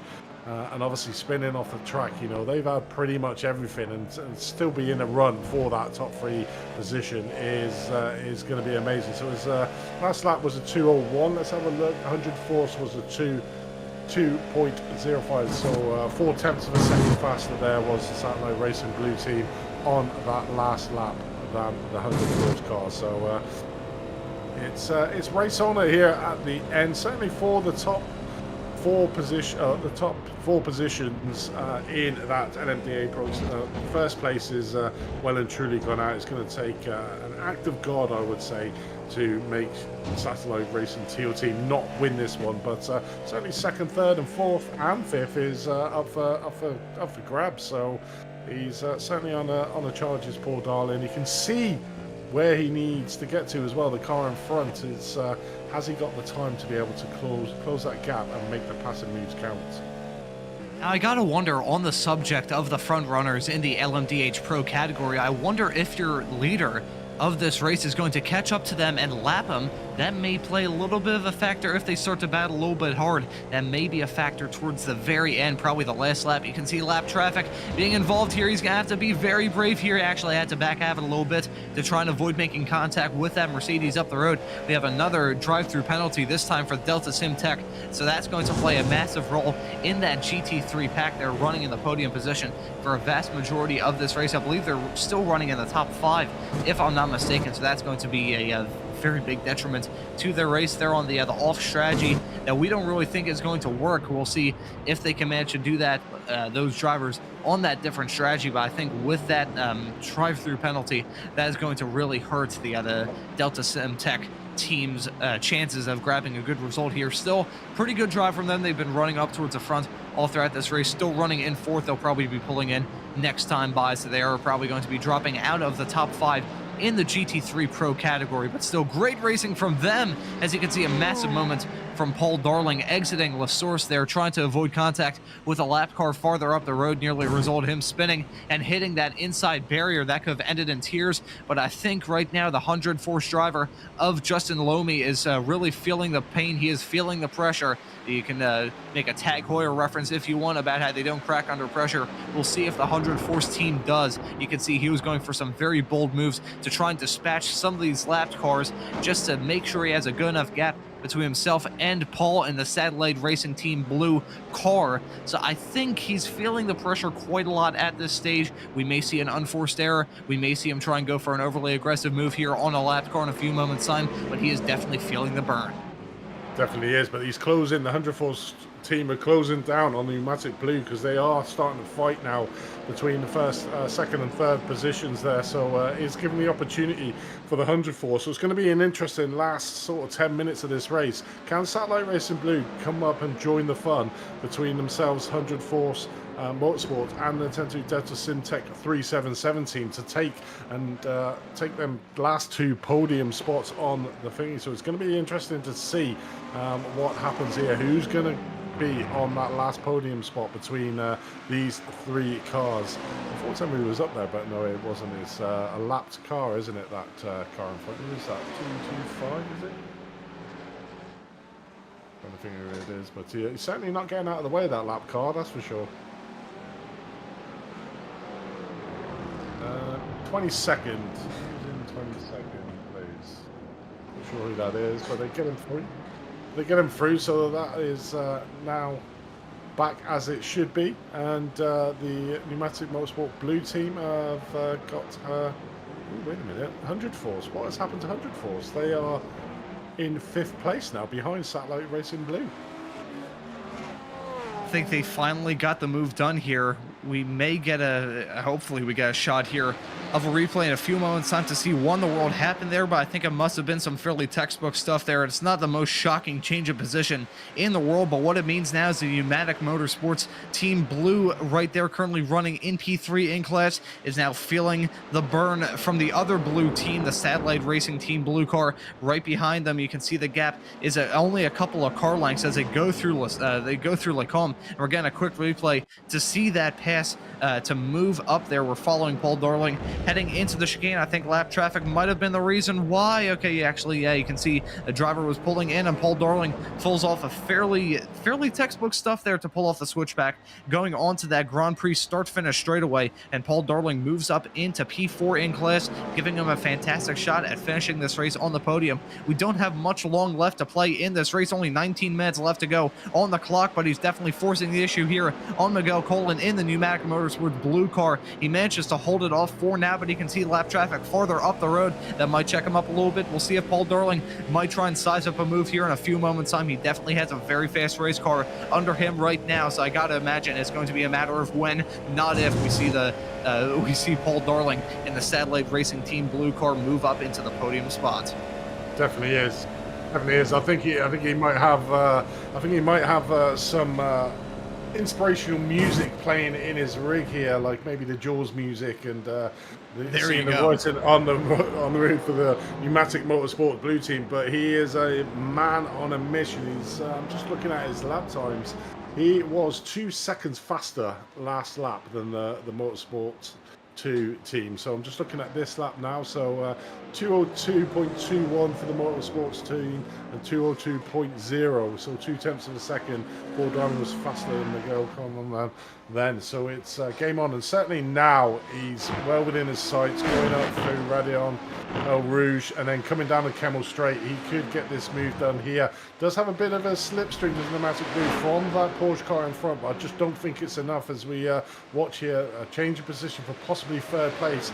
Close enough to get that inside line. Is he going to make it? No, he's not. He's just going to tuck in behind the Pneumatic Motorsport Blue Team. But I think that certainly the writing is on the wall. Just looking further back here, the Bearport Work Union has just managed to take back the lead in that GT3 class, but there's a real ding-dong battle between themselves and Overtake Team Black. I mean, if you remember back, Overtake Team Black had a drive-through penalty from a pretty much commanding lead, but now there is a real battle between themselves and the Overtake Black team to try and get that win.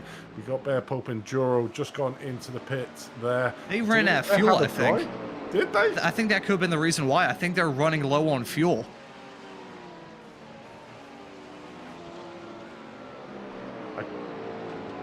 Yeah, I think this is where I was saying before about these GT3 classes with the difference of standards. Some of these drivers are going to have to come in for splash and dash effort as we see some GT3 cars getting embroiled into this battle for third place. Paul Darling is just sizing up just Miguel here of a passing opportunity. You can see Miguel going super defensive here into the bus stop. He just needs to be careful because that exit speed on the exit will get him down into the source. Obviously getting a little bit of a slipstream, a little bit of a swervy moment there from Paul Darling coming in, but trying to get all the slips he can off every single car. It's certainly heating up between these two drivers, but big shout out to Miguel. He is not buckling under the pressure at the moment. So we join this battle at the front of the GT3 Pro. Michael Hooper in the car there for car. Has he actually changed, Michael Hooper, or has he been in the whole race? I mean, I haven't seen any other driver, but he's back in the seat at the moment. Getting obviously chased down 2 seconds behind with the Overtake Black team. Just seeing him come through there. That is a back market in between them, but that car in second place is just coming up to the bus stop there at the moment. So just needs to get past this back marker, and then it's really game on between them two. So they've had a really good one. Overtake Team Black's done an exceptional job considering they had a drive-through penalty. But the question of fuel for these GT3 cars, what's your thought, Ron?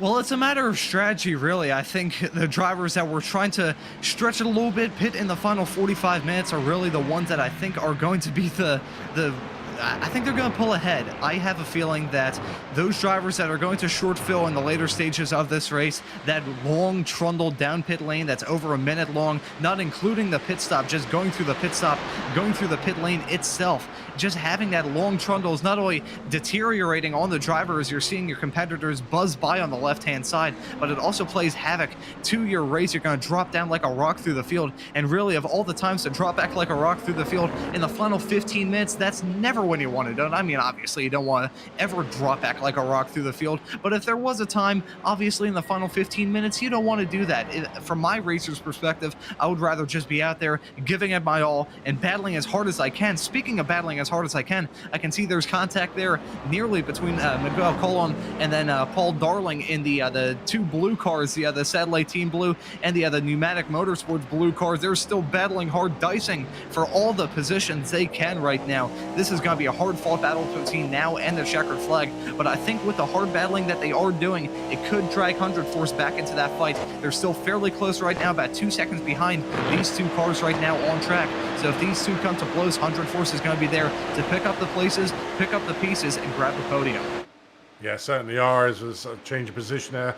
Paul Dolan managing to get past Miguel there for 4th place, but is it going to be going back here? See Miguel just going to the outside, thinking better of it. But Miguel is actually in the driving seat at the moment, so Paul is going to have to be defensive and really watch how he's using the energy on that hybrid card. And, you know, is Miguel just storing that energy to make a last lap overtake, because he's just getting in the slipstream and be able to fuel save, be able to battery save, and use just the slipstream effect to keep him within fighting contact of that Satellite Racing blue team. But it's going to be an intriguing end to this race, considering they've been racing for 3 hours and 47 minutes, going into the last 13 minutes of this race, and that last podium position in that pro category is still big up for grabs. And don't count out 100 Force yet. Like you said, they are just off the back of this group, and I think that is them behind. Yes, there they are.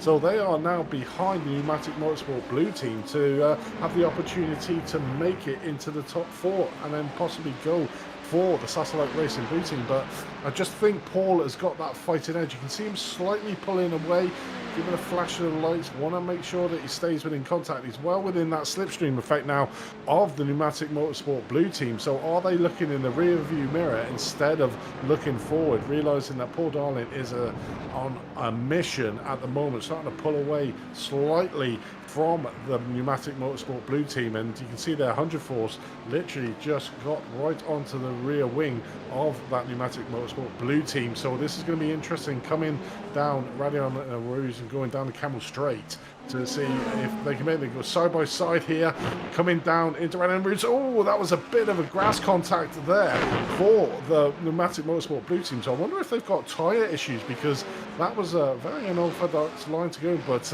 is this going to be a switch back for the Pneumatic team coming down here down the Camel Straight? He's looking for it. Is he going to dive down the inside? No, thinks better of it. So the Satellite Racing blue team currently taking that 3rd spot, 100 Force in 4th, and Pneumatic Motorsport blue down 2 places to 5th.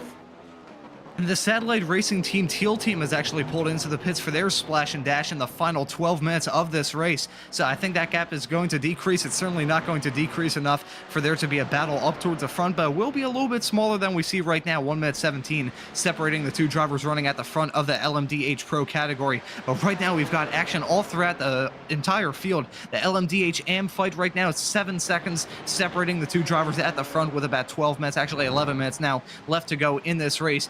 GT3 Pro, they are separated by about 2 seconds, but remember, the Bear Pops Workers Union team is running out of fuel. They're having to fuel save massively there in that GT3 car of theirs. So I think it'll be a matter of time. It'll be a matter of when, not if, that we see the Overtake Team Black team manage to grab that P1 spot in the dying stages of this race. Speaking of GT3 AM, that's still fairly close, about 6 seconds separating the two of them right now. We're following the P3 runner right now, about 11 seconds back of the leader, currently dealing with the GTP running around him. But I think right now there's going to be some really hard stuff between now and the finish, even though this race has been going on for the past 3 hours and 49, 3 hours and 50 minutes. We're now about to hit the final 10 minutes of this race right now, but there's still just so much left to be decided. It's a great part of endurance racing that we have such unpredictable finishes, and you really don't know who's going to win until the final 10 minutes.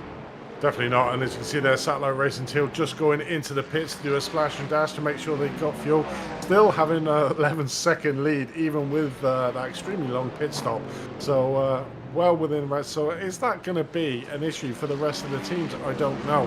But looking at the GT3 AM, I just looked at the pit stop. So Valhalla Motorsports and Overtake Team Pink have only stopped 3 times at the moment. The rest of the field has stopped 4. So have they got enough fuel to see him to the end of the race? Or are we going to see Valhalla Motorsports and Overtake Team Pink come into the pit stops? Now, Backpain and Ice Train have had an exceptional race. You know, back there in 3rd place, you know, well ahead of the Lunatic Racing in 4th. So it's going to be interesting to see if Valhalla Motorsports and Overtake Team Pink, they're really going to have to do some severe fuel saving, which will give the opportunity for Backpain and Ice Train to make the move and inroad into that time. You can see it's about 5 seconds behind the Overtake Team Pink team, and around about 5 seconds, 11 seconds behind the Valhalla Motorsports. So, you know, I think they're going to have to rely on Valhalla Motorsports going in, but if the Overtake Team Pink have to do some extensive fuel saving, that could give an opportunity for Backpain and Ice Train to get the win here, and that'd be a big win for them. You know, they've always been sort of mid-pack teams, but to get a race win here at Spa in the 4-hour endurance will be something amazing, and they will treasure that for times to come. That would be a fantastic result for them, and they are in a fantastic position to do it. We'll just have to wait and see. The leaders, Valhalla Motorsports, in the GT3 AM category have come into the pits. Valhalla Motorsports are in the pit, so that would sort of suggest that Overtake Team Pink will have to do the same as well, because I'm just looking at the lap time. So they stopped on lap 77. And Valhalla Motorsports, I didn't quite catch what lap they went in on, but it's going to be interesting. They're the only team, as well as Overtake Black in the pros, are the second that have done the free stop. Everyone else has done 4. So is there enough fuel? We got 8 minutes, so that's around about 4 laps of racing. 3-4 laps of racing still to go, and I think it's all going to come down to when the leader passes the start finish. If he has to do that extra lap, I think that's really going to mess up the Overtake Team Pink if they're not having to pit already. We are in the dying stages of this race, folks, right now. We're 3 hours, 52 minutes, and about 45 seconds in, so we're basically in the final 5 laps of this race, and there's still so much left to be decided. The gap at the front of the LMDH category is currently 12 seconds. I gotta imagine that Satellite Team Teal are going to be able to take that win in fairly convincing fashion, considering they just took a quick little splash and dash and don't have to worry about fuel, unlike the drivers farther behind in that class. We're seeing the Satellite Team Blue team coming into the pits as well, so we were thinking that they're going to be in a prime position to finish this race on the podium. They're actually going to finish just barely in the top 5 unless they have a massive turn of pace that brings them back up towards that front. Unless there's some kind of major accident, they're going to be finishing in 5th, maybe even worse if they have some kind of mistake.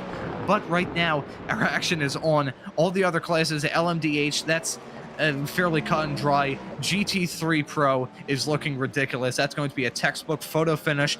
We'll have to see if the Bear Pope Workers Union team has to come in, because right now the gap is 1.8 seconds. We'll see if they pull in this time by. That Ferrari just eats that fuel in one single gulp. It just bites it all in one shot. That was a very disturbing noise. I apologize for that if you're watching the stream here on Apex Racing TV, but still, Michael Hooper, who's basically driven this race all on his lonesome. I haven't seen another driver in that car. He's still putting on a fantastic drive right now, and the fact that he's running up towards the front with not very long left in this race is quite impressive, considering he's basically done it on his own. Pneumatic Motorsport Blue is in the pit, so they are in the pits. They lose that 3rd place position. They're probably going to lose 4th as well with Satellite Racing Blue, as 100 Force done a blinder here and managed to take it in. So I'm looking at the laps, and I think they lapped in lap 92. So I think my prediction is absolutely going to come true. I'm not going to say it, but yes, I think I need to be the new Mystic Meg, because 100 Force is on track to get that last spot on the podium by doing a masterclass in the strategic.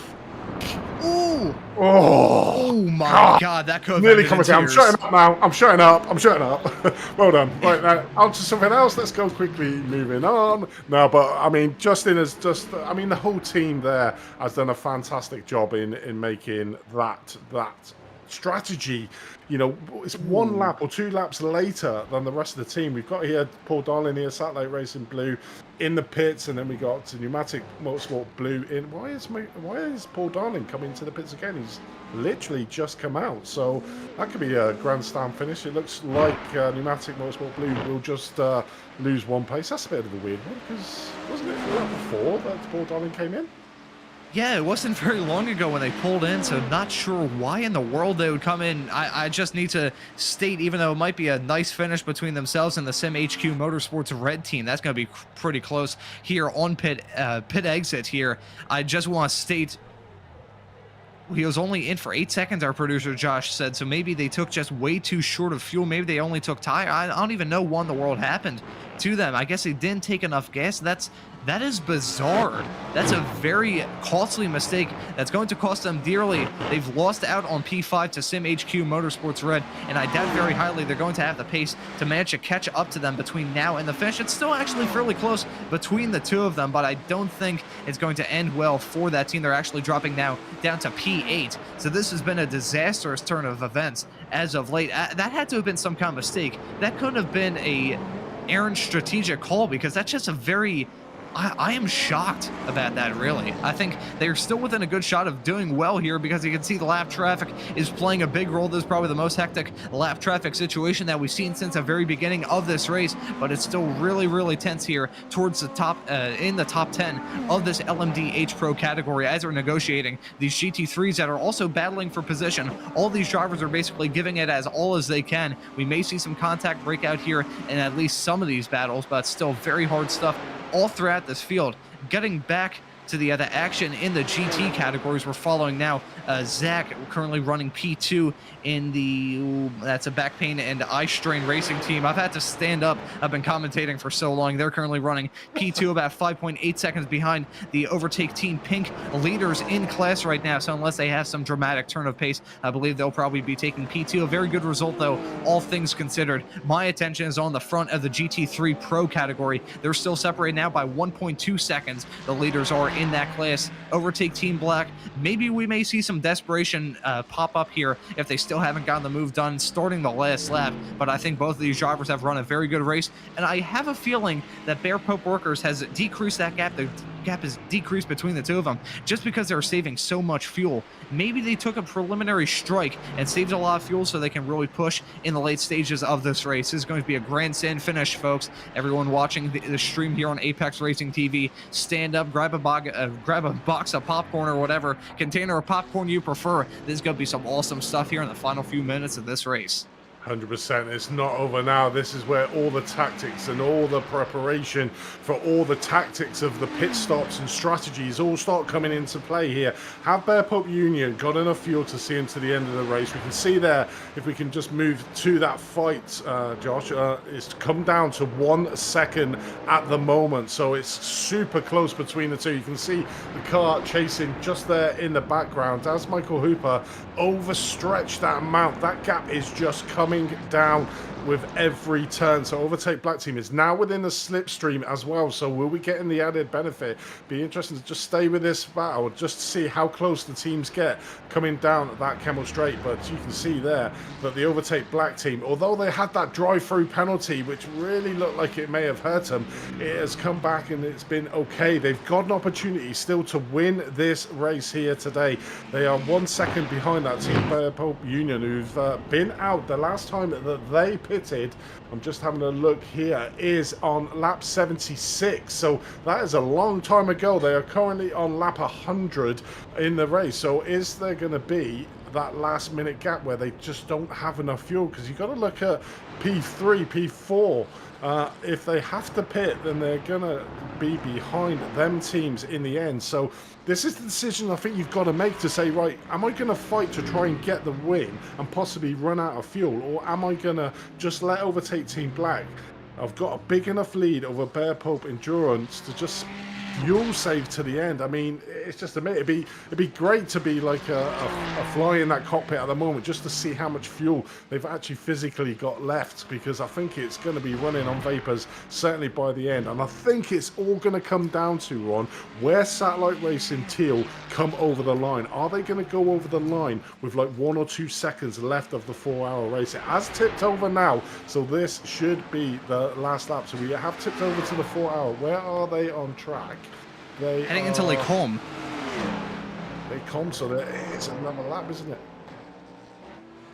And so that's going through Lake Holm. I think this is heading into the very tricky right-hander. So we have 1 lap to go here, actually 3/4 of a lap, you can say now, and it's looking like a commanding win for Jesse Lyon and the Satellite Team Teal team, unless they have some sort of massive mistake. Oh, look here! Oh boy, this is some hard battling here in GT3M. This is going to be some tense stuff here, and they've managed to get the move done. So the Back Pain and Eye Strain Racing team have gone that first in the dying stages of of the race. They'll be taking the white flag this time by, if I'm not mistaken. So that's going to be one more lap for them to go. I believe Bear Pope Workers Union has pulled into the pits, if I'm not mistaken, unless there's some kind of collision, and they pulled in. So right as I was going to say that the Overtake Team Black team may be completely out of it, you can see that the leaders that have been basically leading a vast majority of this race in GT3 Pro have pulled in. So now the advantage is entirely in Overtake Team Black's hands, with a massive gap to the drivers currently running in P2 and P3. That's going to be a commanding win for them unless something dramatic happens. But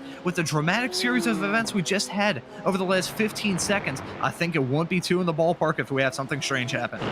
I mean, wow, 4 hours of racing here, and it has come down to the last laps here. Just keep it all nice and clean, back pain and eye strain. You currently got 4.5, overtake Team Pink, and now on a severe fuel-saving tactic to try and keep that podium position at the moment. You can just see the time that they're losing. Look at that time just plummeting down. Is there an issue? Have they started to run out of fuel, the overtake Team Pink? It was going to be extremely close. You can see Bear Pope Workers Union there in second place. They have finished the race, so Bear Pope Workers Union will finish this race in second. I mean, oh my God, what a finish to this race. 4 hours of endurance racing, and it came down to the last lap. Following Overtake Team Black now heading through the midsection of the circuit. The Satellite Racing Team Teal Team took the checkered flag, so they will be your winner overall in this race at Spa. Very commanding win from them from start to finish. That 18.2 second gap really doesn't paint a good picture. They were dominant from start to finish. Just took a little bit of a fuel, which is the reason why they didn't really win this race by basically a whole lap. But we're following now Overtake Team Black. I was looking at these drivers. I was listening to that car lifting wholeheartedly, just entirely off of the gas about 200 meters before the Lacombe chicane, going down the Camel straightaway, and I thought they were done. I thought they were out of it. I thought they were going to have no hope in hell of overtaking the car in front of them. But in a dramatic series of events where the Bear Pope Workers Union car pulled in the dying breaths of this race, taking the white flag is when they pulled in. They managed to grab the lead, but I don't think it's over yet. I think the Overtake Team Black car is slowing. I think they may be out of gas. They have a pretty big gap there. It's slowly decreasing. 35 seconds, 34 seconds, 33 seconds. It's slowly decreasing, but I think they have enough time here for the Overtake Team Black team.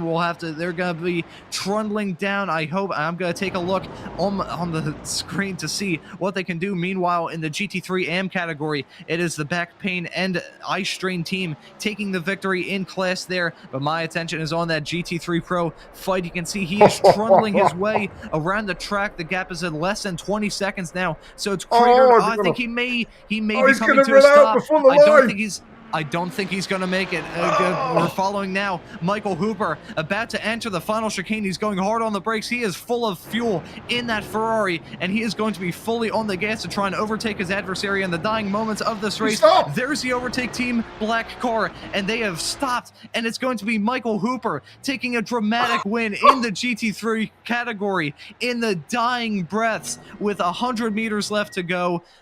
Oh my God, the Overtake Team Black team, you got to feel commiserations to them. They can see the start finish line. They can see the man waving the checkered flag, but they just don't have enough fuel to make it. You feel so bad for them. They played the strategy card right. They just didn't play it as good as oh my God. I am at a loss for words. That is unbelievable. That is just about the quintessential finish to an endurance race in iRacing and in real life. I am stammering across my words. I am speechless. What about you, Andy? I mean, oh my God. I mean, all down to that last race. We thought Team Bear Pope, he was going to run out of fuel. Basically, he went into the pits, made the decision, I've not got enough fuel. And then basically, I mean, it's just unreal. The Overtake Team Black, I think they probably put it down to, do you know what? I'm going to put all my eggs in this one basket because the worst place I can come is second place because everybody else has finished. So, therefore, I'm going to come second. So, I'm going to risk it. But to run out just before the line, I mean, oh my God, that is such an amazing end to a endurance race that I think I have ever seen. I mean, it wasn't just that. There was the races in the LMDH Pro that came down to the wire that we saw then. That 100 Force managed to take that last third spot with a brilliant strategy. I thought that the overtake team Black had an amazing strategy, and that's how they got in that position. Bearing in mind, they had to do the drive-through penalty, but I mean, just wow, what an amazing race to finish up on. I mean, the last hour there was like an hour sprint race in all of the classes. That was unbelievable. I am genuinely at a loss for words.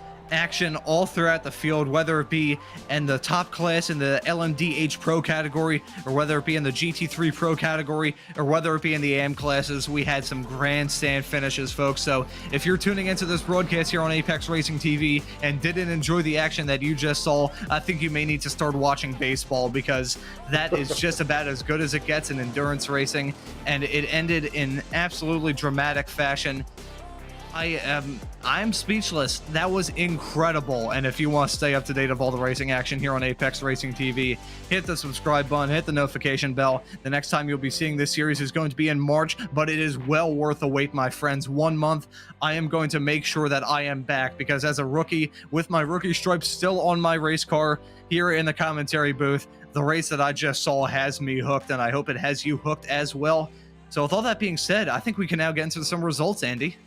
I think so. So let's have a look at the results of that epic race. And it's good to have you back, Ron. I think it's gone quite well. I knew you would get back in, but let's have a look at the race results.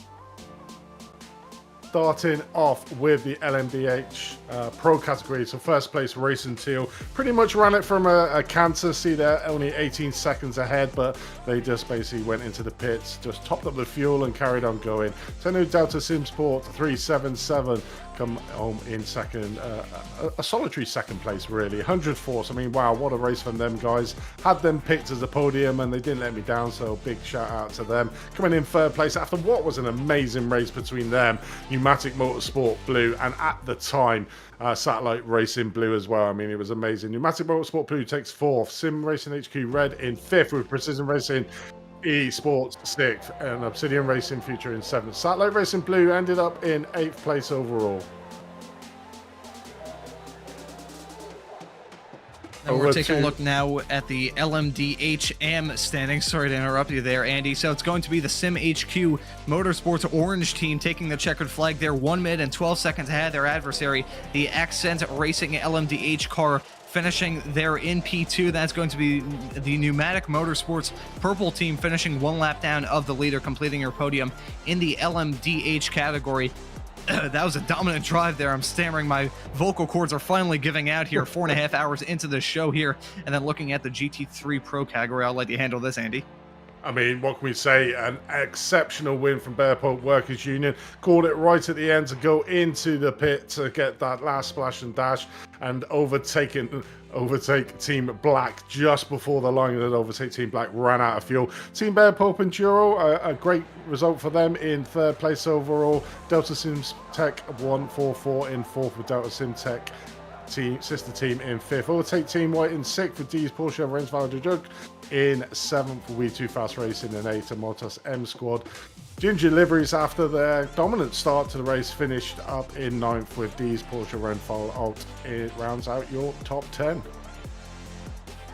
And now we're going to take a quick look at the GT3M, your last class here tonight, and it was a dramatic finish there in the GT3M category that gave the back pain and eye strain racing team the checkered flag there over the Lunatic Motorsports number 420 car.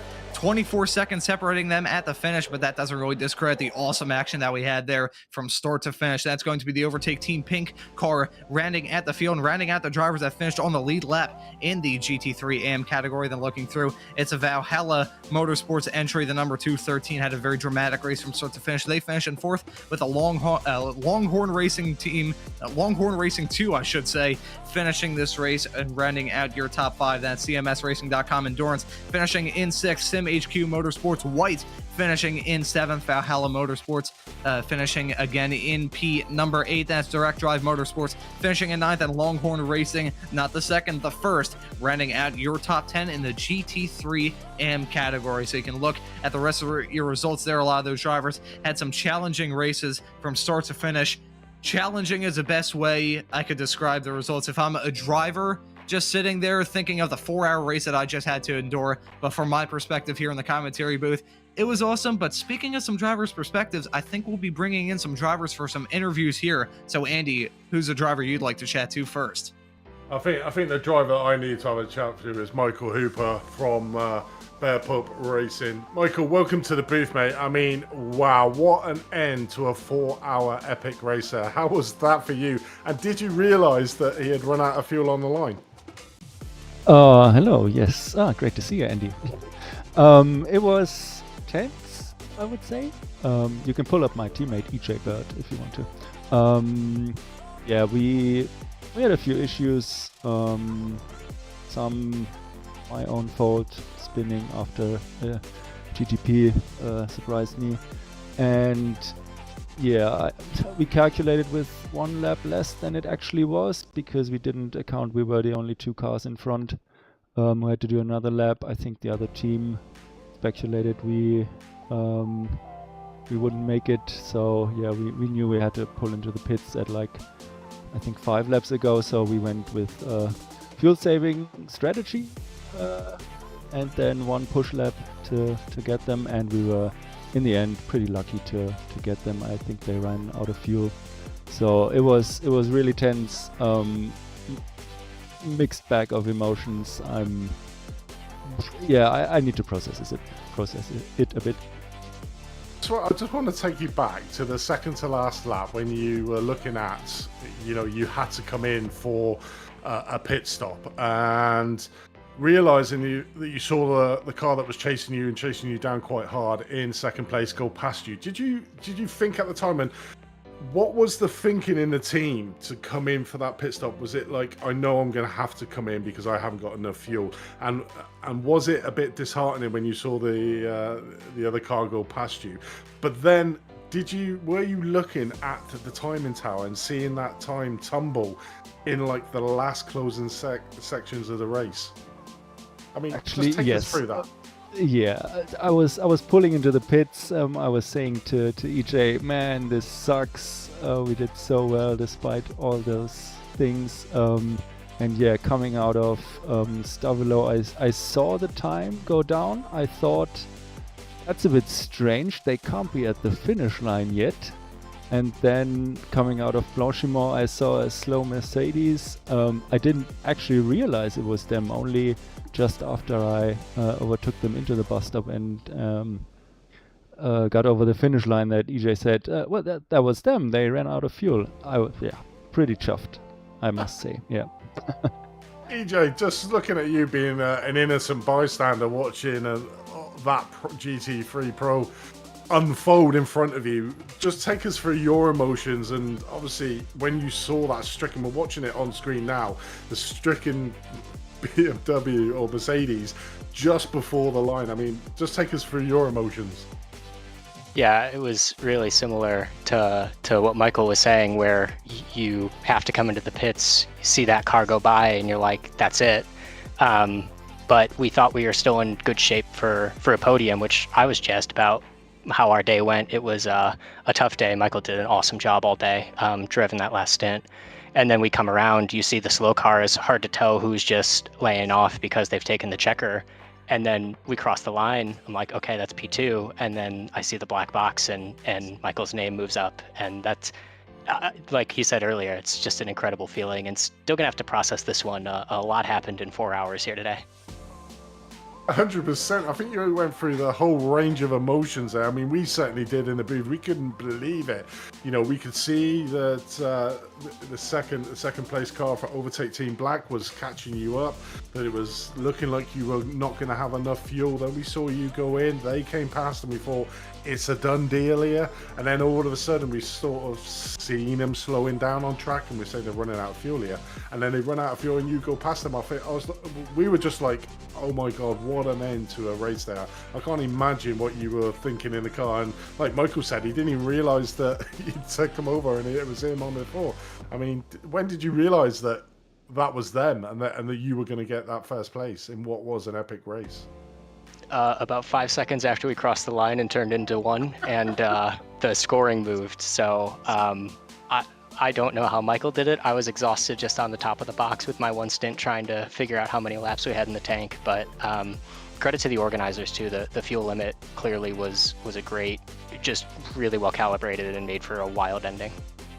I mean, I don't think there's any more words. I think today you drove that car to perfection. You know, you were at the front for you were at the front for the whole of that race. Obviously, the Ginger Livery team was out front. They had an incident. You then had to, I think you had a drive-through, or you had to come into the pit, so you lost a little bit of time for that one, but then you came back on top. I mean, it had it all. I think if anybody watching this didn't enjoy that, they're probably dead, I think, because that was just an amazing end, both your categories and others elsewhere. You know, you're really going to enjoy that, and you got a moment to savor. I mean, looking at the championships, you sat down towards the tail end, but that is going to be a positive result for you guys going forward, and gives you a real big boost for the next round in Hockenheim, isn't it? Yeah, I think the day was really an exceptional day. I was a bit sad that the Moratnes team had their incident. I was looking forward to see how we compared on strategy. But yeah, this was pretty fun to watch. I imagine it was a bit stressful to drive, but I can live with that, and I'm looking forward to more races. We had a bit of bad luck in Jerez, and I think the Ferrari wasn't as strong as we probably hoped at Daytona, so this was really the first race where we could show both the car and our ability. But yeah, I'm looking forward to the next races. I mean, you're going to have a really exceptional time looking back at the race and looking at it on Apex Racing TV. But before we let you go, guys, is there anybody you'd like to give a shout out to? I would like to thank the organizers for the race. It's been pretty good so far. We may not always agree on how penalties are handed out, but I think everything is pretty clear, and we enjoy racing here for the most time. So yeah, thank you for organizing, and another shout out to our sister team Bearpop Enduro, who did amazingly well today as well. So cheers to them. Looking forward to meeting you on track again. EJ? Yeah, just huge shout out to Michael doing the lion's share of the work today, getting that car home on one incident for basically the last 50 minutes.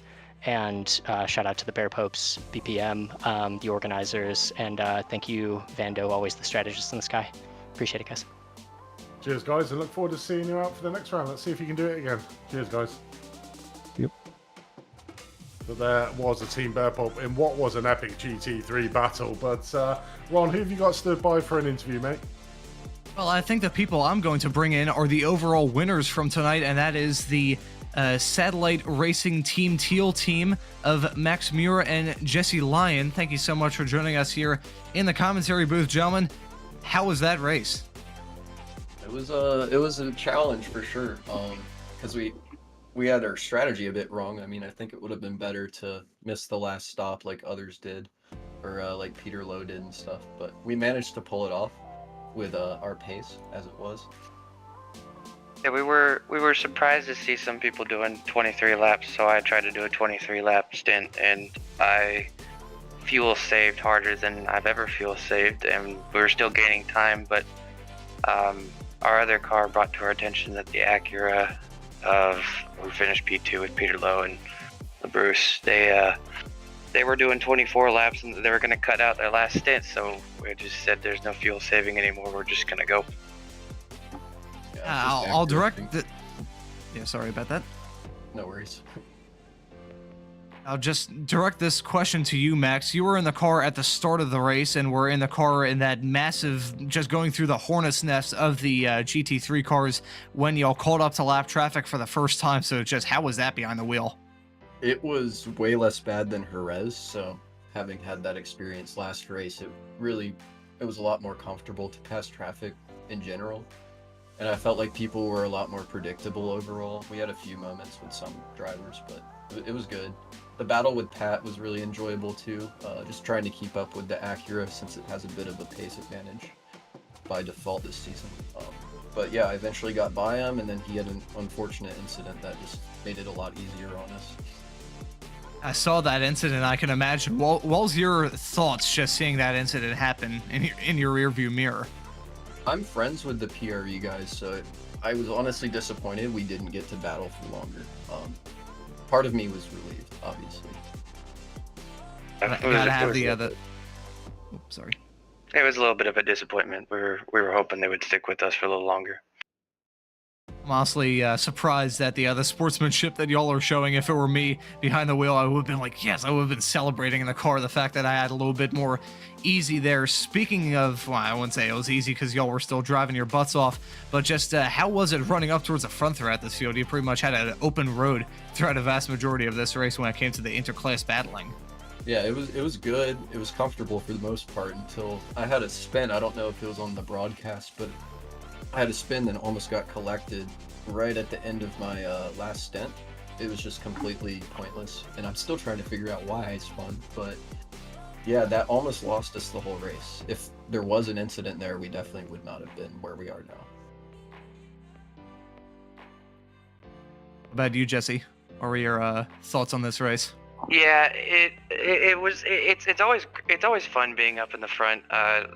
We kind of wish we were racing more people, but it's really hard to figure out where we're gonna end up at the very end, because we can just run laps all day, but the car behind us cut out a whole minute basically of the lead we had just because they saved enough fuel. So we weren't sure if they were going to come out ahead of us, behind us, especially after the spin that Max had. It was we were just kind of hoping that our pace advantage was there. But it was a lot of fun, but we didn't really have any time to relax since we knew that they were going to cut that pit stop out. So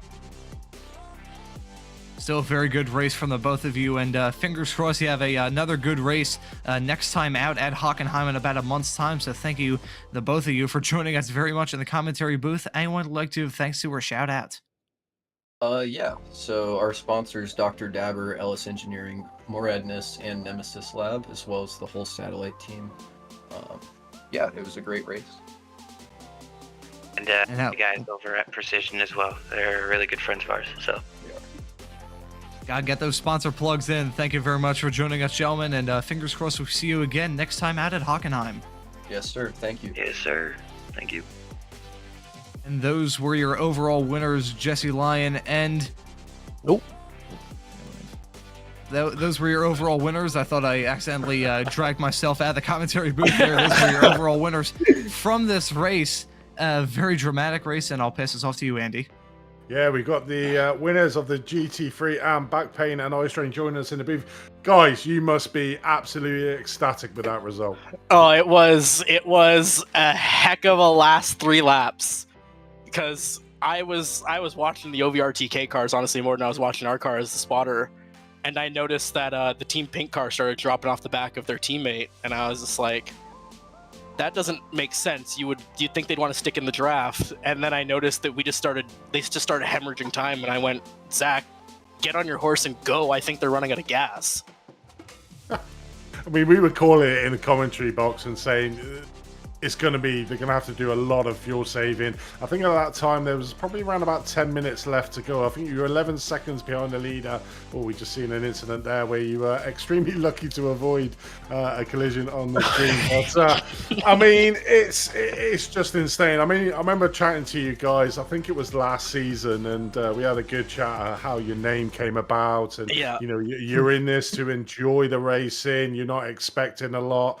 You know, we look at Daytona this season, didn't have the best. The result came sort of like mid-pack. Then you sort of, something clicked, and then Jerez, you did really well. You came 4th in there, and then you've got your first win in, I think that's your first win in the entire series. Yep. And you must be ecstatic. I mean, the strategy was well, your luck was with you. We've just seen on screen, you know, you bought a bit of luck there, but you got to in endurance. I mean, how are you guys feeling? Oh, it was. I mean, Zach, you want to say something here? It was a lot of things that could have went wrong that somehow went right. It's bouncing back from the 24. That was the absolute mess that was. This is great to just come back and get a win, but the fact that we're overall winners too is just that's crazy. Yeah, I can't believe that. was Like, wild. it's Can you guys even believe it? You coming on here. It sounds as if you. How did we just win that race? It was, well, I mean, coming out of our second to last stop, it was sort of, we had seen that the OVRTK guys ended up getting to the hour, and I was like, well, if they got to the hour the last 3 stints, they're like, we need to try and pull as much of a gap as possible, and then we ended up coming out of the pits 2 seconds behind them, and it was a whole lot of things where it's just like, we hadn't written ourselves off, but it wasn't looking good in the last 40 minutes for a class win. And then in the last, I think the clock had run out when we ended up taking the overall lead. And we knew we were looking good on pace for this race, but I think we overshot our expectations even then. I mean, it's just brilliant to hear you, because obviously speaking to you last season, you were in it for a bit of fun. And now you've almost gone full circle where you weren't expecting to win to this season. Last week coming 4th, this week coming 1st. I mean, I've got big expectations now, guys, going forward. That you got a good opportunity here.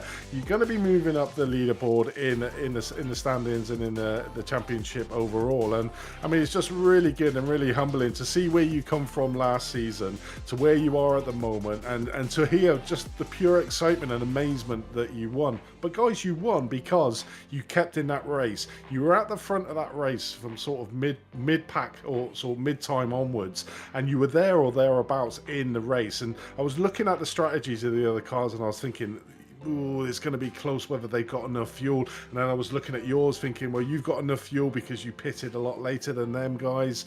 You know, you've done the 4 stints, they only done 3. I could see it paying out this way, but it's just fantastic to hear you guys, and how humbling and how surprised you are. But, you deserve that first place with the race that you ran today. Thank you.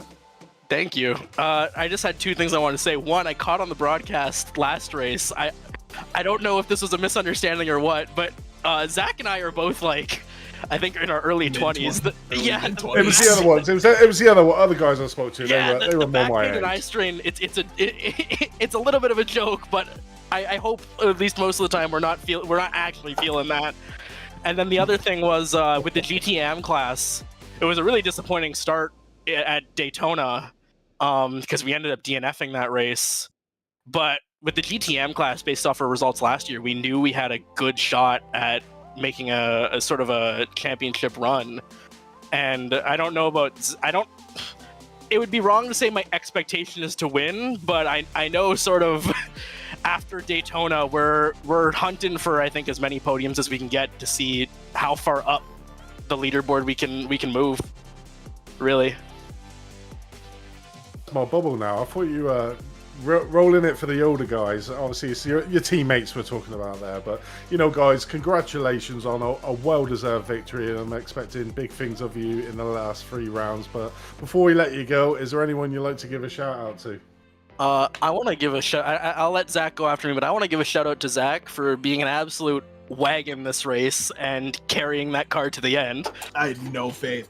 He told me, he's like, hey, so if we go with the strategy, you have to pass to the lead. And I'm like, I don't know, man. I wasn't feeling it during practice. I'm like 3/10 off you, and yeah. So, anybody you want to shout out, Zach? Nah, I don't. Alrighty. Thanks for the amazing. I appreciate it, fellas. Thanks for the chat, guys. Cheers, guys. Really appreciate it. And that was team back pain and eye strain. I mean, how amazing is that, Ron? I mean, they were just so humble and they just couldn't believe it. And it's just, that's the beauty of racing. You've got to be there in the end, and they certainly did it. But who have you got stood by for another interview there, Ron? Well, I think for one last chat, we are going to bring in your winners of the LMDH AM class, and that is going to be the drivers that had a very quiet race, I would have to say. Y'all were probably the most dominant throughout this race. Definitely not saying it was easy out there, but thank you so much for joining us, gentlemen. How was it out there? It was good. It was a struggle at points at times, but we were able to kind of get through it and just run our own race. Got anything there, Darren? Oh, sorry. Yeah, it was a nice and easy race, to be honest. We just started fuel saving from the beginning to see where it was and where it took us, and yeah, we just did that for the whole race. I'll tell you what, the fuel saving definitely worked. I think it was the largest gap in any of our classes. I think it was 1 minute and 12 seconds, if my memory serves me correctly, at the end. Very dominant drive there. So was it a little bit boring out there, or did you get perked up a little bit with the lap traffic? It was anything but boring. We did have a nice big gap, and it did end up us having like over a minute to P2, but we got speeding in the pits penalty on our last stop, so we wasn't quite sure if that was going to affect where we came out, but luckily enough it didn't. Now, remind me, please, which one of you two were in the car at the start of the race? I believe, was it you, Colin? I was not. My teammate Rob was in the car for the first stint. Ah, gotcha. All right, so, well, I'll just kind of ask you this. I was going to ask about the lap traffic the first time by, but just talking about the lap traffic all throughout this race, was it a lot harder negotiating the lap traffic, the fact that this race was held in the night, or did it make it a little bit easier? I would say it made it probably just a little bit harder to just gauge distance on some things, but for the most part, it was pretty well behaved, so it wasn't too terrible to deal with. Yeah, I agree. Yeah, I agree. Everyone was quite well behaved out there, so as long as you judged the distance okay, then yeah, there was no issues really. Yeah, very respectful driving out there. Do you think that's going to carry over next month when the series returns here on Apex Racing TV at Hockenheim? I hope, especially for Hockenheim. That's going to be an interesting track, so we'll see. I don't know with Hockenheim. The stadium section is quite tight, so there's a lot of time for to be lost for the GTP. So you know, our team will be respectful, but I don't know how the race is going to pan out across everybody. There's a lot of cars on track.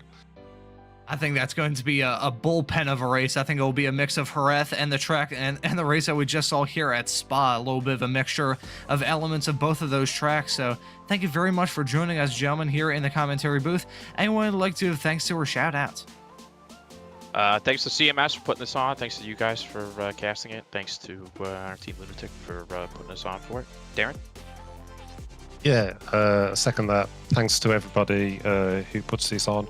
And yeah, thanks to James, our team manager, and Mike, my teammate as well. He did 3 amazing stints today to keep within the fuel target. So yeah, shout out to him as well. Thanks so much for joining us, guys. That was a very dramatic race. I got my rookie stripes off with this series, and fingers crossed that we see you in 1 month's time at Hockenheim. Thank you for joining us. Thanks, guys. Cheers, guys.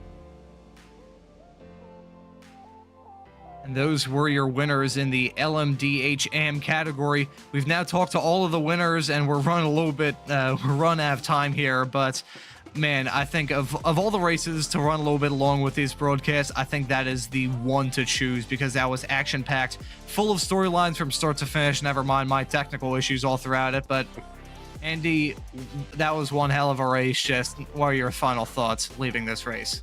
I mean, I've said it before, but I'll say it again. Oh my God, that is the best end to a race, any race that I've commentated on in the past. I mean, it had everything. You normally see the endurance races, they're a bit stalemate, and by the end, it's pretty much a foregone conclusion for the last hours, and the commentators are chewing over everything. But that had everything. I mean, there was fighting. I think the only one that didn't have was the LMDH AM class, and the guys there sounded a bit, yeah, it was okay, but all the other ones that have come on, they just could not believe. We talked about the 2 GT3s there, and both of them were like amazed how that finished. It was just a grandstand finish to end, and I don't think you could have a better advertisement for this series and for an endurance series in general. It was just an amazing. But looking forward to what we've got coming up, we've got Hockenheim, and I think the guys there said it perfectly. It is a split race. You've got the long straights going down to the hairpin at turn number 4,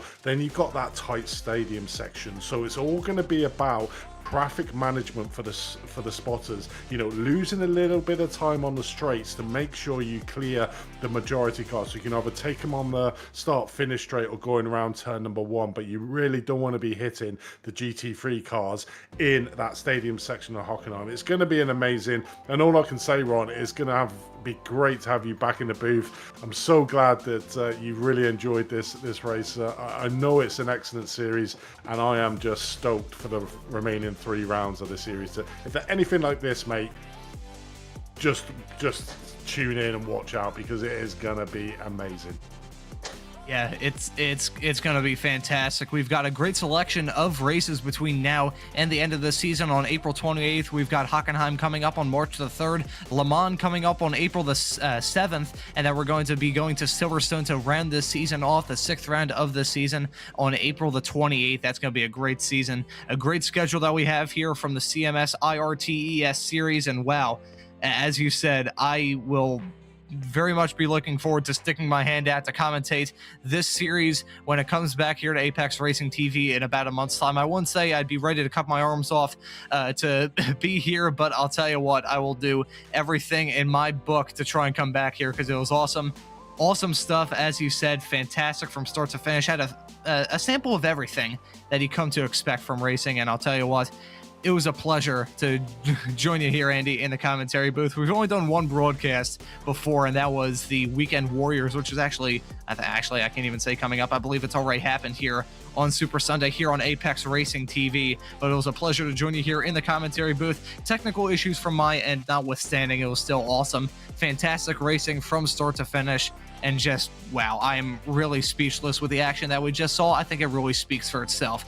Alrighty, I think that just about does it here from tonight's broadcast. As I said before, the next time you'll see this series here on Apex Racing TV is going to be on March 3rd, when the drivers will do battle at Hockenheim. But between then and now, we have a lot of action basically non-stop here on Apex Racing TV. So if you'd like to stay up to date, remember to hit the subscribe button, the notification bell as well, so you never miss any of the action. Here's just a sample of some of the action that we have coming to you every single week here on Apex. We've got the Ray Esports Racing League every Tuesday night, the Radical Esports Cup on Friday at 2100 GMT, and the Apex Racing Academy Formula 4 Championship on Saturdays as well. So if I can spit my words out here, so to say that you, the viewer, are spoiled for choice here on Apex Racing TV on what racing action you want to watch is a pretty big understatement. But as for tonight, I think that'll just about do it here. So for myself, Ron Mullins, Andy Thompson joining me in the commentary booth, and Josh Wilkie working on the cameras in the virtual production hauler, I say thank you all so very much for watching, and we'll see you all again wherever it is in the not too distant future.